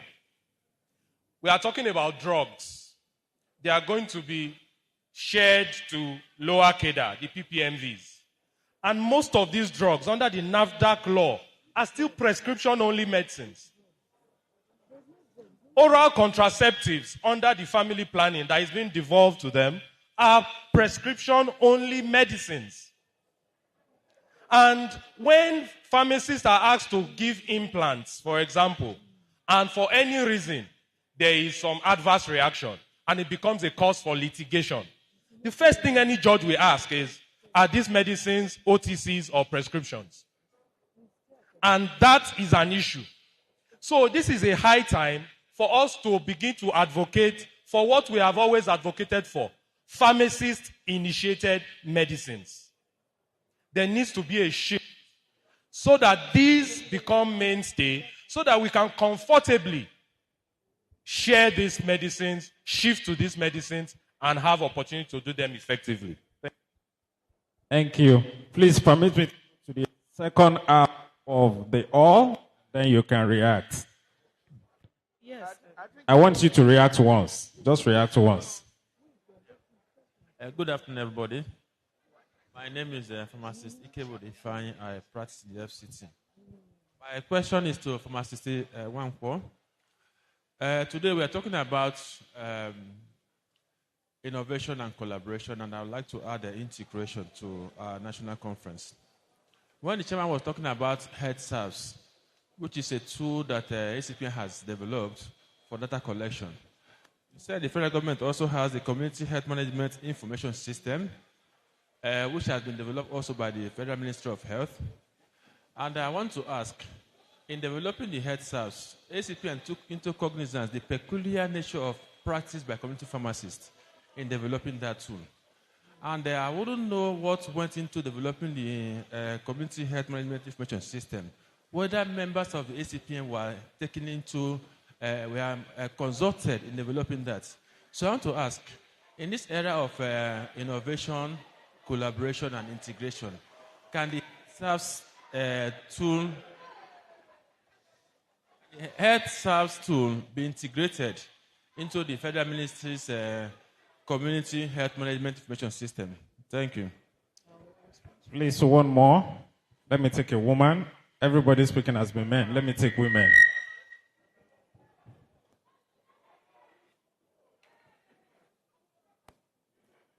Good afternoon, colleagues.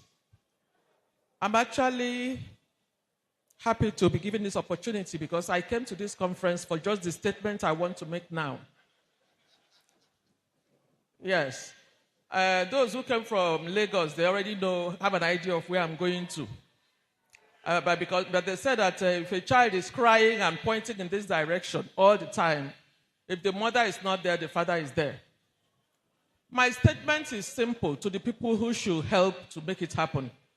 That we need to start, as urgent as yesterday, a subcommittee of pharmacists who are interested and actually practicing integrative medicine.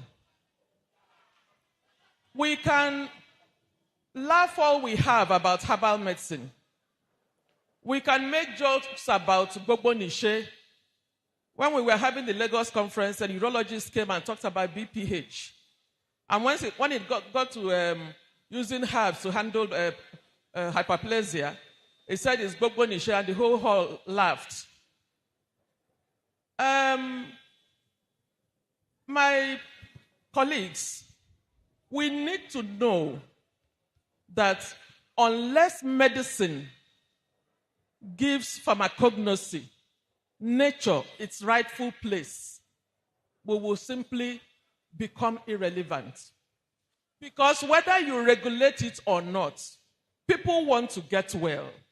And if they cannot get it in the teaching hospital, maybe if they have the money to try it private, if it doesn't have, they will now look for people who practice, herbal medicine, whether ethically or not. No, I'm not finished. Just give me 1 minute, please. Please, we need to start an integrative medicine. And most of the diseases we have now that are skyrocketing, cancers, and related subjects, so-called, what do you call it? Incurable diseases. Happen to be my passion. And I know I'm not doing it, maybe going back to the university to go and do pharmacognosy. I know that in the last 7 to 8 years, I have been researching on my own, giving it 6 to 10 hours every single day. And without having a website, without doing any adverts, as I am talking to you, from 1921 to now, at least 57 cancer patients have gone through me, and 2 people have called me this morning.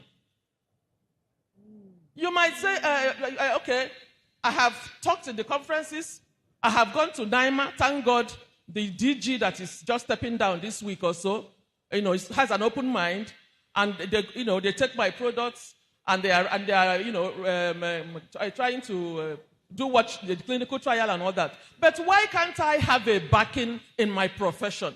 Why can't the other pharmacists interested come and relieve me because I'm overworked? Come in and let us have integrative community pharmacists so that we can push together and pull down the ego, the bias, and everything about herbal medicine.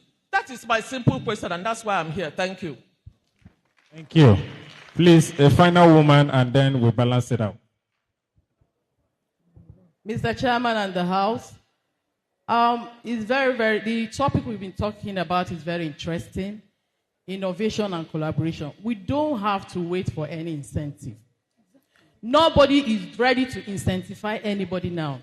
I've been doing vaccination on hepatitis B, and I've vaccinated close to 300 people, and nobody gave me incentive.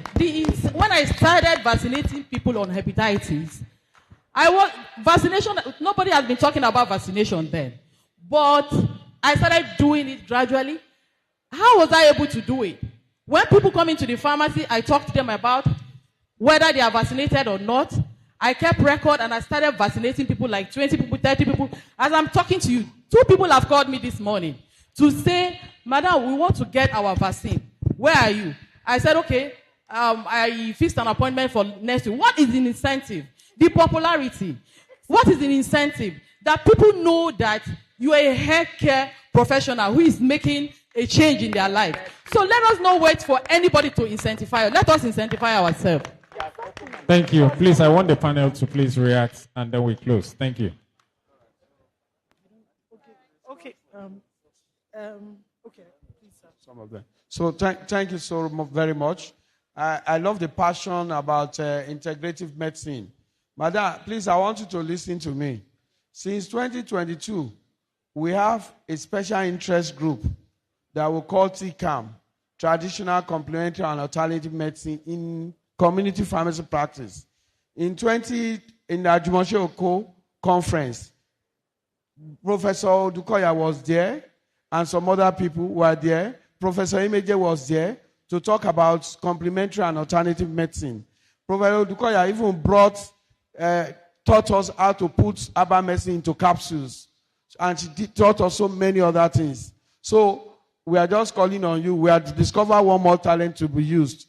Assuming I still have more time, but I have only 2 days more, I will have brought you into the TCAM practice. We have it. It is functional. And nobody is discriminating against integrative medicine. Ajia Zainab has a pharmacy in Abuja that is just alternative medicine alone. So you are not alone in this practice. It is you that has kept one corner. Now that you have come into this fold now, we will collaborate with you very well. Thank you so much, ma'am. So, and then on how to make sure some of these things go to the grassroots. On our next platform, let me speak about IT, and then I think that should be the direction we should go. There are lots of IT innovations that we help community pharmacists, and we know that people are not adopting. So I've asked each of the states nominate IT focal persons who are pharmacists, so that we work with those people, and then those people can work with the grassroots. I think for all other programs, even for the TSTS policy, are the chairmanship candidates here? Are they voting for vote, or are they here? Chairmanship candidate, can I see your hands up? They have gone to hunt for votes. I would have said that it is also a good thing to form such group for tax shifting, tax sharing policy, vaccination, postnatal care, and all the rest that is contained there. So let's move along that line, form groups, and then train those groups very well, and then let them go down to the states and then continue the good work that has been started at national. I'm particularly very impressed with Akwa Ibom State. I attended their conference. Everything that you saw about national anti-drug abuse competition that happened yesterday was what happened in Akwa Ibom about 3 months ago. If you want to applaud them, you can applaud them. All right. So exactly what we did was what they did. So we are calling on state chairman to please keep replicating, and the incoming ESCO should please form groups to make sure that they are well trained and then they go down the street. So over to you. I have a question was directed at me on the health service. Yes, so when policies are being developed or reviewed, various stakeholders are invited to the table. At PSN Foundation, we usually get invited to those meetings, and what we try to do is to create that awareness around what the pharmacists can do. I remember with the chairman, we started the conversation around health serves. And what we were looking at was how to mainstream, because the government cannot run parallel systems. So we cannot have the CHMIS that the government has already said will speak to the community pharmacists. And we have to understand that there's a pathway the data goes through, from the community to the local government, to the state, and then to the national instance. So it is important that the pharmacists, alongside the health serves, also report into that CHMIS for the visibility to the government. I'm not saying it's going to be easy, but we've started the conversation around the peculiarities of pharmacists and why they need to use the health service. But we cannot push that conversation when we cannot show the numbers. We cannot show that out of 420-something pharmacists trained in Lagos State, only 33 are active and reporting. We cannot. And that is the truth. And that was what I was talking about. With more advocacy, we have to push that advocacy with the numbers, with that language, with outcomes, with impacts, with reporting, with documentation. That is the only way we can push it. The government will first of all look at how much the CPs are reporting on the paper base that goes into the national instance before it will pull resources. And when we talk about resources, it's not just Naira and Kobo, even the manpower, because at the ministry, they are lean. They are lean, so they would have to actually put people there to man that process or to midwife that process. So when we talk of resources, it's not just Naira and Kobo. And that also brings me to incentives. Ma'am, thank you very much. Thank you and thank you. This is why I mentioned this earlier. I said the community pharmacists must move away from that thinking. Incentives must not come. Incentives must not be Naira and Kobo. I am a pharmacist who is sitting here. I don't even introduce myself as Fami Jomawanko. I like taking people by surprise. The moment I start speaking, the first thing people ask me is, it seems you're a pharmacist. And then I go, yes. And then you can see the change on their faces when they start interacting with me. There is no way you will sit in the community and provide this service and people will not naturally gravitate to a more superior service. You don't even need to fight with the PPMVs. Just distinguish yourself and provide that high skill that you have. Naturally, people, health seekers will gravitate. They wouldn't mind borrowing money to gravitate towards a higher skill within the community. And that is it. Who says incentives can come through tax holidays? Incentives can come through tax holidays. There's a policy on self-care. It speaks to the point of care testing, what can be done in the community. Please keep yourselves abreast of that policy. I think I'll stop here. I can still take more questions after this or answers. Thank you. Okay, I know we have a lot of we would have wanted this session to continue, but we have to be mindful of time. But I want to really applaud the audience. You have been very engaging. Let me end with something that happened to my organization, which speaks to the incentive. Recently, last week, out of 350 applicants, 8 organizations in Nigeria were selected for a grant, and my organization was one of it. And why? Our story. We had documents to prove what we had been doing. And that in itself is a big incentive. So let's just keep doing. Let's keep documenting. One day down the line, you will have a very huge impact for it. Thank you very much. So please, another round of applause to our awesome panelists. All right, we're going to go.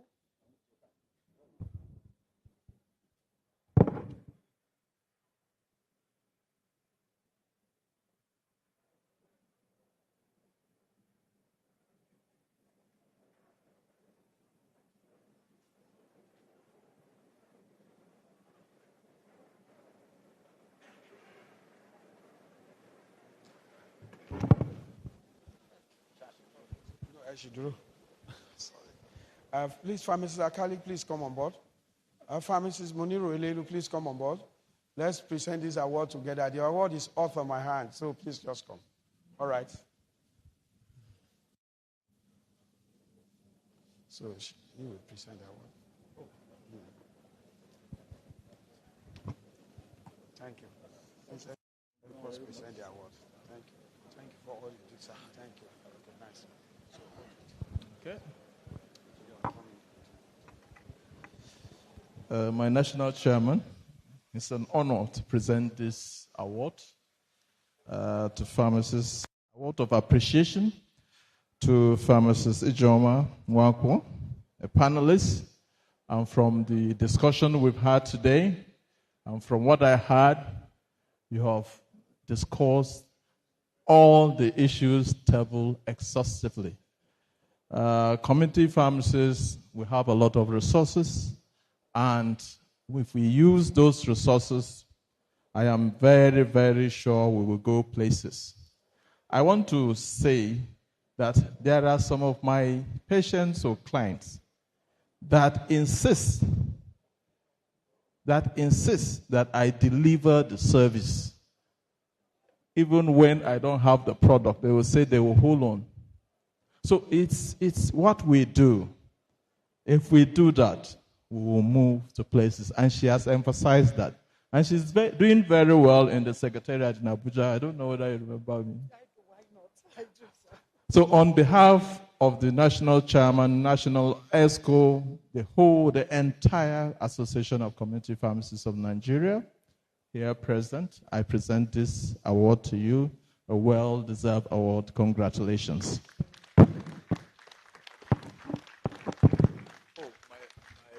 My deputy president. Former. I'm here on behalf of the program, on behalf of the PSN Foundation. Thank you. Thank you very much. So congratulations.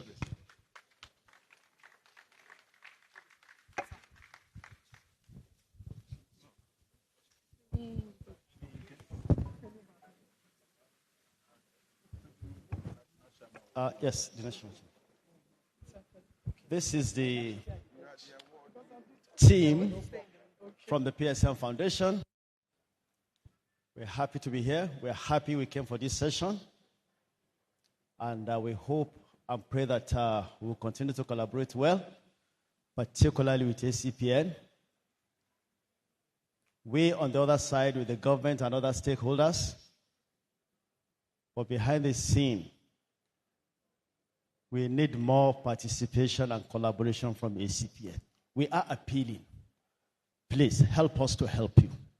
Thank you. Thank you, sir. Congratulations. Thank you so much. Thank you. My sister, congratulations. Well done. Thank you.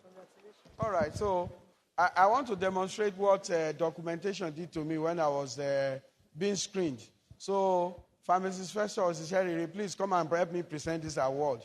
And then Secretary of PSN, please come and help me present this award. when I was being screened, they said, show the evidence that you have a thriving community family. So I was thinking about it.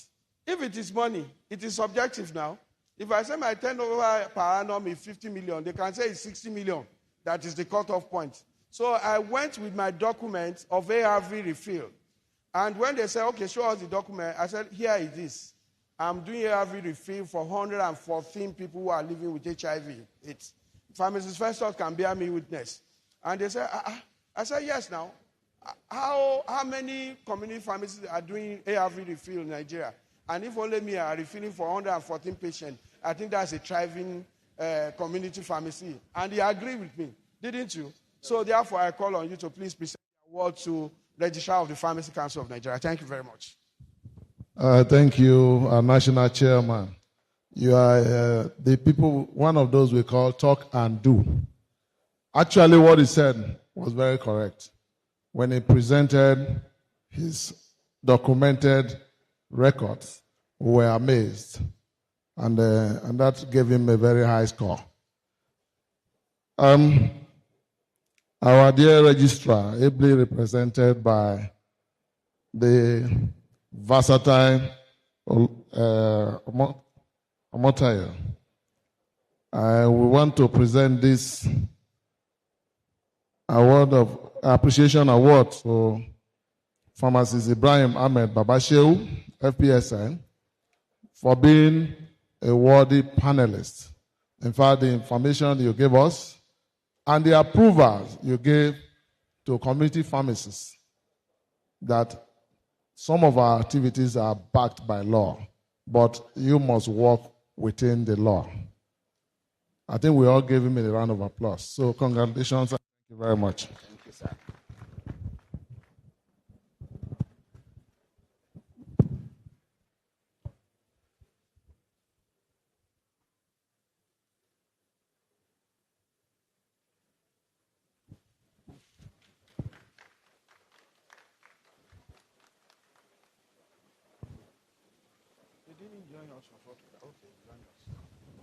Thank you very much. Please, a round of applause for every one of them. Members of the panel, they've done well. Please, your clap does not show that they did well. Thank you. And let's celebrate our moderator. She did well. She has collected grants. I will see after the program, so I can collect my own share. All right, so lost but found. If you misplace your ATM card, I'm not going to mention the bank, but please see me. If you see me, I'll tell you where to pick up your ATM card. So it's in my hand. And also, Pharmacist Tanko Ayuba misplaced his tag. Please, if you see it around, just send it across to me. I'll get it to him. So now we want to reward delegates that are seated at the conference. Some came to conference to do buy and sell, right? Some came to conference to campaign. But we want to reward those that are seated in the hall right now. So now we are going to do spin and win, and anybody can win. Even the MC can win. Even the ACPN national chairman can win. Your numbers and your names will be rolled on the screen, and then it stops if your name is being selected by the system, not operated manually. It's strictly a software that is doing this. If your name is being picked, we are picking 5 winners now. We'll still come back and do more. But for now, we want to reward 5 delegates that have actively participated, sitting, listening, and taking notes at the conference. So, media, can we spin? If the person is not in the hall, is disqualified. The person came to do buy and sell. Please, let's spin.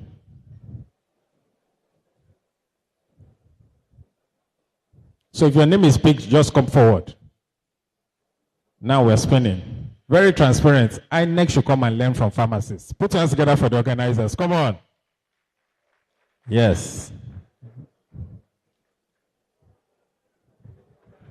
Now we picked. Now, if this is your name, Efeturi Yorot Dennis from Delta State. You are first winner. If you are here, is there around? Is there around? It's not around. So when I mention his name, just say buy and sell. That's what he came to do. Is he around? Buy and sell. Next. So when you see him, just say, bros, you came to do buy and sell. And you have evidence. So I've sent the tag for Pharmacist Tanko, please. You can see me. A generous pharmacist has brought it forward. Please see me, sir. So we have the second person, and this is Udodwak Ifiok Okon from Akwa Ibom. Is he around? Should we say buy and sell? He's here. He's buying and listening. Buying and listening. Yes, you can see here. Congratulations. Next. We are going 5. Spin again. I'm sure some people are now praying, God, let them pick me. Let them pick me. Don't worry. Our God answers prayers. You can be picked. Now we are going to Kaduna State. Ebune Talatu Uwa from Kaduna State. Is he around? Buy and sell. Please, I'm going to check your tags. So don't come here and say I'm standing in position. No. I'll check the tag and your picture. Where is she? She's coming from outside. She does not know what is happening. Where is your tag, ma? Where is your tag? So that you don't stress yourself. Do you have a tag?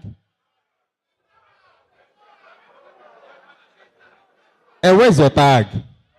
Please get your tag. Get your tag. Please put your hands together for her. Yes. Can we spin again?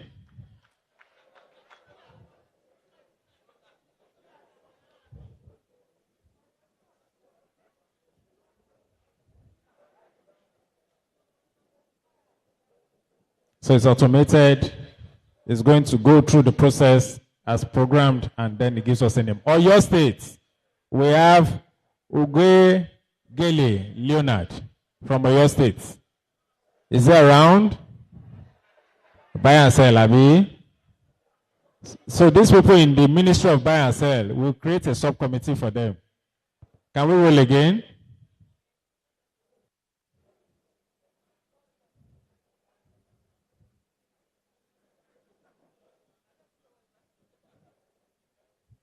Can we roll again? We want to give to 5. We've done 4. 2 are not available. From FCT, Eze, Uchechukwu Anne. Please, round of applause for her. Yes. Can we roll? Can we roll again? Let's roll.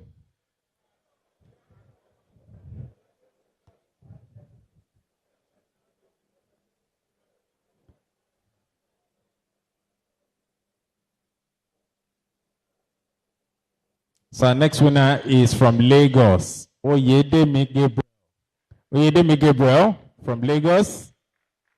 Around or buy and sell? Okay, next go. So you can see that most people just register. It's buy and sell they came to do. Let's roll again. Let's roll it again. So you've won for yourself fantastic gifts. Let me start bringing out the gifts so that we don't waste time. So we have the next winner also from Lagos, Honor Mercy. Honor Mercy, are you around? Buy and sell. Next, please take your gifts. Hello. Let's keep rolling. Don't go yet, oh. Don't go. You are taking group pictures as evidence. Don't snap them yet. 2 more. So that when we display this online, people know that when you come for a conference, you'll be sitting. Lagos, why is he doing Lagos? Lagos. Uzegbu Kingsley is around. Are you? Yes, please a round of applause for him. Yes, finally. Congratulations, sir. It was even about going out. Can you imagine? It was about going out. Is your middle name Lucky? Is your middle name Lucky? You are a very lucky man. It's now Lagos again. Sanusi Adegoke from Lagos. Sanisa Adegoke. Sanisa Adegoke. Buy and sell. Let's go. In case you're wondering why we having more Lagos, I'm sure you know the answer. Do you know the answer? You don't know the answer. Lagos has the largest delegates. So the probability, if you use quadratic equation and all the equation, for every spin you can have more Lagos. Now we are going back to Oyo, Okonko, Chiugo. Oyo, where are the Oyo delegates? It looks as all of them registered and went home. Yeah, yeah. So where are these people? They've gone home. Let's go again. One more. So who is the next winner?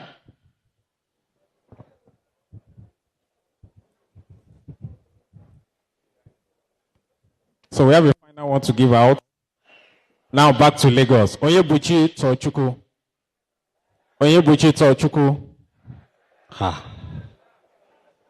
Next. At this rate, they will pick me. Oh. Yes. I'm looking forward to picking myself. Let's go. Lagos. Odedino Messi Fedapo. Odedino Messi Fedapo. Please ask your neighbor, what's your name? Maybe people have forgotten their name, self. Because I don't want to believe that all these people are not around. Next one.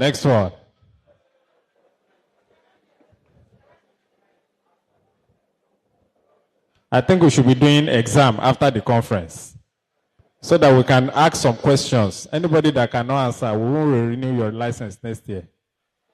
Who's in favor? Lagos. Hallelujah. Yes. I celebrate with you. Put your hands together for her. So please, let's pose for group pictures. Congratulations. Courtesy, the CPC, and the ACPN National. They said we should give this to reward you for sitting back and being part of the conference. Please, a round of applause for them as they return to their seats. Thank you. So I'd like to invite Green Life for their presentation. Green Life, please quickly for your presentation. I've also been informed to announce that we have these display panels for our licenses that we can keep in our pharmacy, and it makes it very look neat and beautiful. So this goes for 7,000 naira, and we have the box. It has a bulb, and you can plug it to light. Very beautiful and attractive. So this tells your clients or your patients as they walk in that I'm a resource person for vaccination. So the box goes for 10,000 naira. So if you're interested, by this side of the hallway, you have the Arsenal Laboratories banner. There's someone there to attend to you. Green Life, let's go.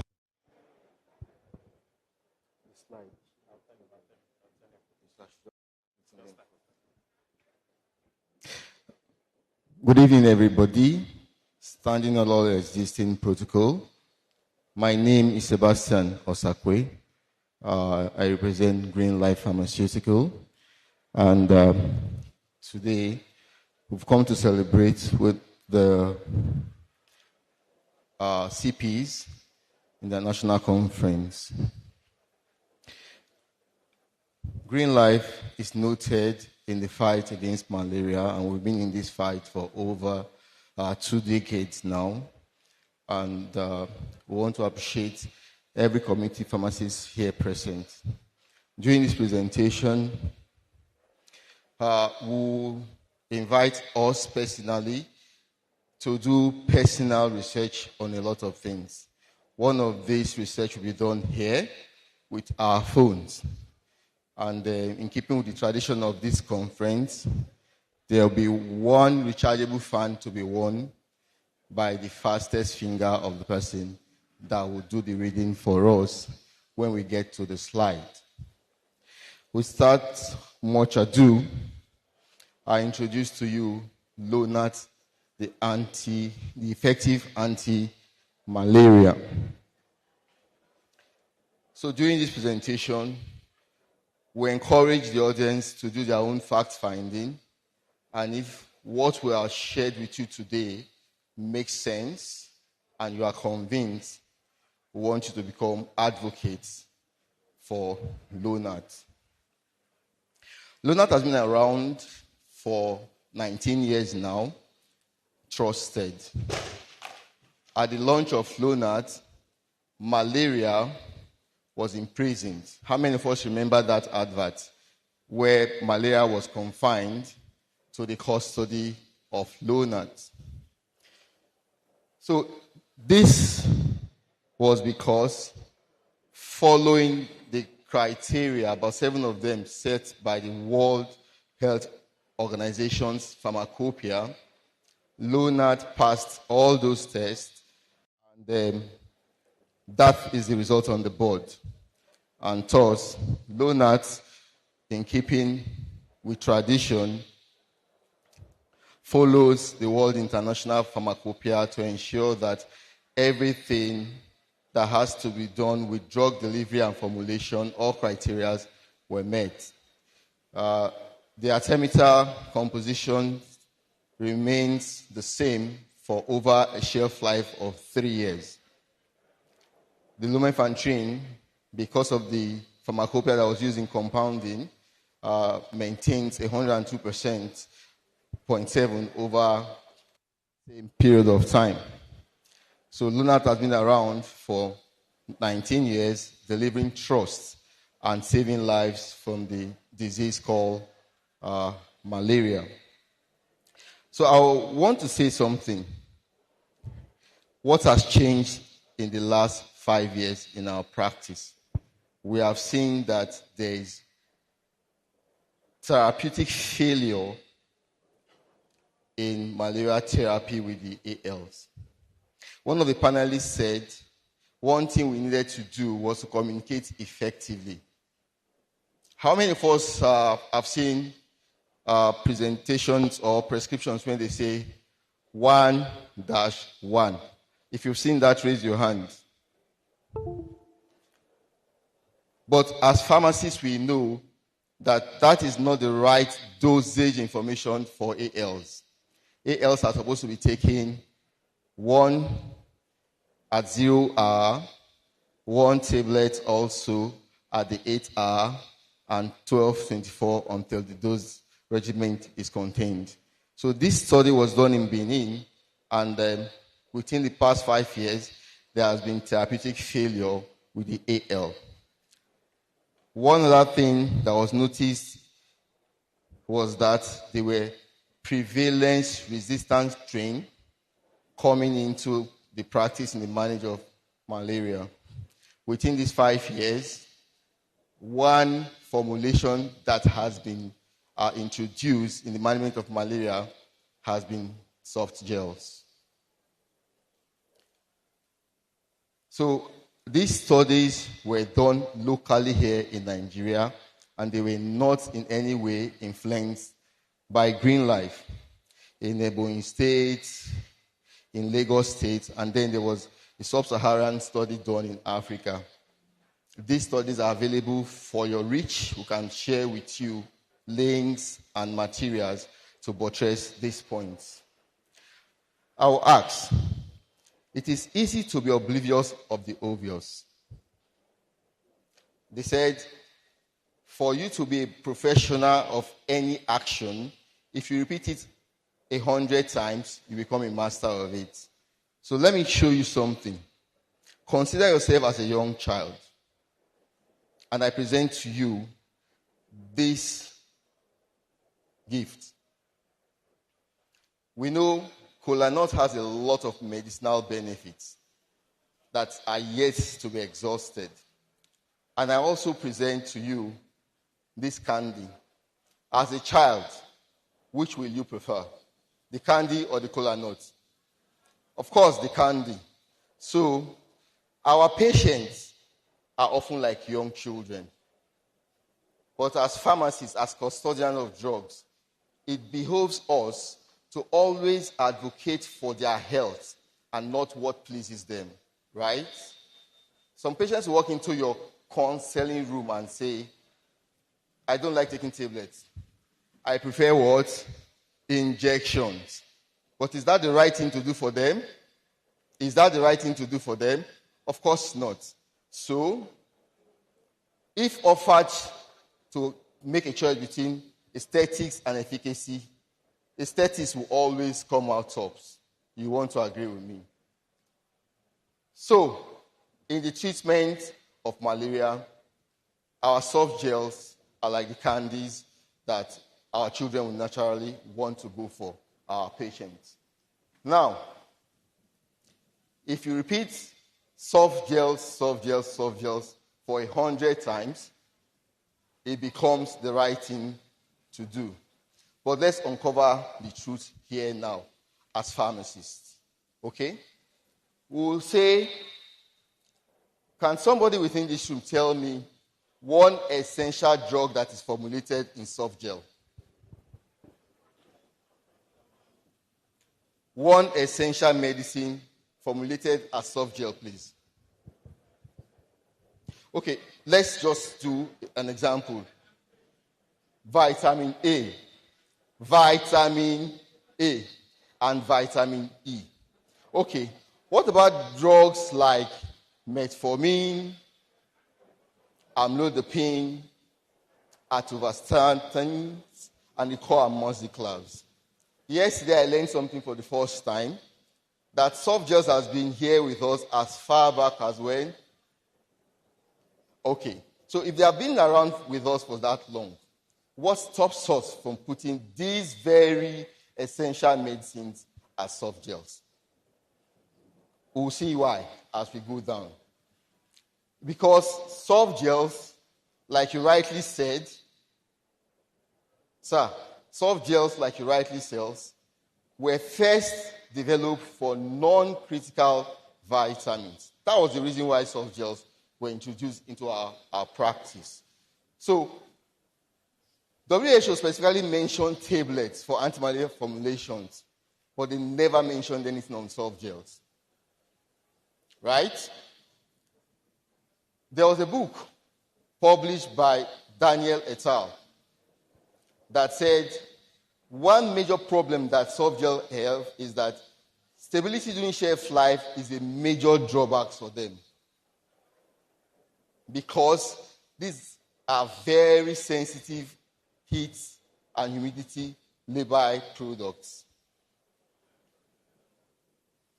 In our climate today in Nigeria, when you talk about humidity, and if there's anything that has to do with global warming today, I believe the heat before the rain for the last dry season was truly unbearable, right?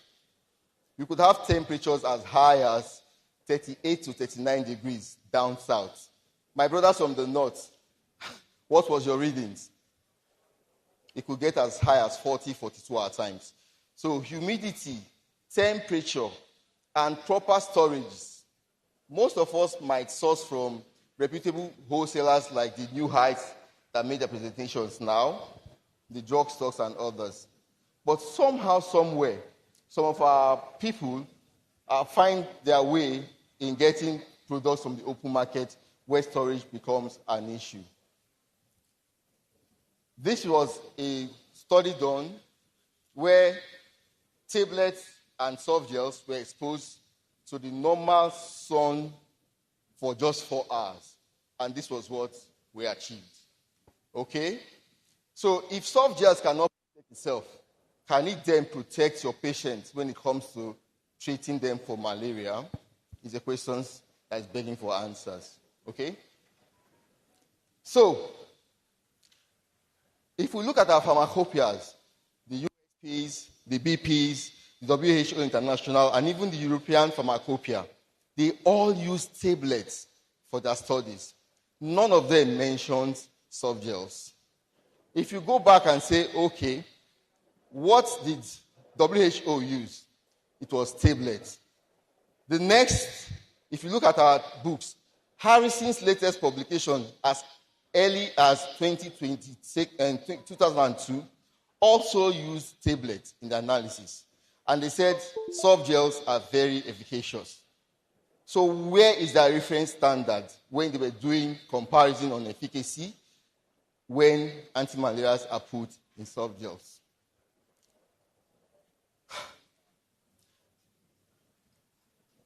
Data. The clinical medicine textbook also mentioned the use of tablets in treating anti-malaria.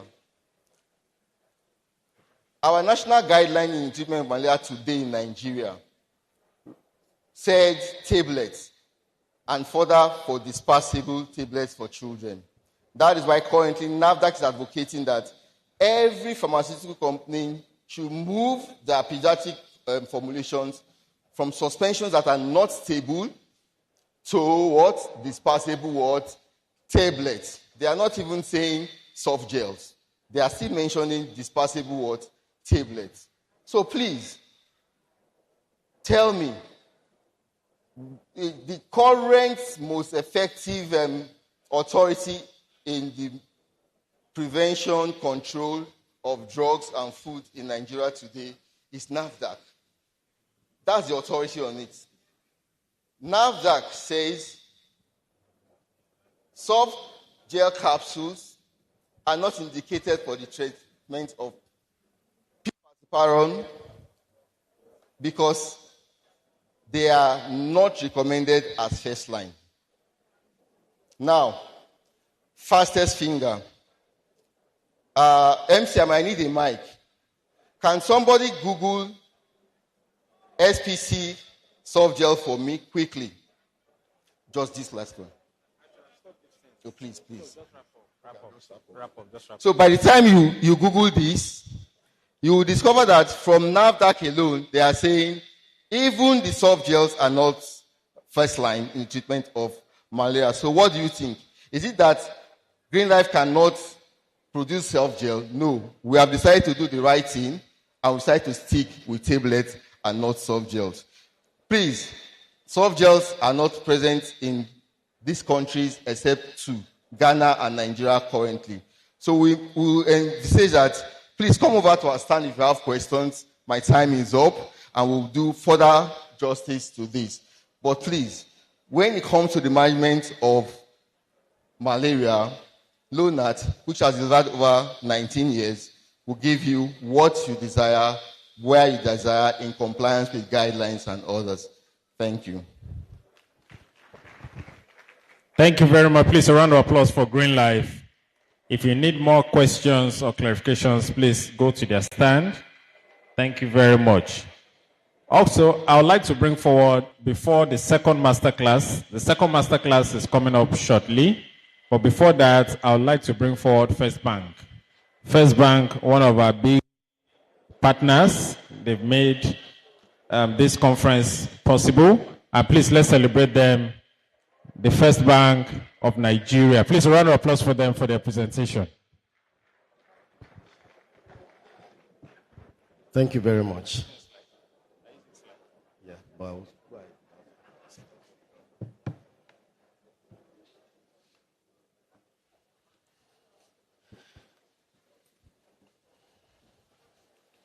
good afternoon, everyone. Good afternoon, Sas Amas. Good afternoon. It's my pleasure to be here. My name is Abiodun Famuyiwa, representing First Bank.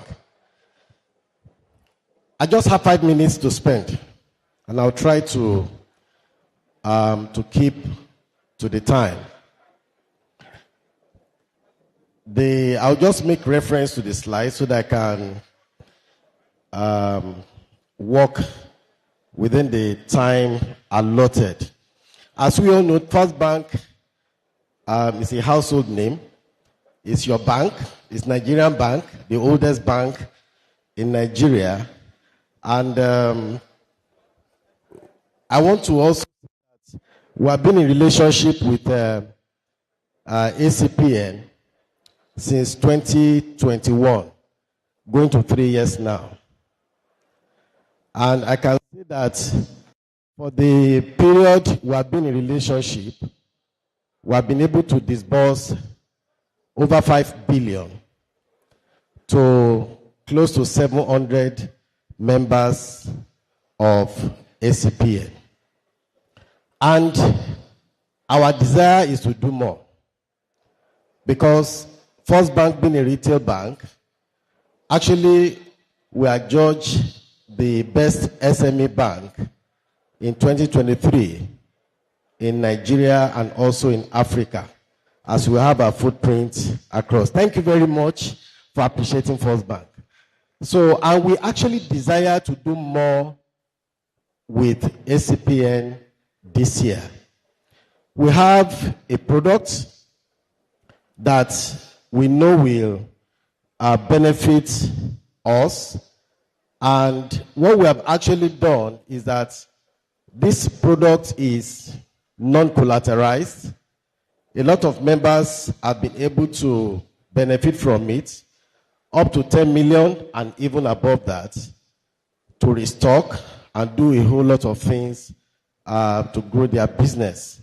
And part of what we are also doing for ACPN is to see how we can partner with some of you that also have the desire to do other businesses, to generate fund by putting our first money agent alongside, which is also another line of business. Few members have indicated interest, and the feedback has been very positive.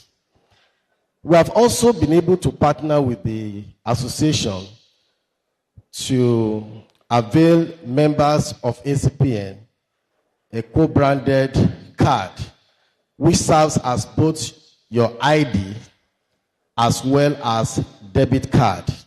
You can use it to withdraw or do any financial transaction. Let me also say that few members have met me since I came in this morning. My people have been on ground since Monday, but I understand that few may not have been able to activate their card. Part of what we have come to do is that for such members who have the card and you have not been able to activate it, we have all our relationship teams present here. We also have a branch attached to this conference, which is right in front of UI. We are willing and ready to transport you there and activate those cards and make it work while you are in this conference. We are also working with PSN. I heard when Prof was introduced earlier on, we have had a meeting with Prof and the executives, and the same card is being planned to be extended to the entire PSN. Essentially, why am I here? I'm here to let you know that we are here to support you. In any area you might need our support, not only for lending. If you need some financial advisory, we are also right at the back. We have our senior members. They've been here and they'll be here all through the week to give you any support that you might need to be able to enable your business to grow.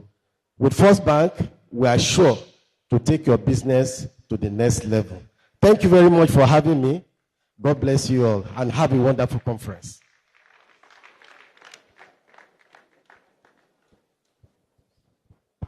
Thank you very much. Please, one more time, let's celebrate First Bank of Nigeria PLC.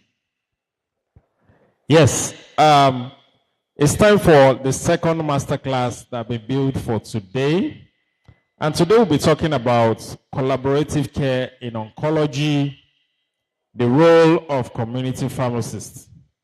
And the speaker is a consultant oncologist from the University College Hospital Ibadan, Dr. Jimoh Mutiu Alani, but is unavoidably absent, and he has sent a very worthy representative to deliver his presentation to us. It's my pleasure to invite on stage. She's one of us. She's a friend. She's a product of Olabisi Onabanjo University, someone we are proud of. Please welcome with me on stage. She's an assistant director of pharmacy department. She is a consultant pharmacist. Please welcome Dr. Adekoya Omobolanle. Please let's celebrate her. Come on. Is it because I mentioned Olabisi Onabanjo University? Please celebrate her. She's one of the brightest brains doing wonders in Oyo State. You're welcome, ma. Thank you. Good afternoon. Okay, thank you. Good afternoon, distinguished men of honor and all guests present. Permit me to stand on the existing protocol. Today, I'll be delivering the lecture on collaborative care in oncology, the role of community pharmacists. It's supposed to be delivered by Dr. Juma Mitu, who is a consultant oncologist, but he sends his regrets and is unavoidably absent. Okay, so this is my outline. We'll be talking about collaborative care. We'll have a brief introduction. We'll talk about pharmacists in oncology care and the roles that community pharmacists have to play in the care of cancer patients. What are the benefits that we can get from collaborative care in oncology? And we'll talk briefly about some of the challenges and barriers to collaborative care for cancer patients, and some of the strategies that we can employ to ensure that we have successful collaboration. And we'll then have 2 case studies, which is going to be an interactive session, and then I'll round up. So collaborative care firstly, when we hear the word collaborate, what comes to mind? We want to work jointly with others. We want to form teams. We want to come together, have specific and shared goals, and achieve them together. So by way of introduction, collaborative care in oncology refers to a healthcare approach where a team of professionals, doctors, pharmacists, nurses, laboratory scientists, and others work together to provide comprehensive care to cancer patients. So this approach, what do we aim to achieve? We want to improve patient outcomes, enhance patient safety, and increase patient satisfaction. So this topic is going to highlight the importance of interdisciplinary collaboration in oncology care, showcasing the valuable contributions that community pharmacists provide to improve patient care outcomes, and would also outline the possible challenges to collaborative care and the strategies that we can deploy for successful collaborations. Okay, so pharmacists provide 3 key job responsibilities for the communities that they serve when it comes to cancer care. And the first is risk assessment and screening using standardized risk assessment tools. I know that in the past few decades, community pharmacists have really upped the ante with regards to public health intervention. It could be as simple as having a banner in your pharmacy that says, these are some foods that you can eat that can boost your immunity and protect you from cancer. Or you can say, this is some.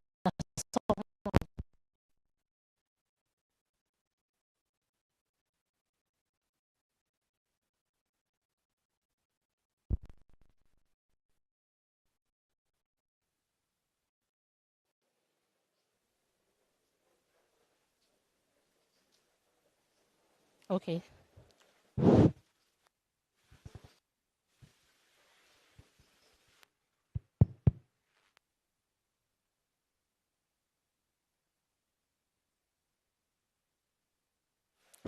Okay, thank you. So it can be as simple as having a banner in your pharmacy that guides and gives information about what and what not to do in prevention of cancers. It could be in form of having community outreach, partnering with your LCDA and other stakeholders in the community for early screening of cancers, giving information, health talks in the market and the community that you serve.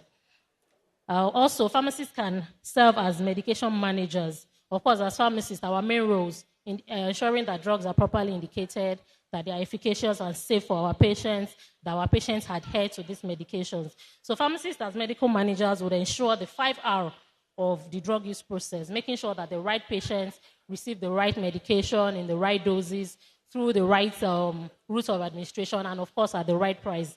Because we know that when it comes to cancer care, fund is usually something that could limit patients having access to healthcare because of the how much these treatments cost. So it's also the duty for pharmacists to make sure that these patients receive the medications that they can afford, so that it does not an impediment to their care.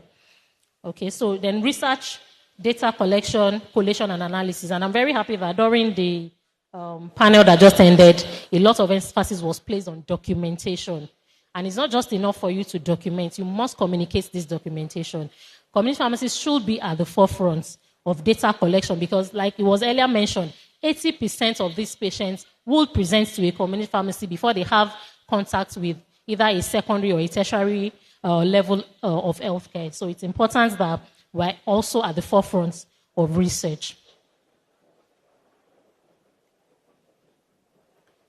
So the roles of community pharmacists in oncology care include, but is not limited to, raising awareness of lifestyle choices that can increase the risk of cancer, including running health promotion campaigns on healthy living, early referral by raising the importance of national screening programs such as cervical and bowel cancer, and signposting for further investigation in the case of red cloud symptoms. So when you see a patient come into your pharmacy that has blood in the sputum when they cough, they have blood in the urine or blood in their feces, those are red flag signs that should tell you that this patient must be referred.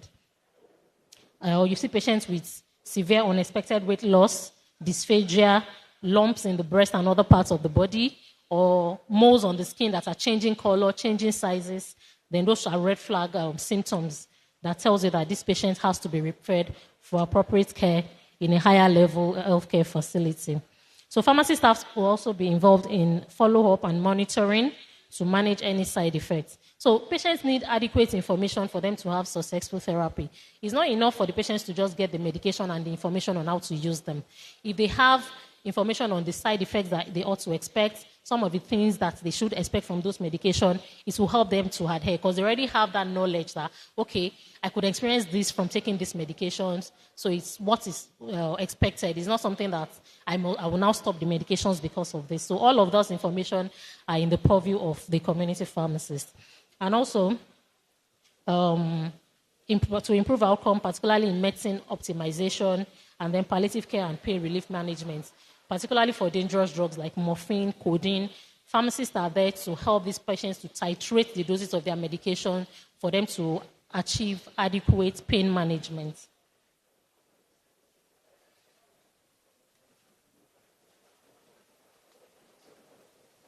Okay. So let's talk about some of the benefits of collaborative care. We have improved patient outcomes. Of course, this is what we are hoping for. We want the clinical outcomes, the humanistic outcomes, the economic outcomes of the patients to be well improved, and then enhance patient safety.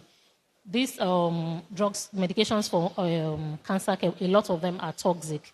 So they have to be taken in a particular way at particular doses. So pharmacists are there to ensure that the patients are taking this medication in a manner that is safe, and also want to increase patient satisfaction. When the patients have improved clinical and humanistic outcomes and improved economic outcomes, of course, they will be happy that they are getting value for their money. And of course, better medication adherence when all of this are present.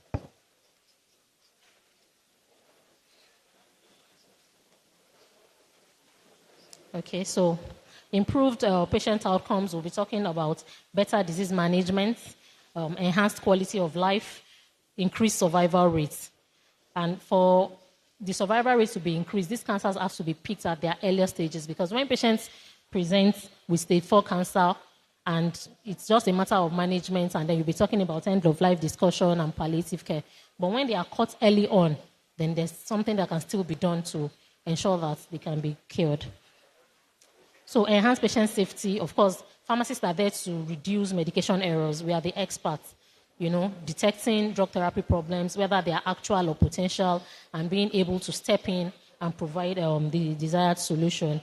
And this will also have improved adverse event reporting. Like I mentioned earlier, that these patients, you have to do follow-up and monitoring. So if you are doing your follow-up, if there's any side effects or any adverse events, you can easily intervene and then be able to report such adverse drug reactions.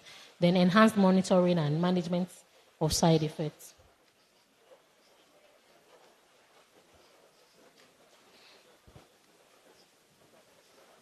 So better medication adherence, improve patient education and understanding. When the patients understand the medications and what they are expecting from it, it helps them to adhere better to the medication. Then increase patient engagement and empowerment. You know, information is power. When people know much about their medications and what they are expecting from it, it empowers them to care for their own health. And then enhanced medication therapy management. So to increase patient satisfaction, improve communication and coordination, enhance patient-centered care, increase patient trust and confidence, and in the healthcare team.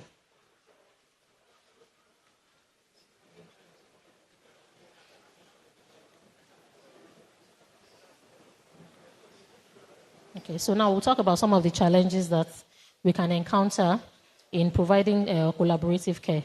The first one is communication barriers and coordination. So usually we talk about data-rich environments and data-poor environments. And like I mentioned earlier, that community pharmacies have made a lot of improvements in the past decades, particularly in the area of documentation and electronic data. But it's still considered a data-poor environment, particularly for oncology patients. Because when the patient comes to you with their prescriptions, you are not likely to have access to their case notes and the investigations they have done. So that limits, in some ways, the services that you can provide to such patients. So poor communication among healthcare providers is a barrier to collaboration, and then inconsistencies in care plans. A lot of times, these patients are managed by multiple teams. So you have the surgical team, if the patient is going to require surgery, you have the medicine team, you have oncology team. Depending on whether the patient has other comorbidities, there are usually a lot of teams involved. So if the communication is not flowing freely amongst these different specialists, there could be gaps in communication, and this could also affect how the pharmacist will be able to collaborate effectively to help in the management of such patients. Also, inadequate communication from the various specialists, and then access to patient information, incomplete or inaccurate medical results, limited access to test results, and the medical history of the patients can all prove to be barriers to collaborating effectively in the care of patients. So different priorities and goals, conflicting treatment plans from the different specialties that are managing these patients, different opinions on treatment options, and limited understanding of the patient's goals and values. So for example, you have a patient that presents with, say, cancer of the breast, and the surgeon is saying, okay, we need to operate, but the medical team still needs to run some tests before they come on board with that treatment. And also the patient himself or herself, because of her beliefs, is still open that something can still happen for her and that she don't need to go through that surgery. So everybody in the team must be on the same page to decide what will happen for this patient. Because the WHO has made us realize that the patient himself or herself is a valuable member of the healthcare team, and their opinion matters. Because all in all, they will still be the ones to decide whether they will go with the treatment or they are not going to go with that treatment.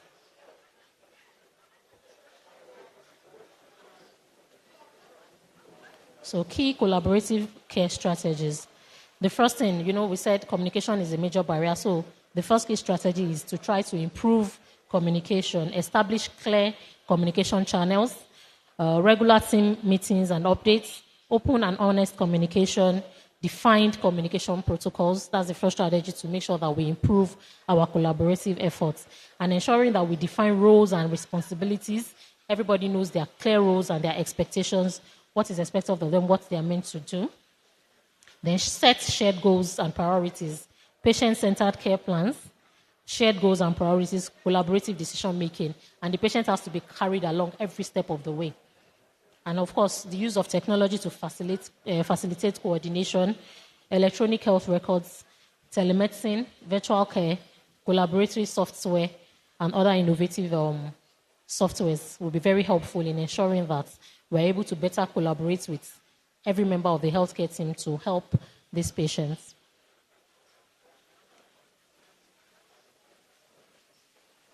Okay, so MC, please, can we have another mic? So the first case study that we'll have is a woman, Amira, a 60-year-old woman who has 5 children. She has enjoyed good health, and she went through menopause 7 years ago.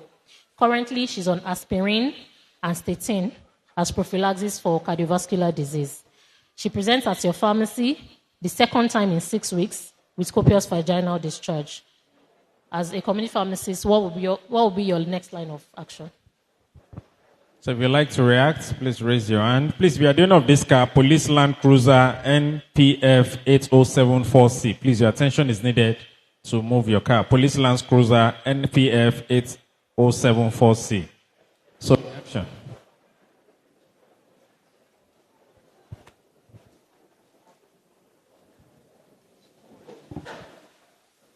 As a pharmacist,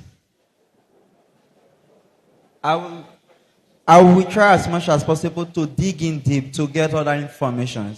You are having copious vaginal discharge. Are you feeling itch? Is it painful? How is your sex life? And other stuff, and other medications that you might have taken. Perhaps I might even try to recommend for something like this in some tests, and to see the possibility of referring to a gynecologist. Thank you. Thank you. One more. One more reaction. Can we see the screen? Any other reaction? There's not. Okay, thank you very much. So in the case of Amira, what is not in the case, and as is often the case, a lot of times when patients come to the community pharmacy, they might not volunteer all of the information that you need to help them. So in her case, what she didn't mention to the pharmacist is that she had been having these infections on and off for about 3 years. So sometimes when the patient presents to you, that first point of contact is the appropriate time for you to refer. So in her case, by the time she presented to the tertiary institution, she was diagnosed with stage 3 cervical cancer. So what I want us to take from this is have a high level of suspicion for cancers, particularly when you are dealing with middle-aged and elderly patients, because you really have to dig deep, like he said, and take a complete history to find out what is happening with these patients. Because a lot of times, when a patient presents to a community pharmacy with such a complaint, the first thing that we might want to diagnose or think is maybe it's a fungal infection. And then maybe you give oral antifungals or you give intravaginal antifungals. So we need to have a high-level index for suspicion for cancer. So if, thinking back, that 3 years ago, the first few points of contact that she had with the healthcare, somebody had been, had told her, go for a pap smear, go for a cervical cancer screening. It could have been picked at stage 1 rather than at stage 3. Okay, so the second case, Mr. A.H. is a 54-year-old trader who has enjoyed good health until recent times when he started complaining of persistent headaches. He has visited your pharmacy regularly in the last 4 weeks, complaining of headaches affecting his sight and cognitive functions, at times causing nausea and vomiting. As a community pharmacist, what would be your next line of action for this patient? Any reactions?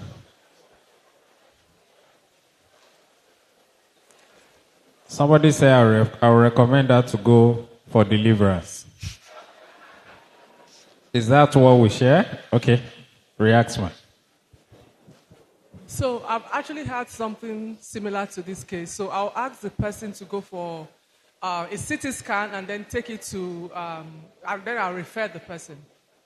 Yes. So this patient is a patient that you must refer. He's already at the point of he has to be referred. So in his case, it was found out that he had a brain tumor. So, okay. So summary of the key points. Collaborative care in oncology improves patient outcomes and safety. Community pharmacists play a vital role in oncology care. Effective collaboration will require clear communication, defined roles, and shared goals. Community pharmacists are encouraged to take an active role in collaborative care, promote interdisciplinary collaboration and education, support research and development of new oncology treatments and technologies. And like they were discussing during the panel session, collect data, publish this data. I see no reason why community pharmacists can also buy into writing up for grants. There are lots of grants for care in oncology practice. So if you are doing health promotion campaigns and you identify these patients and you refer them and you're documenting, if your resources, you need to, up your participation, you can apply for some of these grants and be able to do what you're doing on a larger scale.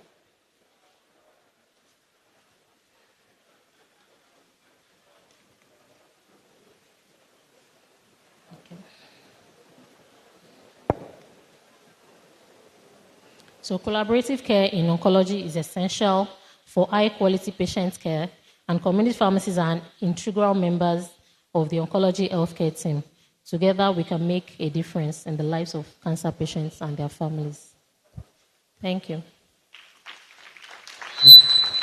Thank you very much. Please, a round of applause for her. Thank you very much, ma.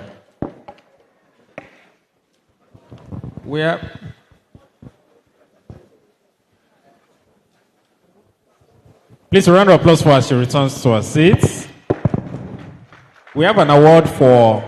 Please, I've been told you should wait, ma. We have an award to be presented, so you receive it on behalf of the consultant. And I would like to invite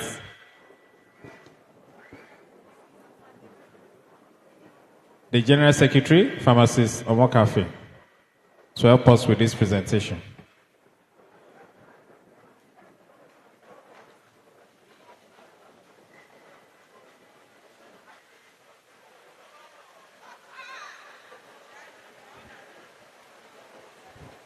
Thank you very much for the exhaustive lecture. And you're receiving this on behalf of Dr. Jimo Mutiu Aladi. Thank you. This is an appreciation award given on during the 43rd Annual International Scientific Conference, Oluyole 2024. An appreciation award presented to Dr. Jimo Mutiu Alani, and she's receiving this on behalf of Dr. Jimo in recognition of your role as a speaker at the clinical plenary session at the conference. Thank you very much. God bless you, ma'am.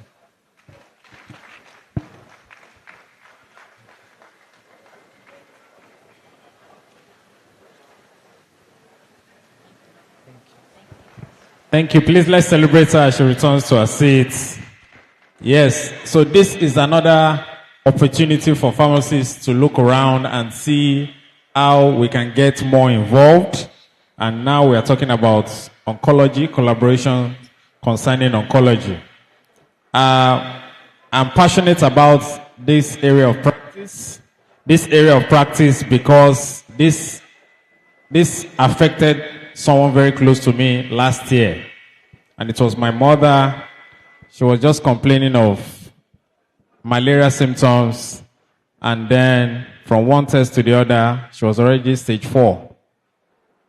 Stage 4. And then she passed on 6 months after. So that tells you that because it was not detected, colon cancer, because it was not detected early. And then the doctor told us that she won't see December. Even though we trusted that things will happen, but rapidly within 6 months. So it's something that we should take very seriously. So from the complaints, it gives us, like the case studies we've had today, it has given us indications on how to quickly refer and get intervention on behalf of our clients. I pray God will give us that sensitive awareness on how to be of help to them by the special grace of God. So we'll be coming back. We have the business summit or the business presentation coming up shortly. But we have 2 companies that want them to present quickly back to back because before we come to this big fish, we are privileged to have a very big fish in our midst and it's going to handle that business session. So first on my list, I would like to invite DKT. DKT, if you are ready, I would like you to come forward for your presentation. And Oswald, please get ready. You are presenting immediately after DKT. So, ladies and gentlemen, a round of applause for DKT Nigeria for their presentation. After that, we'll be giving 5 more gifts to those that have not come to do buy and sell. So we are rewarding our delegates shortly after that. You're welcome. Thank you very much, sir. All right. Good afternoon, distinguished pharmacists. My name is Olatoro Oluyole, and I'm a brand manager with DKT International Nigeria. Who are we in DKT? We are the fun people. We like to have fun, and we want our customers to also have fun. We are the makers of Kiss condoms, Fiesta, and we also have our intim gels, Fiesta intim gel, Kiss gel. Of course, Kiss gel comes in different sizes. We have 50 ml, we have 75 ml, and we have 120 ml. And of course, we have Penegra, we have Level Plant, we have our IUDs, we have the Sleek, we have Copper T, we have Copper Y, and we have the Safe Load. And we also have Penegra. We have Mifepac as well. All right, so there's something we call the ESAC promise. In DKT, we call it ESAC promise. And what does it mean? ESAC is a symbol of devotion and service and commitment to people all over Nigeria. What does ESAC mean? It means effective, safe, affordable, and quality contraceptive products and services everywhere and every time. You agree with me that there's nowhere you get to in Nigeria that you won't find DKT products. What is our mission in DKT? In DKT, we want to provide couples with affordable and safe options for family planning, safe abortion, and HIV/AIDS prevention through dynamic social marketing. What is our vision? We want a world where all children are wanted. The sex is great, and the people are free to express themselves. What are our values? We treat people the right way. Entrepreneurship, we are number 1. We are result-oriented people, anti-bureaucracy, we have deep trust, and then we have fun.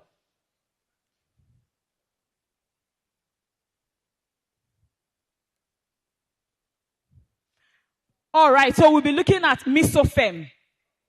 Misofem, according to a recent UNICEF report, every 10 minutes, a woman dies on account of pregnancy or childbirth in Nigeria. And the NMR also confirms that 570 women die in every 100,000 live births in Nigeria. And then the implications are very numerous when looking at our large high fertility population. You will agree with me that we are very fertile people in Nigeria.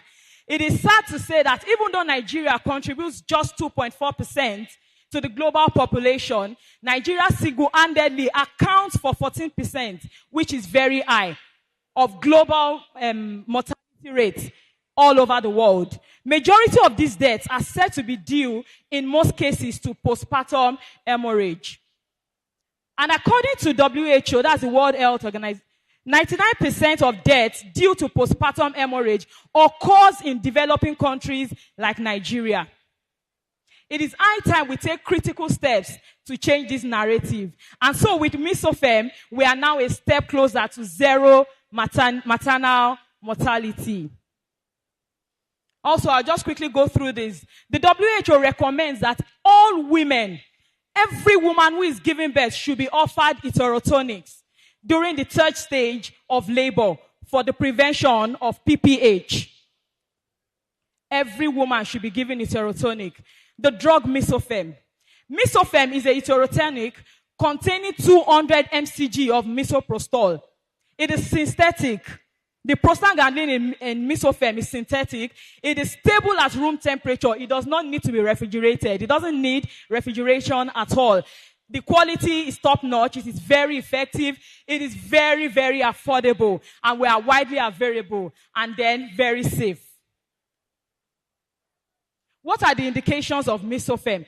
It is for the prevention of PPH, treatment of PPH due to atony, therapeutic abortion, treatment of incomplete abortion, treatment of missed abortion, cervical ripening, induction of labor, and then treatment of non-steroidal anti-inflammatory drugs-induced peptic ulcer. The pharmacokinetics. The rate of absorption of mesofem is very high, and then it depends on the route of administration. The protein binding is about 90%, and it is excreted primarily in urine. All right, so these are the properties of the routes. The route of which mesofem can be taken. It can be taken orally, it can be taken sublingually, it can be taken vaginally, buccally, and then rectally. What are the effects of mesofem? It increases the uterine tonus and contractility. That's a woman who is given mesofem. The contraction goes faster. Its sensitivity increases with the gestational age. And then the cervix ripens in the cervix. So the breakdown of cervical connective tissue, allowing it to become very soft, flexible, and capable of dilation. And then in the stomach, for people who use mesofem for peptic ulcers, it acts upon gastric parietal cells to inhibit the secretion of gastric acid. These are the dosage and administration of mesofem. I won't go through it because of time. So for PPH, give 600. For postpartum, give 800. And for cervical ripening, 400 mcg. And then for prophylaxis of NSAID-induced peptic ulcer, 200 mcg orally, 2 to 4 times daily.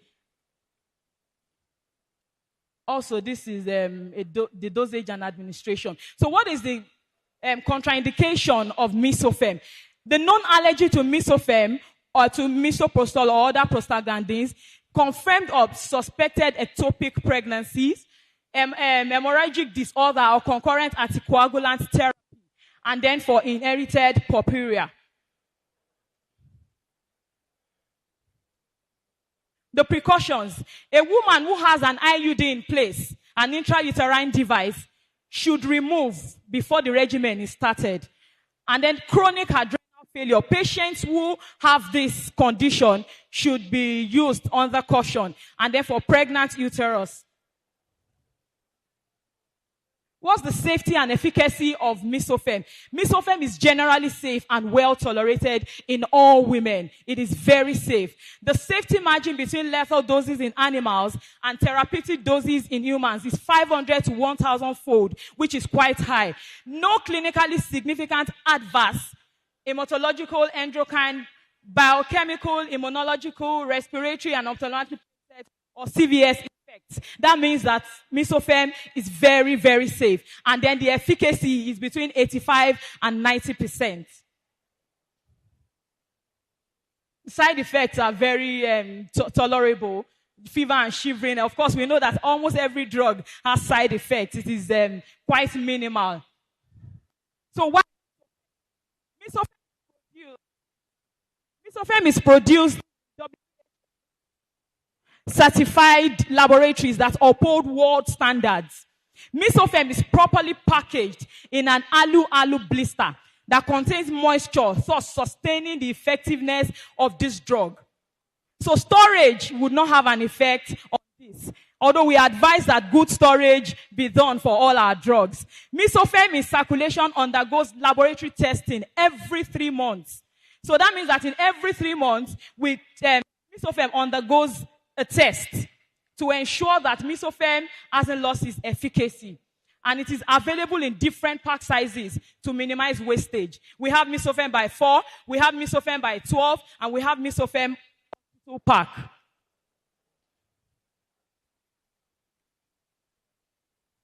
So these are our references.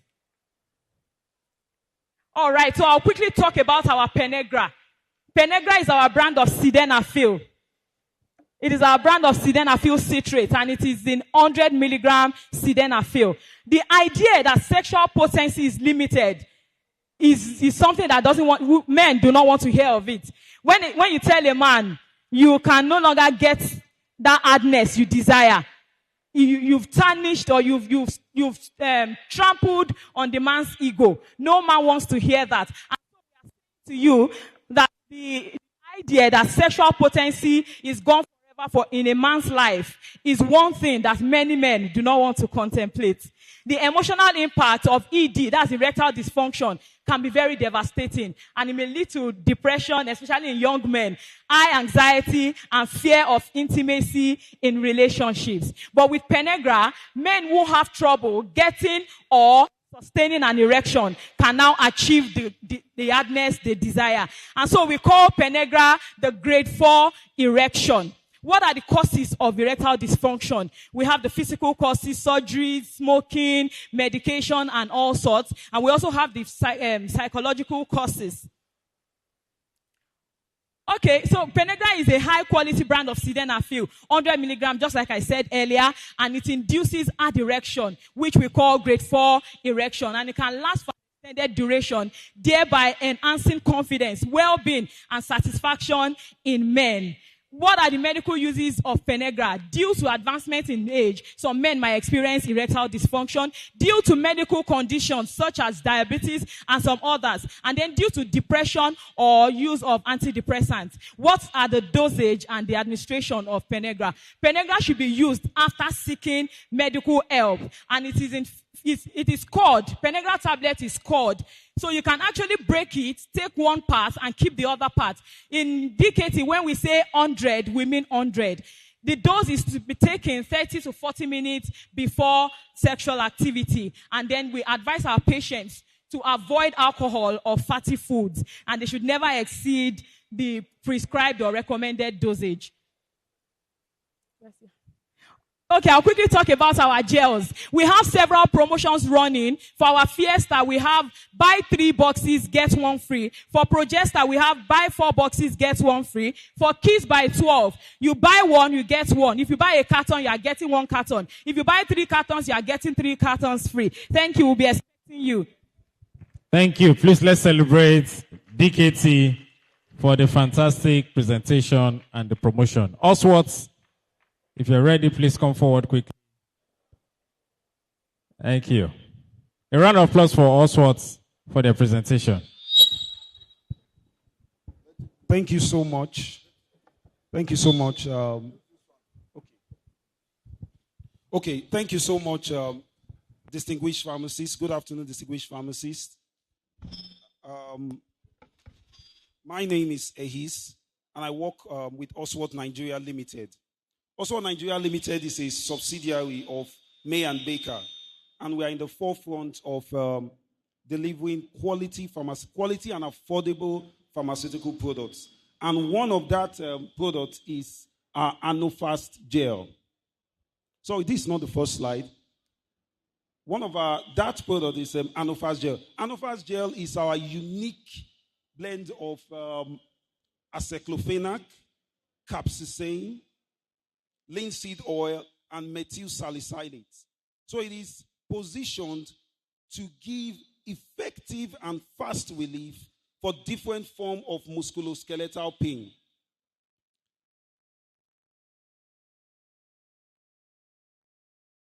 I'm sorry, this is not the first slide.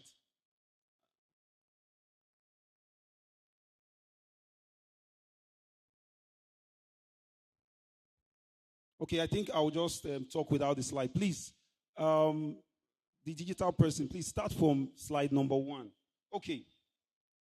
So, checking through the market, you would find out that there are no other combination that has what is in our Anofast gel.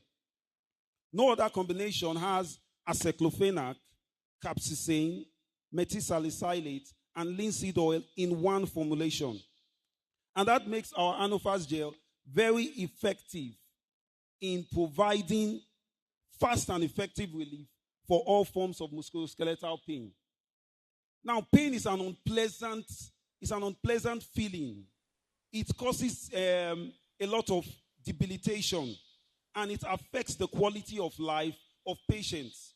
And that is why Anofast gel was produced, in order to ensure that our patients get fast relief from every form of musculoskeletal pain. And when you are talking about musculoskeletal pain, what are you talking about? You're talking about pain in the joint, pain in the tendons, pains in the ligaments, pains in different parts of the musculoskeletal system. And according to the World Health Organization, it was recorded in 2019 that about 1.7 million persons had musculoskeletal pain. And this shows that it is very common in our society. I've already discussed that. So now I'll briefly talk about each of the components that are in our Anofast gel. Aceclofenac. Aceclofenac, as we all know, is a non-steroidal anti-inflammatory agent with marked anti-inflammatory properties. This makes it very effective in conditions such as osteoarthritis, rheumatoid arthritis, and ankylosing spondylosis. And how does it work? It inhibits COX enzymes and preferably COX-2 enzymes, which mediates prostaglandins that are producing inflammation, pain, and all these conditions that result in pain in the body. And because of this special inhibition, it has more gastric tolerance for patients. And one thing that also you must know is that aceclofenac has longer duration of action than diclofenac. So it tends to produce a longer pain relief effect in your patients.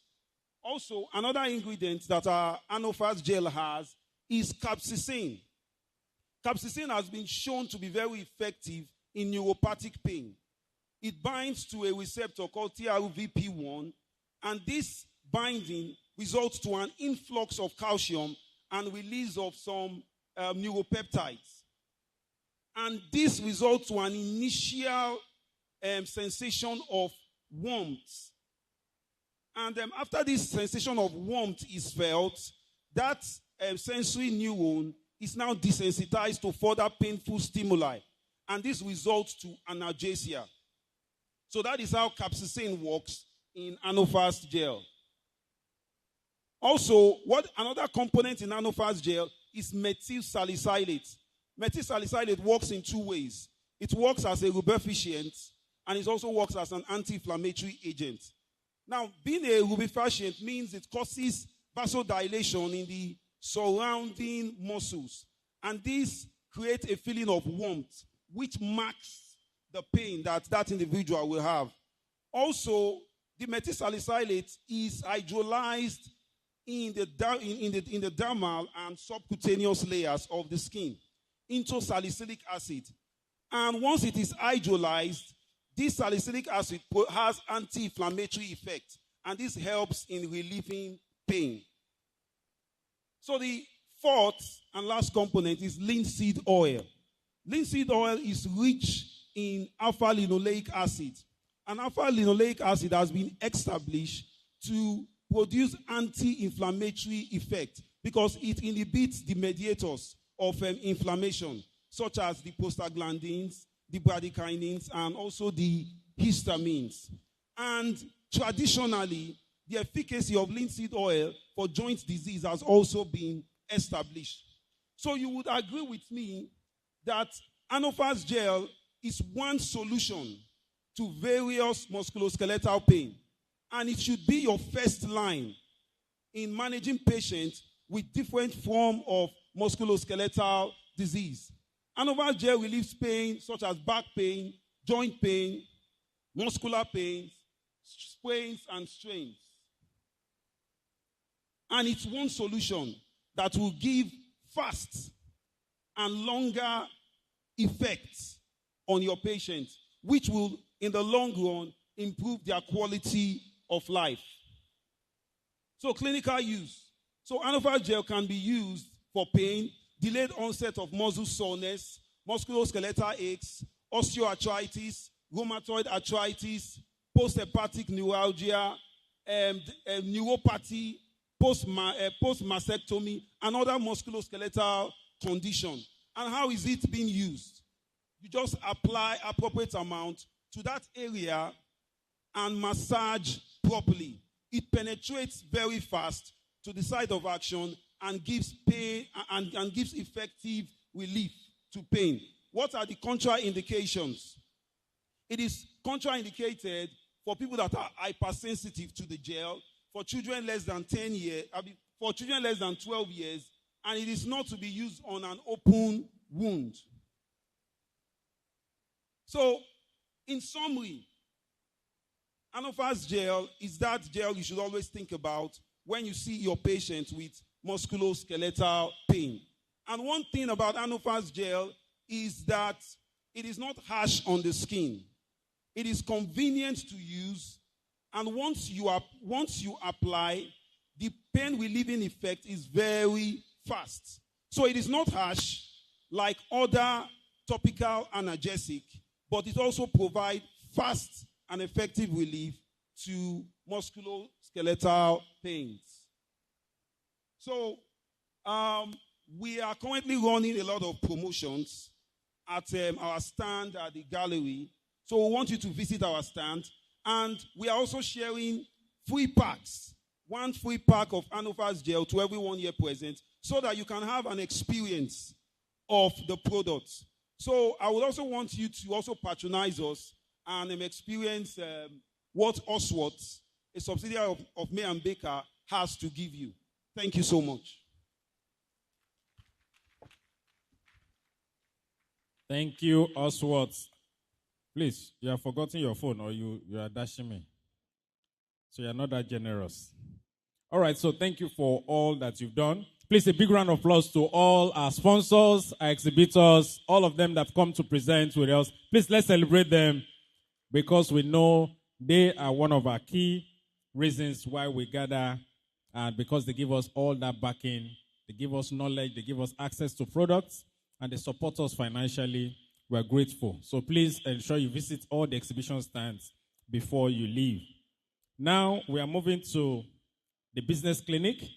It's one of the high points of this conference, and it's something everybody has been looking forward to. It's going to be interactive and practical. But before that, I want to quickly reward delegates. So please check your numbers again. We're about to spin the wheel and then pick 5 new winners. So please, if the person is not around, when I mention the name, just say buy and sell. Can we spin? Let's go.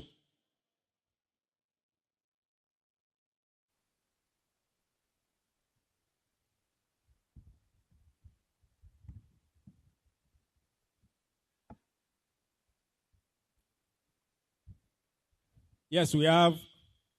You pick 2 at the same time. Okay, this is the current one. All right, so the winner is Aderemi John Oludare from Osun State. Is he around? Oludare John, Osun State. Are you around? Buy and sell. Next, let's go. Let's go.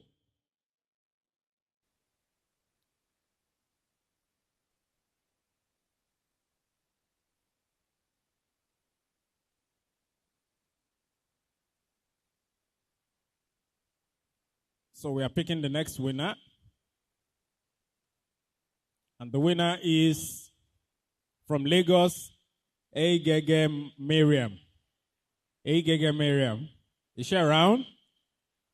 Are you sure? Thou shalt not impersonate. Please, a round of applause for her.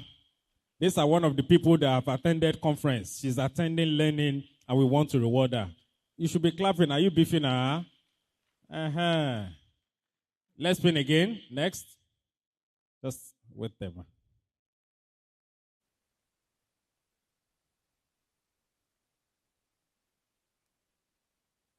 And the next winner is from Edo State, Idemili Osita Fidelis. Idemili Osita Fidelis. Is there around? Next. Let's go to the next one. Is there around? Is there around? Are you sure? Please, I can see some people trying to call him. Is there around?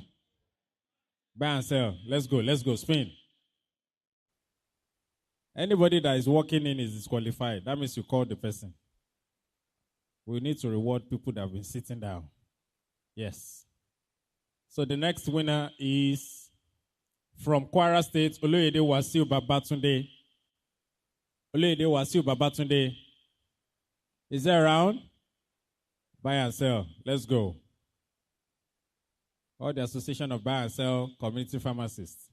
Your conference will hold after this conference, because you tell us what you came to do at the conference. And the next winner is from Lagos State, Shote Temilolua.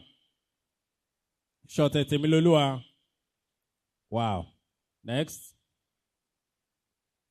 At this rate, are you sure this winner will not pack all the gifts? So that we can move on to our business presentation. And the next winner is from Kwara State, Durotoye Ademola Samuel. Durotoye Ademola Samuel. Buy and sell. Okay, next. Please be informed that Gala Night is happening in this hall. It's a proper Owambe party. We are going to have a music band. We are going to have everything that you see in a proper Owambe party. Please, there are going to be bouncers at the gates. If you don't have the Ankara, you will not enter. I've been told to inform you. The alternative to Ankara is your tag. Please, Ankara or tag is the access card or is the access to the hall. If you don't have any of them, please, I will join the bouncer to bounce you. Please, you've been informed. Don't say you forgot it. Or if you forgot it, just go back home and get it. It's proper Ibadan party. Please, do not miss it. All right, so the next winner is from Lagos, Lodi Abutu. Yes, please, where's your tag? You are not in this conference. If you are not wearing a tag, maybe you came to Ibadan for something else. Please, the next, let's move on. A round of applause for her. Ma, are you from Lagos? You're from Lagos. So you can see it's only Lagos participants that are active. Can you see? Nah, lie. Okay. I'm sorry. Oyo, they are not around. I'm sure Oyo, you will see now. Adegbite, Olalekan, Oduayo. Yes, Oyo, they registered and they went home. Let's go. Next.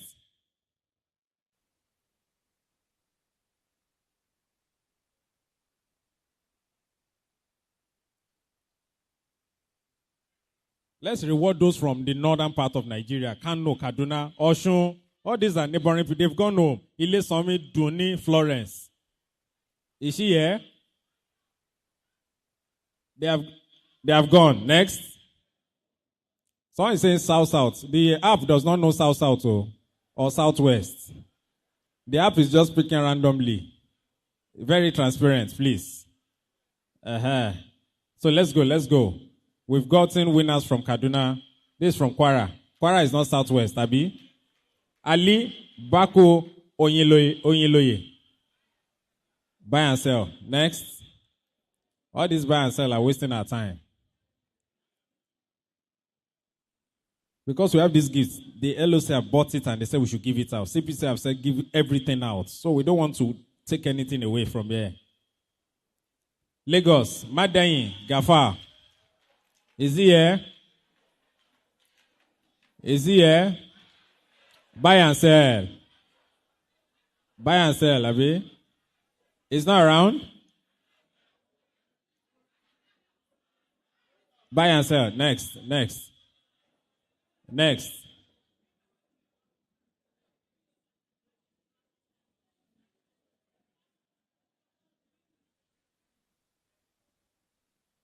And the next winner is from Delta.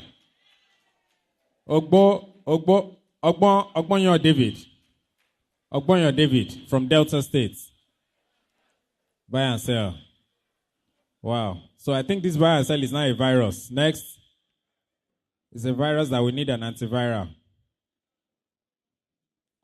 So after this, I think we just move on.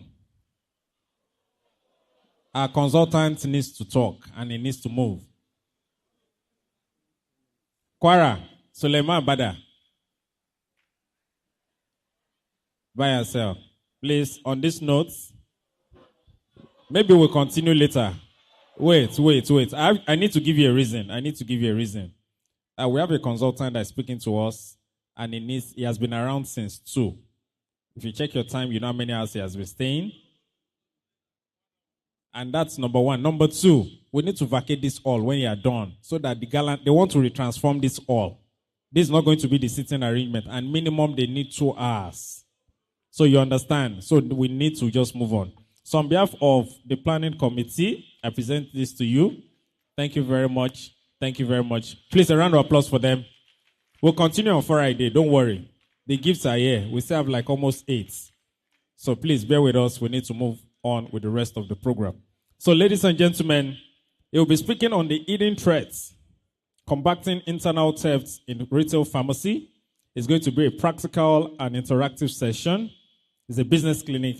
Ladies and gentlemen, we are going to play a citation shortly, but I would like to bring him up on stage. He's a retail consultant and a lead consultant of AG Turning Point. Please welcome with me, Mr. Gbenga Adesina. Please, a round of applause for him. Media.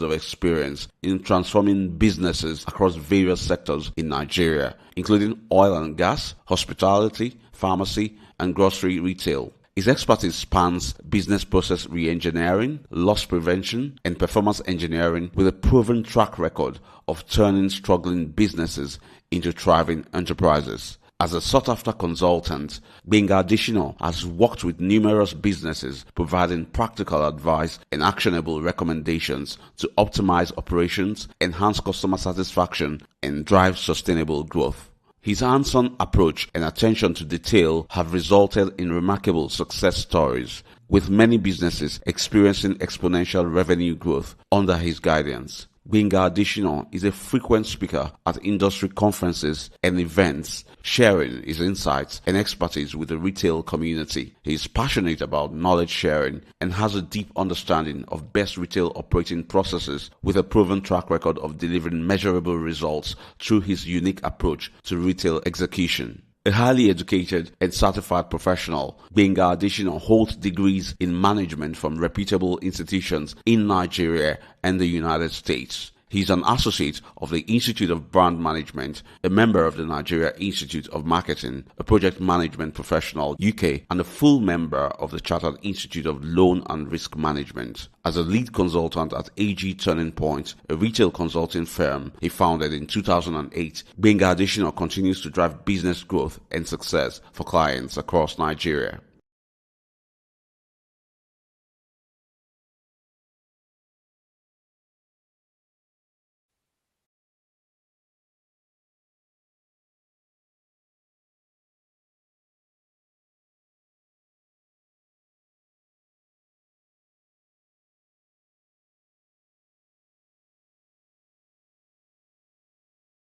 Come on, please.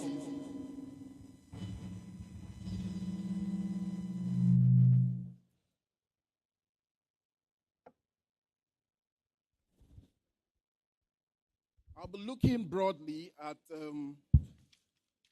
a topic. I know that the theme for this year's 43rd conference is advancing community pharmacy practice through innovation and collaboration.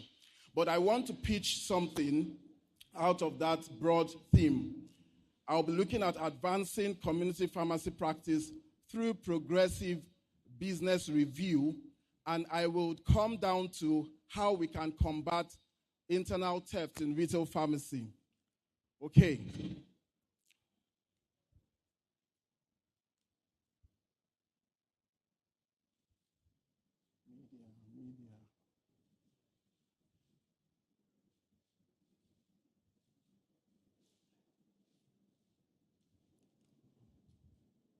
All right. I have two objectives in this session. The first is to advocate progressive business review in the pharmacy business. And the second will be to provide actionable solutions that can help you mitigate internal theft in retail. I want to inform everybody seated here, and I am grateful to God that you are alive to see this 43rd conference. But the truth about it is, whether you like it or not, one time, one day, you're going to exit that business. And it's not a matter of if you will exit that business, it's a matter of when. Because by all means, you will all leave your business. And I want to put this across to everyone that you are a biodegradable entity. What do I mean? Your age is inversely proportional to your strength. Take it or leave it. Now, I want you to look at the next person beside you and add 10 years to that person's age. So if you're 40, we'll be looking at you in the next 10 years as 50. If you are 50, you will be 60. If you are 60, you'll be 70. If you are 70 years old, I am sure you should be on the departure way to heaven. Put it rather strongly. And I want to emphasize that the value of life is not in the duration. It's in the donation. What do we need to do to advance this pharmacy practice beyond the frontiers of our business environment? I always say this to people. We cannot begin to judge our success as ACPN or as community pharmacies by how many businesses we're better than. You will always find someone that you are better than. That is competition. We have to start judging ACPN by virtue of how many other pharmacies are not doing well. And so, you have all the strength now, but I bet you are not God. You are not everlasting. You're not going to be around for so long. And even when you're going to be around for so long, ask the elders, you will not have that strength to jump around anymore. The reason why you must sit with your team and begin to review your business minimally on an annual basis. It's important. And I'll lead you into things that you should check out when you want to do this progressive review. The next thing I want to tell you is that there's something called the key man risk. And this is very important. Many of us have our businesses domiciled in us.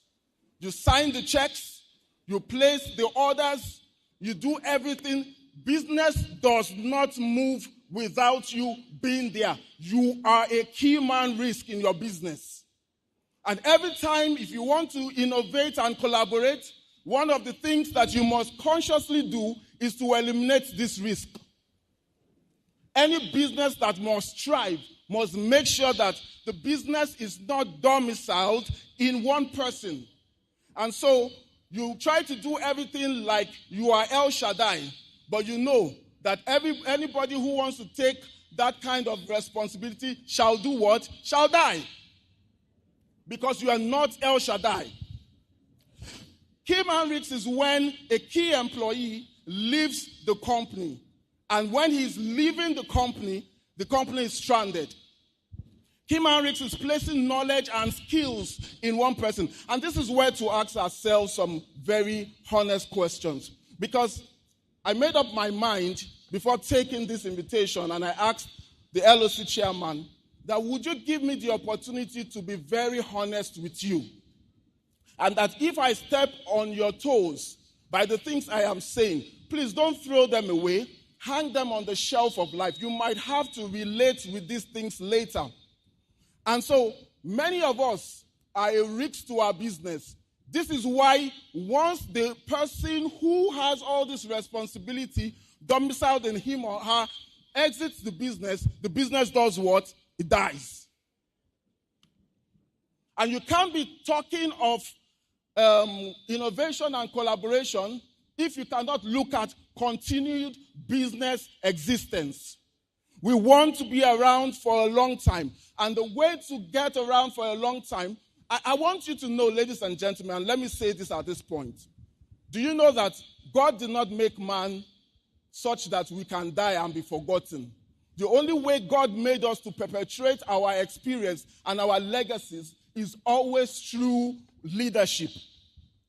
You were not made to live after 70, 80 years and die. No. The reason why you are here and the only way you can perpetuate your existence is when you lead and make sure that this business that you have done and crafted and sweated for continues behind you. And that is that even from the nature that you see that, I tell you, let me say this and let me use simple comparison. Many of us have bottled water on our tables, branded different names or maybe the ACPN names. But let me tell you this. This water was not newly created, sir. Even though you opened the bottle yourself, it was the same water God created from the first time when he created the earth that you have processed and packaged in your table, because God has not created a second water. If I'm saying the truth, please clap for me. And so you are eating mangoes now. God did not create a second mango tree. The same thing he had created. I like to say this, and let me talk fast because I know my time will soon be up. Most of the things we call hard work as individual is not hard work. The good book says a good father lays up treasures for his children's children. Even if it's for 3 generations, your business has to stay around. And let me say this to you very clearly. Watch the trees. What did God do with the trees? He created these trees there, and so he makes it bears fruit that has a seed in it so that that continuity can happen. So even from God put in a man the ability to impregnate a woman and put in a woman the ability to get pregnant from a man so that certain things can be perpetuated. You were not meant to die with your businesses.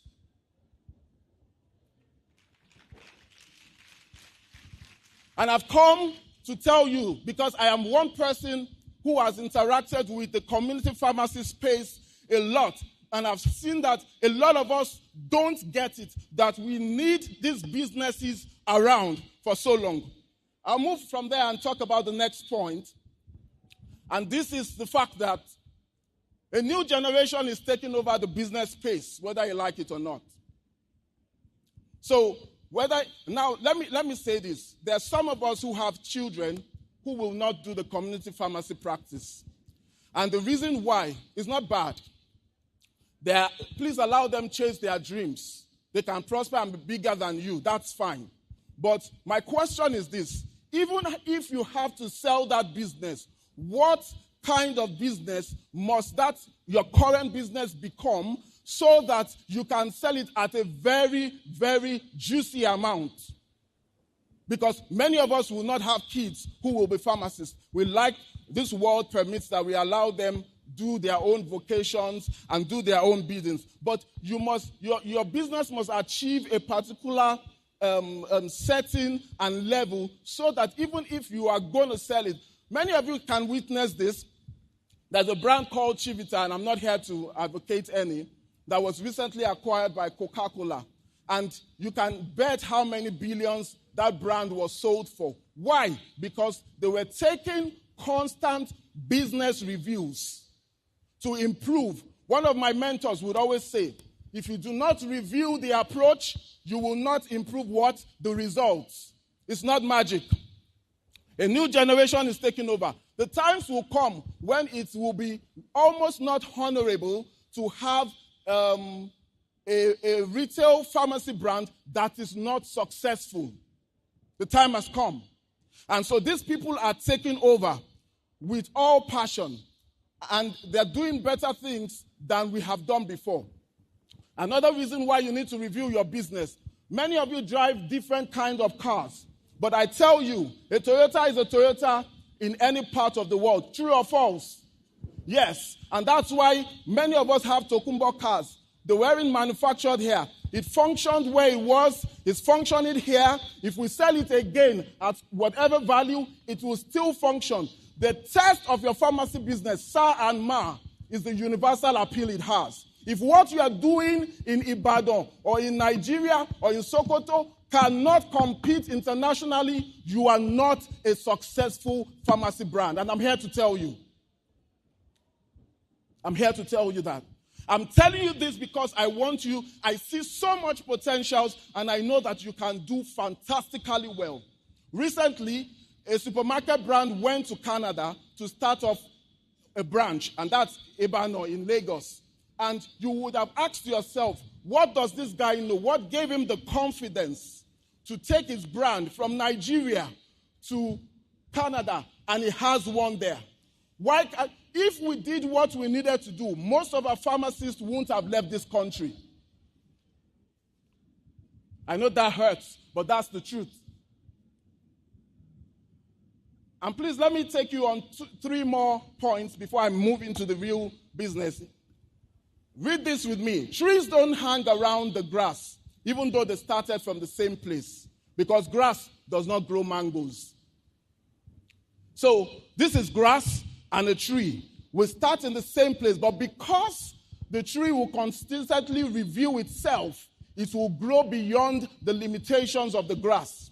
And if your business has to scale new heights, ladies and gentlemen, you must do progressive business review. And I'll tell you some areas, some pain points that you must address when you are doing such reviews. Number 2, nobody hears a tree grow, but everyone hears of its fall.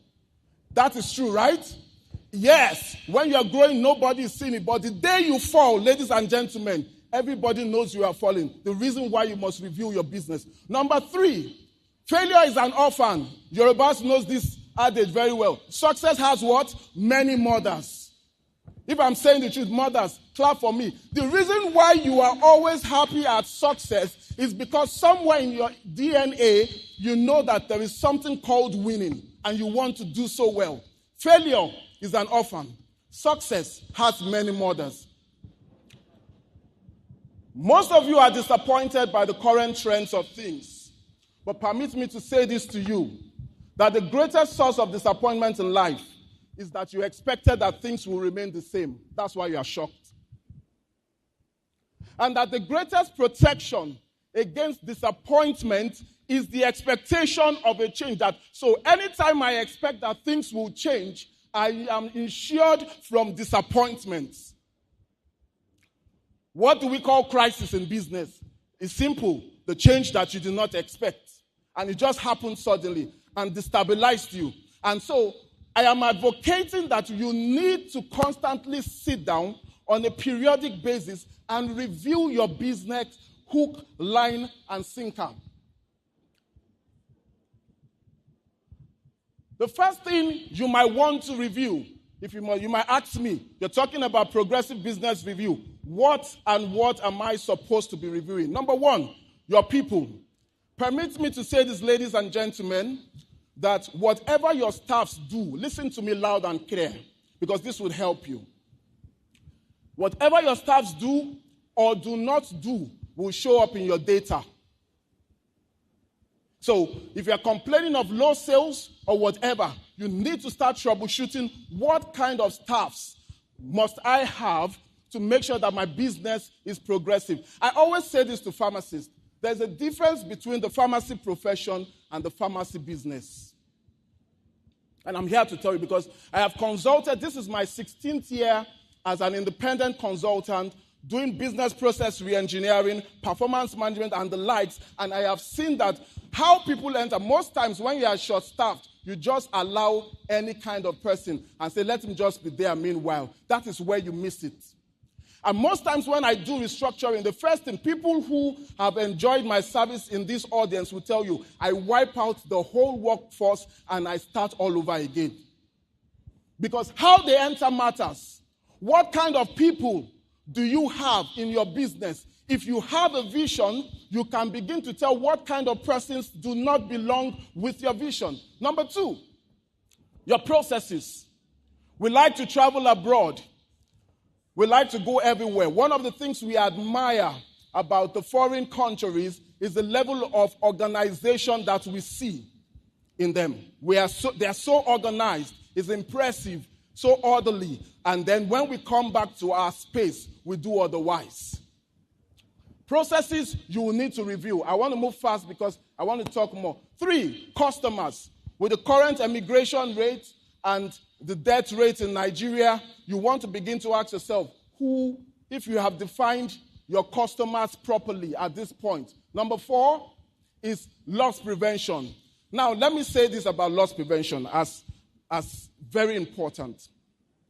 To not take loss prevention initiatives is like you having money in the bank and not knowing how much it is. Because loss prevention has to do with saving your stock, your products, and products are literally money in another form. Now, let me tell you something about money. Money is tripartite. It has three natures. It's your past, it's your present, it's your future. Now, this is it. You went to school, you spent about 7 or 8 years, studied at the pharmacist, and then you got money. Then you opened a community pharmacy practice. You bought stock. Anytime a staff steals your stock, what the staff has stolen is your past, your present, and your future. And how do I mean? The store that you are running, the pharmacy you are running, is a consolation for your efforts in the university and how you suffered to make it. Number 2, it is your present because it is feeding you right now and running some bills in your family. Number 3, hidden in that current experience of your organization is the future of your prosperity. Why? Because in life, the future of anything is always in that thing. The future of an apple seed is a tree, but it hides in the apple fruit. You cannot begin to look for the future outside of yourself. So a staff takes your product. He has taken your past, your present, and your future. And God knows that I deal with it decisively. Loss prevention. Number 5. Sorry, media. Please help me. The 5th point, leadership. The first thing a true leader does is to recognize who his replacement will be. We are talking about all of these things together. And I want to ask you, if you're gone and you're not around today, who takes over from you? Who takes over the business from you? Who knows what you know? Who can do what you can do? This is where we begin to define progressive business review. All right. And I'll say this about the people, and I will stop wherever I can stop because I want these things to sink very well. And in the event where I cannot run through everything, I have a full course of this on the Pharm Academy website. It's pharmacademy.com.ng. I have asked them to avail delegates a 50% discount because you're meeting me. Most of you are meeting me for the first time, and I want you to benefit from this. But that's not where I'm going. But let me talk about this because I may not finish. The visible part of a person, my eyes, my nose, my mouth, my hands, you can see all of that.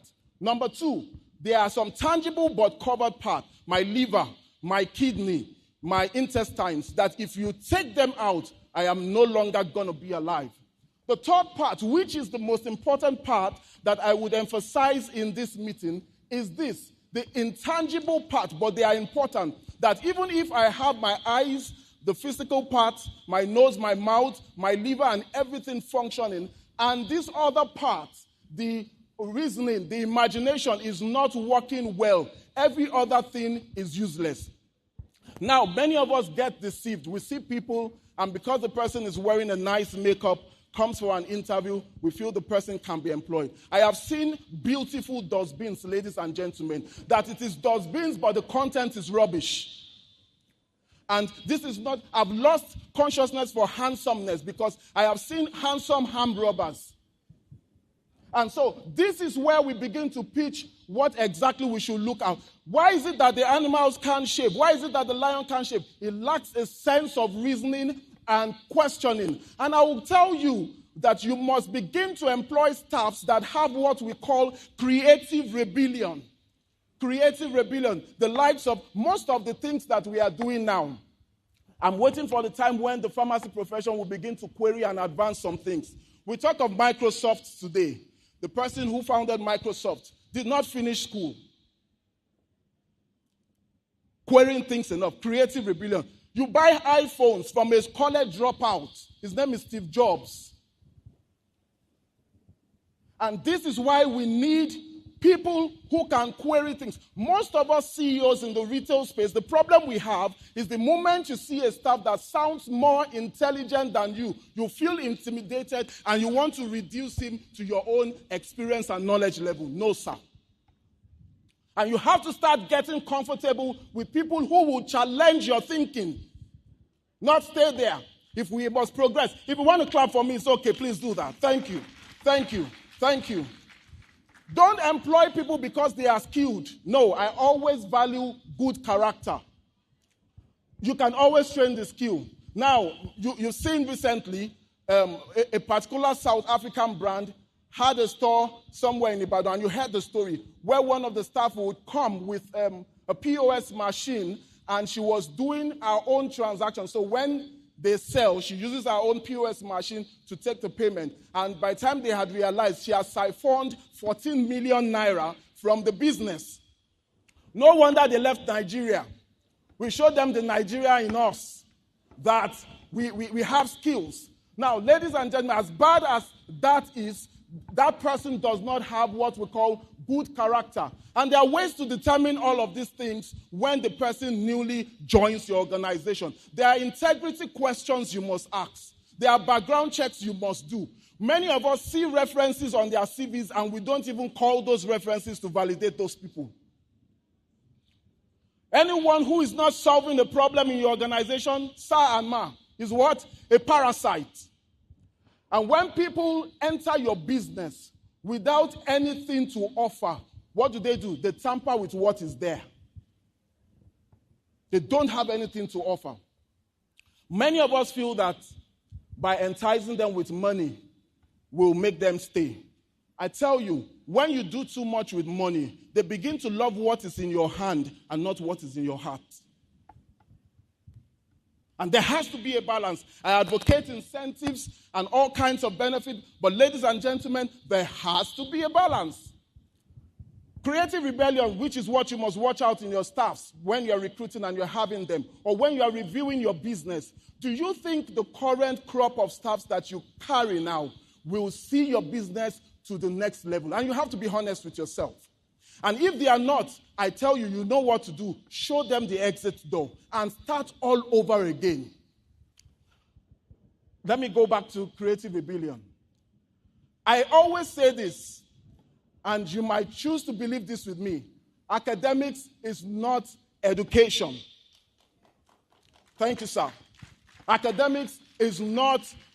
Look, when you go through academics, for instance, you're a pharmacist, so there are types of courses, there are internship programs that is supposed to typify the kind of person that you must become after the end of that training. Education is the one you teach yourself. So I like to describe education this way for the purpose of this meeting and this session. Education is the ability of the human spirit to, number one, experience your world. Number two, question it deep enough. 3, find the options that exist in it. Number 4, to know which options you must embrace as a matter of supreme importance. This is what is called education. So the likes of Chief Razak Okoya Thomas did not go to a school, a formal school, and yet he's running industries. Now today, everybody, I am not sure you have a computer in your office that does not run on some Microsoft packages. And this man was a college dropout. And if you say you don't like Facebook, you don't like WhatsApp, I am sure many of you, for official reasons, currently use WhatsApp groups to aid your business, to do meetings and the likes. Most of these people, go and research, were college dropout. Reason why is because of what we call creative rebellion. So can you sit with your staff and begin to tax their IQ and ask them clearly, ladies and gentlemen, what do you see about the business? What else can we do? What do we need to do? What innovations can happen? Because if you're talking of innovation and collaboration, it's not going to be beautiful wigs on empty heads. It's going to have to be with people who have content and not just the container. Emphasis is on the content of the people in your organization and not how they look. Everything you see outside has an expiry date. If the girl has big boobs, big yansh, it will fall. It's a matter of time. You see, recently, I was brushing my hair and I felt somewhere and it was looking bowed. And I had to tell my barber to improvise because very close, I'm close to 50 now. And so that makes me begin to think, there is no time. And these things happen. So it's not about looks, it's about the content, not the container. And so you want to make sure that you have people in your team that can provide creative rebellion, that can bring the innovation that you need, because I will not collaborate with a brand that is not innovative. And that really rides on the wings of the quality of the people that you have in your organization. What are processes? I will describe this, and if my time stops here, if you do not learn anything in all that I have said, ladies and gentlemen, learn this one. Learn this one. I always say that there's a saying that says, he who does not work must not do what? Again, he who does not work. Hard work is for eating, sir. Hard work does not create wealth, and I will defend myself. So God created a tree the first time and never has to come 2,000 or 3,000 years later to create that same tree. What did he do? He put a system in that tree that anytime when it's deployed, it will bring forth fruit that has a seed in it and keeps planting that way, and we have continuity in that business. That's why you have water on your table, that the water did not dry up before your arrival on earth. That's why you can eat mangoes, orange, and all kinds of fruit. They did not stop reproducing. God put a system in place so that those things can have recreation happen over the years. The sun rises in the morning or about midday. You see it. It has never gone back because there is a system. What God calls hard work is creation of systems. It's not going to work in the morning and coming back very tired at night. No, sir. So what systems are you creating? When we talk of processes, it's about the creation of systems. Let me say this to you as I begin to round up. Number one, money is a tool. Number two, freedom is the goal. Number three, don't get it twisted. If what you have it begins to appear like a trap to you, you are not in business. Activity is not productivity, sir. So God does not need to come back to create another tree, to create another fruit so that we can have food to eat. No, the system is there. That every time this thing will generate fruit that has seeds in it and will make sure that there is continuity if planted. Processes will always help you systemize your business. Another third thing to consider is your customers. You have to know that every business you do in the retail pharmacy practice is all about patients and customers. These people are your real advertisement and brand advocates. As a matter of fact, having good customers helps you because you begin to reduce secondary marketing costs. If I come and I meet this man and I say to him, I recommend XYZ pharmacy as a very, very good place to get treated, they believe me. All my followers, they don't need to do a secondary expenditure in marketing. Why? Because there is a first-hand referral from me to them.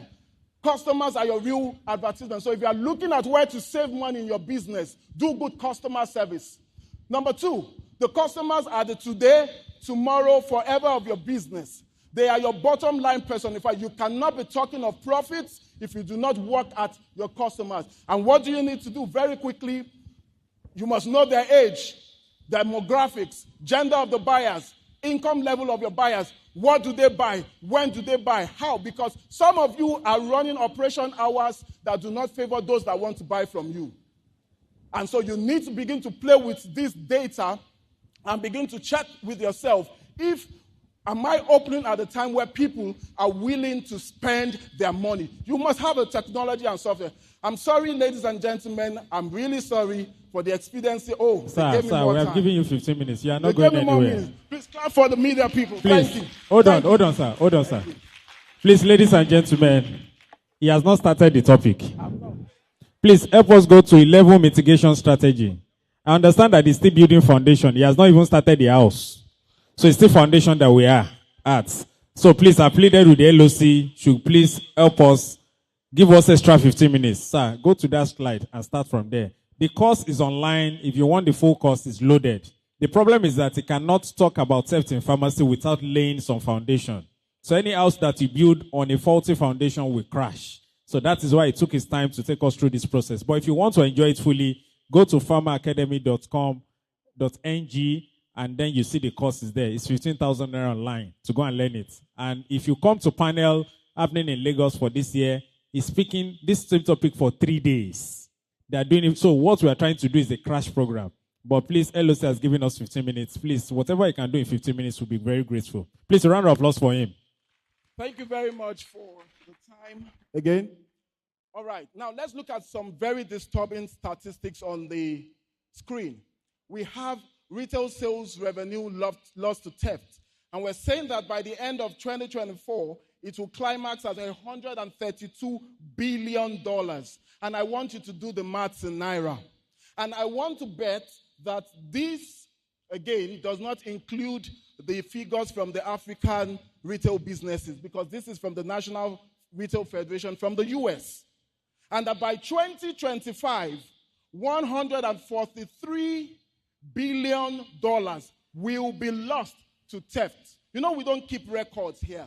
If you arrest a shoplifter and you take him to the law enforcement agent, after a while, it's either they charge him to court or they free him. There are no statistics. We have nothing to fall back to than to work with what we see on the internet. And this is it. While this thing can kill a business is what I am showing you.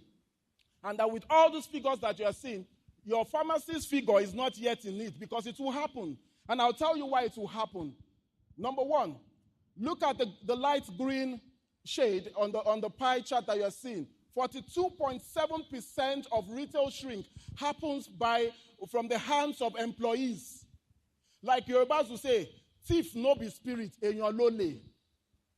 That's what it means. Your staffs are likely to steal more from you than any other avenue by which you record retail shrink. Okay, so that is clear. You are seeing it. Other reasons are shoplifting, administrative reasons, vendor frauds, and unknown. That's a cumulative of other reasons that may attribute to retail shrink. And what do we mean by retail shrink? When what you are expected to have is not what you have physically. The difference is a shrinkage. Very clear. So any strategy that businesses employ to reduce shrinkage and economic losses is what we call retail loss prevention. Now, ladies and gentlemen, let me advocate for this. If you do not have a loss prevention department in your organization, please, like Ola of Lagos will say, stop playing. Stop playing. You are playing. It's just like saying you don't want to have an accounts department. Now, let me defend this. Your stock is your money in another form. In fact, every accountant will tell you that the valuation of your stock is what makes them have good accounts to deliver to you, because you cannot have any value for current assets if your stock valuation is incorrect. You will be guessing. It's not going to show a true reflection. As a matter of fact, accountants know that you need your stock to be correct for them to present for you good and quality accounting information. Many of us only know about the CCTV camera. But even when, I am sure there are still shops that I see around, retail shops, that do not even have cameras. And I always say that this is a must. You must have it. And not only having it is how to use it, because even when you are not there, there is something we call video audits. Do you go back to play to check to see what has happened behind you? Now, there are cloud-related options that even if you are flying anywhere, you can open it from your phones and see what's happened. Just even have a glance of the security breaches in your organization. This is necessary for you. You need a CCTV camera, but you must do what we call a video audit. You can play back and see what's happening. It can throw up training needs. You can see cases where your staffs were dancing Burna Boy on the shop floor and gave room for some shoplifters to carry out their enterprise. That will help you to begin to do trainings on things like professionalism at the workplace. So those cameras are not just there for decoration, just to show that the camera is there. Many a times, you and I know that you don't put those cameras to optimal use. Next. So the first way of mitigating such losses in your organization is to do a loss prevention audit. And this one, let me shake some tables. You see, Many of us make the mistake. We trust one person to hold the keys of the business, and it's wrong. I always say it, anybody who knows me, trust is good, but controls are better. Trust is good, but controls are better. You need to do, I have a client who told me a story that there was a person who was the custodian of the keys to his outlet.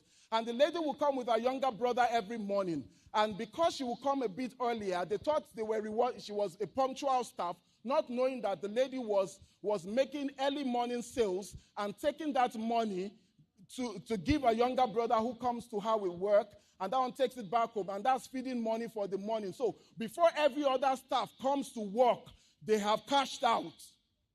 They are selling without receipt. Many of you have one person opening your store, and you say that person is hardworking. Wait until you do a loss prevention audit. Then you begin to see, oh, I have just delivered somebody from some operation. Please clap for me. Clap for me. That's good deliverance. So from holding the key, loss prevention starts from how you open. And what I recommend is split your keys into like 3 places. One person holds one, another person holds another. 3 of them must not come late. They must open at the nick of time. That way, we're sure that we have 3 witnesses to the opening of your store. As little as that, we need to begin to check where the real loss issues are coming from. Because you will never think of that as little as one person being the custodian of the key is, it can give rise to all of this. Number 2, you need to draft customer policies. Customer policies. What is your policy when you catch a customer who is shoplifting or who has shoplifted? And let me shock you. Those women who come with babies, I'm not saying everybody who backs babies on their back are thieves, but in this business called retail, everybody is a suspect. Suspect Benga Adeshina, suspect Taufik Odukoya, suspect Shina Panubi, suspect anybody, whatever your name is, everybody is a suspect. Because why? These things we have even heard of, I've seen bankers get caught with shoplifting. Bankers. And this is where you don't begin to idolize anything. We follow the rules, hook, line, and sinker. So let me go back and say this. You need returns and exchange policies because this is where fraud happens a lot. So they come to meet you and they tell you that this customer returned this item. There are 3 types. You have product return, and then you have actual refund. One of the things I recommend is that never allow your cashiers pay any customer money as cash refund. No. Don't do it. Let it go through your accounts department, who will now check for the product leg and for the money leg, and will show that, oh, this product actually, if you count that stock and it's not complete, don't release the money because it's fraud. But many of us don't know this process, and it looks like these cankerworms are eating us little by little. You need customer policies. Customers are not all the time supposed to come in with big bags and loose dressings. Most times they steal. And so you have to checkmate some of that. Next, I'll rush ahead quickly to save time. You need store safety and security. Now, I want you to know this, that even your security men who are watching you are not clean. Am I saying your mind? Yes. And so this is where you bring yourself to some serious roundtable talk and make them responsible. I have one of my clients, and I know she's here listening to me, and I had to tell her, I said, go and have a meeting with security company and tell them that anything that gets lost in this organization, they are paying part of it too. And so it was now a wake-up call for everybody. We now became each other's security watch that way. So they have a high level of responsibility. But in whole, having good security presence, people who are trained, who have product knowledge, most of your security men, all they know to do is to reap receipts. When you are bought and show them, they just tear it and then they go. They don't understand jack in that receipt. So that's where to start the repairs from. You can also do ghost shopping. You can tell somebody like me to go into your store and see if I can steal anything, and then I can report it to you and all that, under the name of you checking if your systems are loss-proof systems. You want to check. You can tell your friends to go there and look at loopholes for you. Number 3, I really have to watch. I have 5 minutes to do justice to this. Cash evacuation. Let me tell you where you lose money. Many of you have seen fake Naira notes in your cashier's till. Many a times they bring it from home. Yes. So, cash evacuation, counterfeit bills, you lose it. You lose some money. They take it to the bank. They say, this is fake Naira note. And you say, okay. You forgive it. And the staff knows that anytime he sees counterfeit bill on the streets or from home, he can bring it to your till and change it. No, I make sure that that staff is made to pay for it. Why? Because I have provided mercury lights for you to check for authenticity of the bill. Number 2 thing you can do to curb that is set cash limits. So I always work with a maximum of 20,000. No cashier in all of my structures that I cover will have more than 20,000 per time. If you have a customer who is giving you cash of 50,000 now, you must call for immediate evacuation, because if you do insurance will not give you more than 5,000 naira or 10,000 naira indemnity. They expect that you to take initiative and take your big cash out of your till in case you are robbed or anything. Number 3, POS terminal fraud. Just like the one I mentioned earlier, that someone in a very big store, a South African brand, brought in our own POS machine into the business and was transacting with it. So 14 million left that business. It was 1 month later when the auditors came that they discovered that 14 million has gone. You must make sure that, how do you allow your staffs to resume without searching them? I search staffs when they're resuming. I search them when they are exiting. I search them when they are going to toilet. I search them when they go and buy food. I search them when they come back from buying food. We're talking loss prevention. I'm telling you the truth. One of my favorite clients, and I don't know if she's here, but I won't call her name. She's one of the LOC members. This woman, one day we searched a staff, and this lady was menstruating, and she put 1,000 naira note, 4 in a menstrual pad with blood soaking it. That sounds ugly, but let me tell you, these people, let me tell you this. When you begin to, that's why I always advocate that you do loss prevention initiatives. You see, when you don't tell your staffs that you have a plan for your stock and your money, they will tell you that they have a plan for your own. Cashier sales excesses.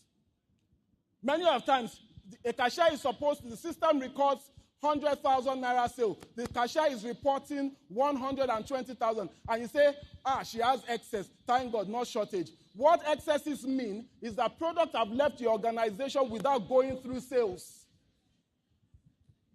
And you're coming back to meet it. In retail, there is no shortcut. What you sow, you will reap. If you allow that tribe, many of your products have left. At least nobody came to dash her 20,000 naira extra. Which is why I always advocate that you abolish tip collection. I don't allow it. Recently, one of my clients and the HR was talking to me, and she was trying to contest, and I said, not on my life. Because they got so sophisticated that they were giving customers their account numbers to transfer tips to them. Yes? That's what they do now. They've gone technology-based, they send it to my account. And I had to wipe off the entire workforce, because if you have it, when we were recruiting you, we didn't promise you tips. What we promised you was your normal remuneration, your salary, and other benefits that comes as a staff. We will never promise you that we're taking tips. If I am so tip conscious, I am going to steal from you.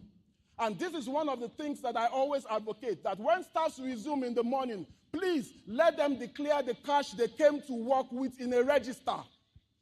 And they will spend from it. And the supervisor withholds that money, so that at the end of the day, we're checking them, we're releasing their balances to them, and they go home. These are loss mitigation measures you must do. All right. He who has ears, let him hear what the Spirit says. Missing inventory. You can lose stock from your drivers.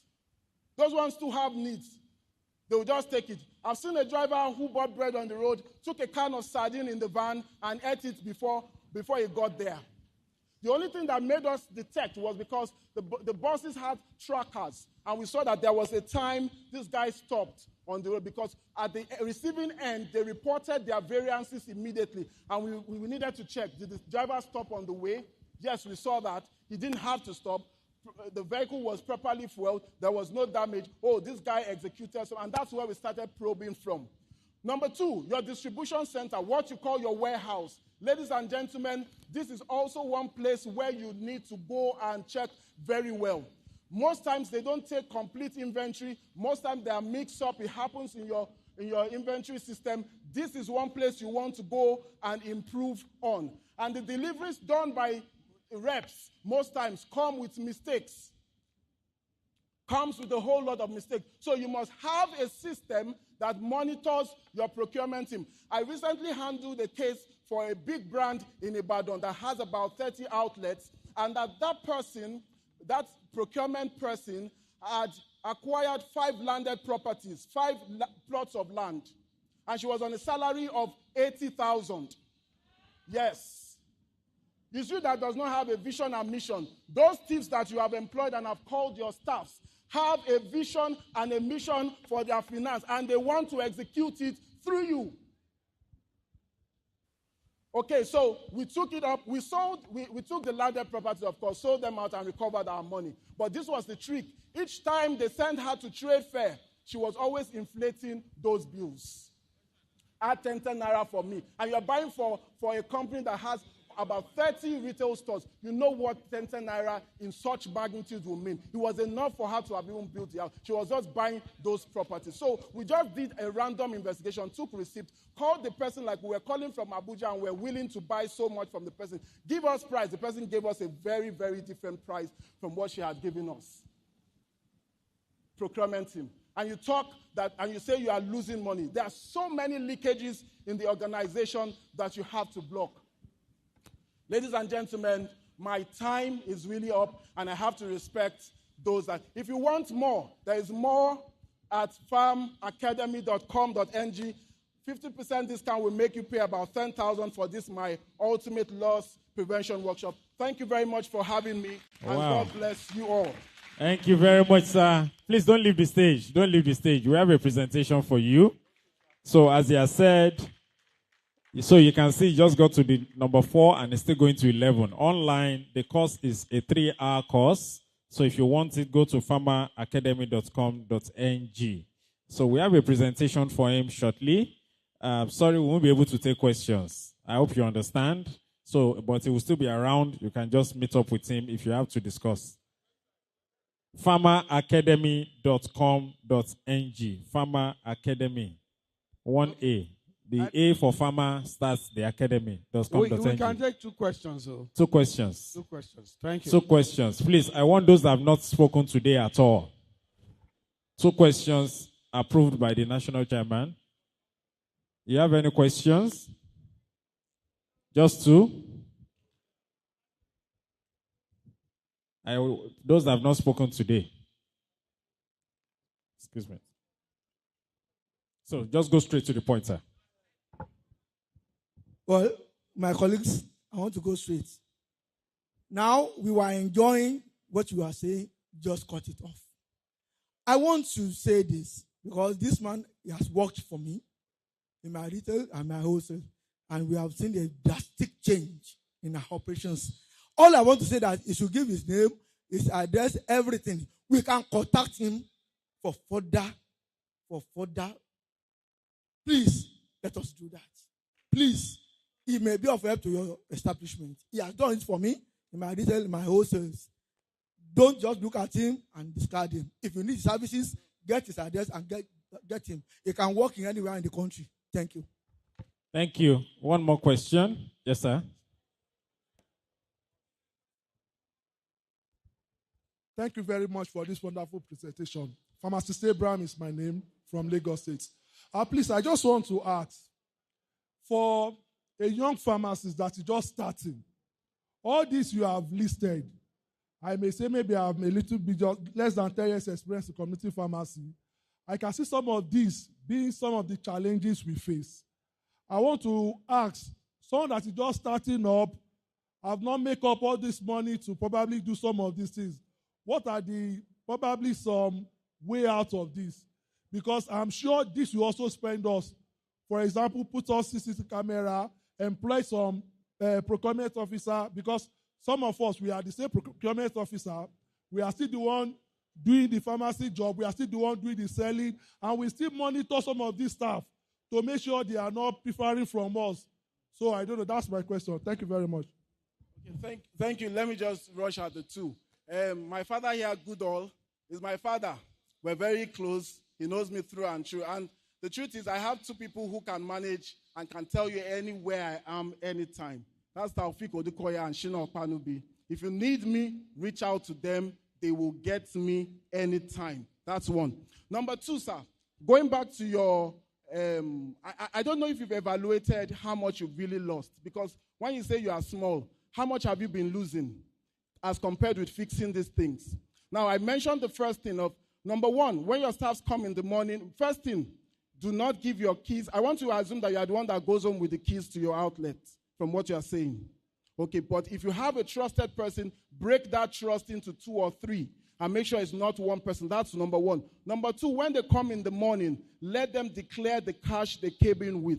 Because apart from physical product, they can siphon money from you and you would not know. And then everybody's appearing innocent. And because you want to have staff retention, you tend to forgive all those things because they know you don't have a plan for your money, but they have a plan for your money. So you make sure that they are set.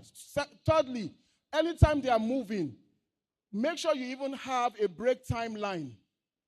So in my terrain, I have many witnesses here. 9 to 11 is food time. 2 to 4 is another food time. Once it is rush hour, when customers are rushing, you cannot go eat nothing. Why? Because if I allow you go and eat at that time, I'm going to have my business exposed, millions of naira exposed to pilferage, to stealing, and all the like. So I structure certain things. You want to go to the toilet, get searched.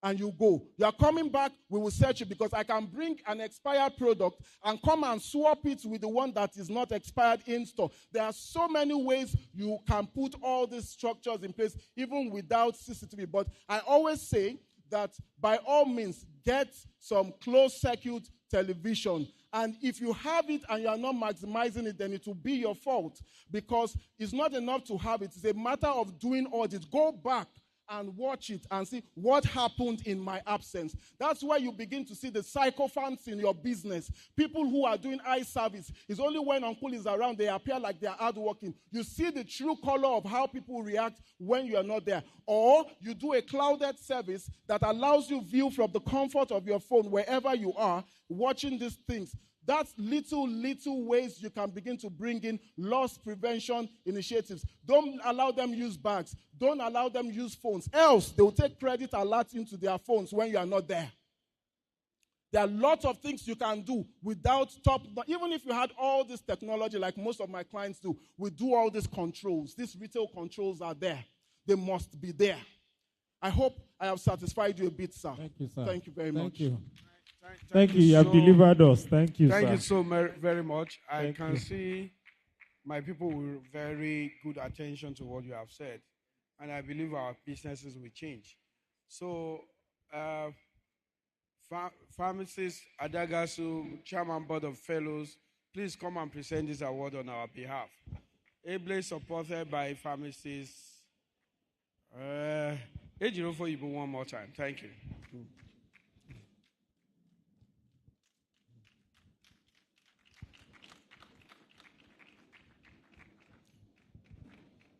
I don't know if Chairman of APS, National Chairman APS, is around. Is she around?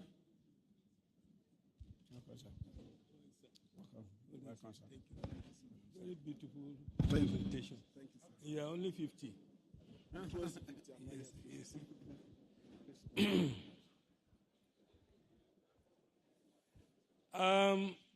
This is my first time of seeing a young man make a very beautiful presentation like this. He's not yet 50 and he knows everything. I really appreciate you. I can assure you that everyone who is here appreciates you. But I'll plead that you go down the cost of your online course. And the cost of, is it 10,000 you said with discount? It's 20,000 usually, but I gave a 50% off it. 50% off it. Can, Okay, I can't push him now. Can we push him? 10,000 is okay. If you make a lot of money, remember me. Okay, sir. Ladies and gentlemen, on behalf of all of you here, I'm making this presentation to this gentleman called Benga Adeshina. We wish you well. It is in recognition of your role as a speaker at this business clinic, this very, very wonderful conference. We hope that we'll be able to use you in other areas in the future. Thank you very much for coming, and God bless you.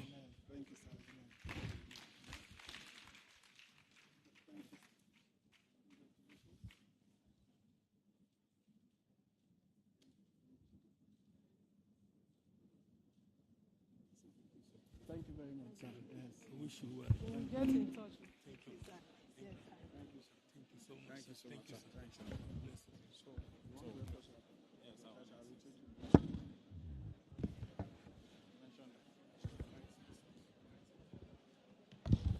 One more time, please, let's appreciate our speaker.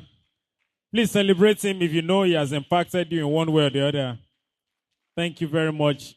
And we also appreciate you for your generosity. He has given us a 50% discount to access this course on pilfering in pharmacy, so you can go to the website as announced. So, ladies and gentlemen, I've been told to inform us that we still have the retail toolbox available, and is an omnibus Android device that can perfectly substitute computers in our pharmacy. It has a battery life of 12 hours. It has inbuilt printer and issues sales receipts.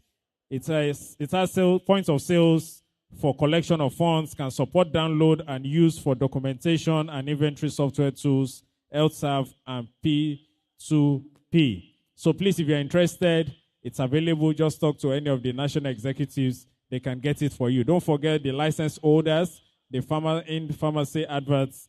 Everything is available for us. So, ladies and gentlemen, please don't forget Gala Night Oats. And they've told us that because we are finishing late, so they give us that the program will start by 6 p.m. So don't forget the access to this all, and by 6 is your card or your Ankara. And tomorrow we are going to have the sports festival at Aladi. The departure is at this hall by 7 When things are tomorrow. tough as they are now, one thing we see, especially in the retail business space, is a dramatic upward swing in retail fraud. You'll be shocked at how much you are currently losing from the strangest of places. But don't worry, I got your back. Join me at the Retail Loss Prevention Workshop during the Panel 16 conference. Not only will you see how you are losing money, I would also be sharing with you loss mitigation strategies to help you combat this menace in your business. Don't forget, you are made for more.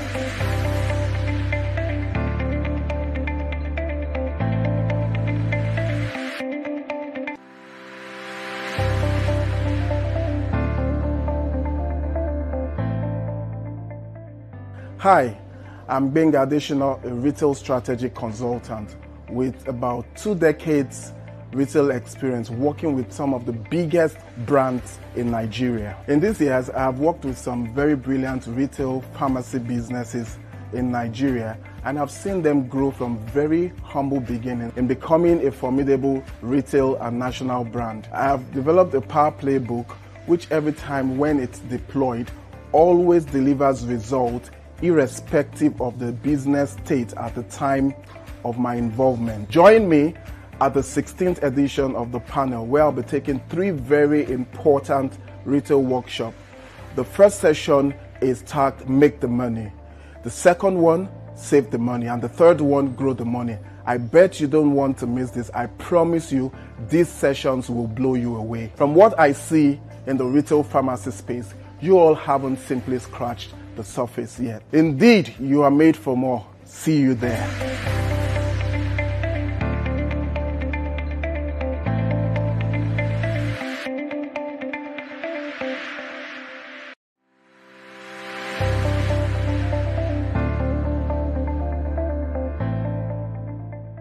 At a time like this, community pharmacies all over the country are seriously struggling just like most businesses today.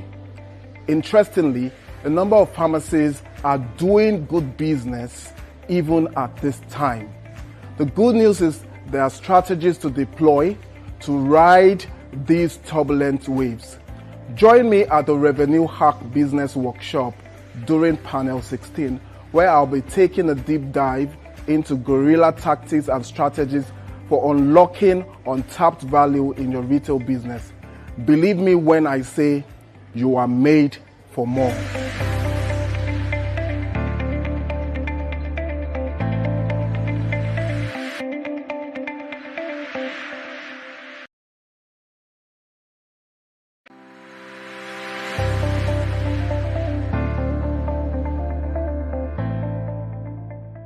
At a time like this, community pharmacies all over the country are seriously struggling just like most businesses today.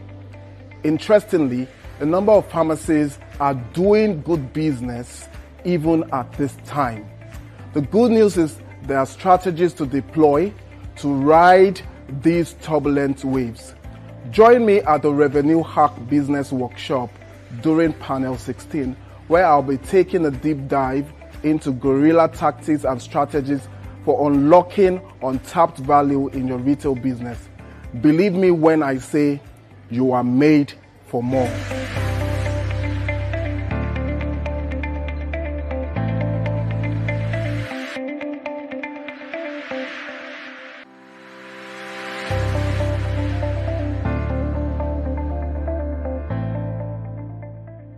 Hi, I'm Benga Additional, a retail strategy consultant with about 2 decades retail experience working with some of the biggest brands in Nigeria. In these years, I have worked with some very brilliant retail pharmacy businesses in Nigeria and have seen them grow from very humble beginnings in becoming a formidable retail and national brand. I have developed a power playbook which every time when it's deployed always delivers results irrespective. This is Oluyole 2024. You are welcome to the annual International Scientific Conference of the Association of Community Pharmacists of Nigeria. We have pharmacists here from different walks of life. We also have exhibitors who are here to display their products. So let's listen to the pharmacists who have been practicing in the community for a very long time all over the world. Let's hear what they have to say concerning the conference of today. It's a great privilege for me to stand here before you at this 43rd Annual National Scientific Conference of our dear association. I appreciate the grace of the Almighty God and thank you, my dear colleagues, for setting me up for good work and for great work. This conference provides the opportunity for us to exchange knowledge, chart the course for the future of the pharmacy practice worldwide, and collaborate. It is time to explore several key themes that are shaping the future of community pharmacy practice. I encourage you all to actively participate, share your insights, exchange ideas, forge new partnerships, and build lasting connections. Let us seize this opportunity to advance our profession through innovation and collaboration, making a meaningful impact on the future of community pharmacy practice in Nigeria.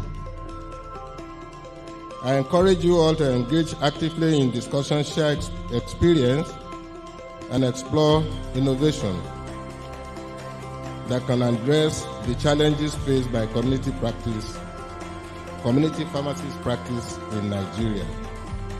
Let us work together to build a future where every Nigerian has access to quality pharmaceutical care and community pharmacists are empowered to deliver the highest service standards. On technology, I spent a bit of time because I think this is the game changer. There are many individual pharmacies that are already embracing technology, but still at the rudimentary level. The whole association had moved to a point through PSN when the IT platform had practically been accepted. But with government, things are not always what they seem in public. It has never seen the light of day, but there are new moves now that might make it easier. We've seen folks like Drugstock, several other ones, and I will show some examples of online pharmacies. That we embrace technology should be a must in our practice. The practice of e-pharmacies, we see already established brick and mortar pharmacies, Health Plus, Med Plus, who are adding that online channel so that they can serve their customers who want convenience, who want privacy, and several other reasons why online pharmacy can be valuable. Personally, what I've learned and what I've been learning from ACPN conference is that it gives you an improvement in your practice. Once you go back home, you improve on what you studied.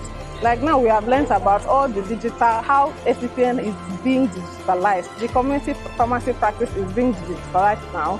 You can do digital learning, you can do digital labeling, you can even document all your clients' things on software. The software, the P2P, you can even say in your community pharmacy practice and order online. You don't need to go here, or go here and order. You just have to form a linkage, a supply chain that will stay in your shop and everything comes to you. No stress at all.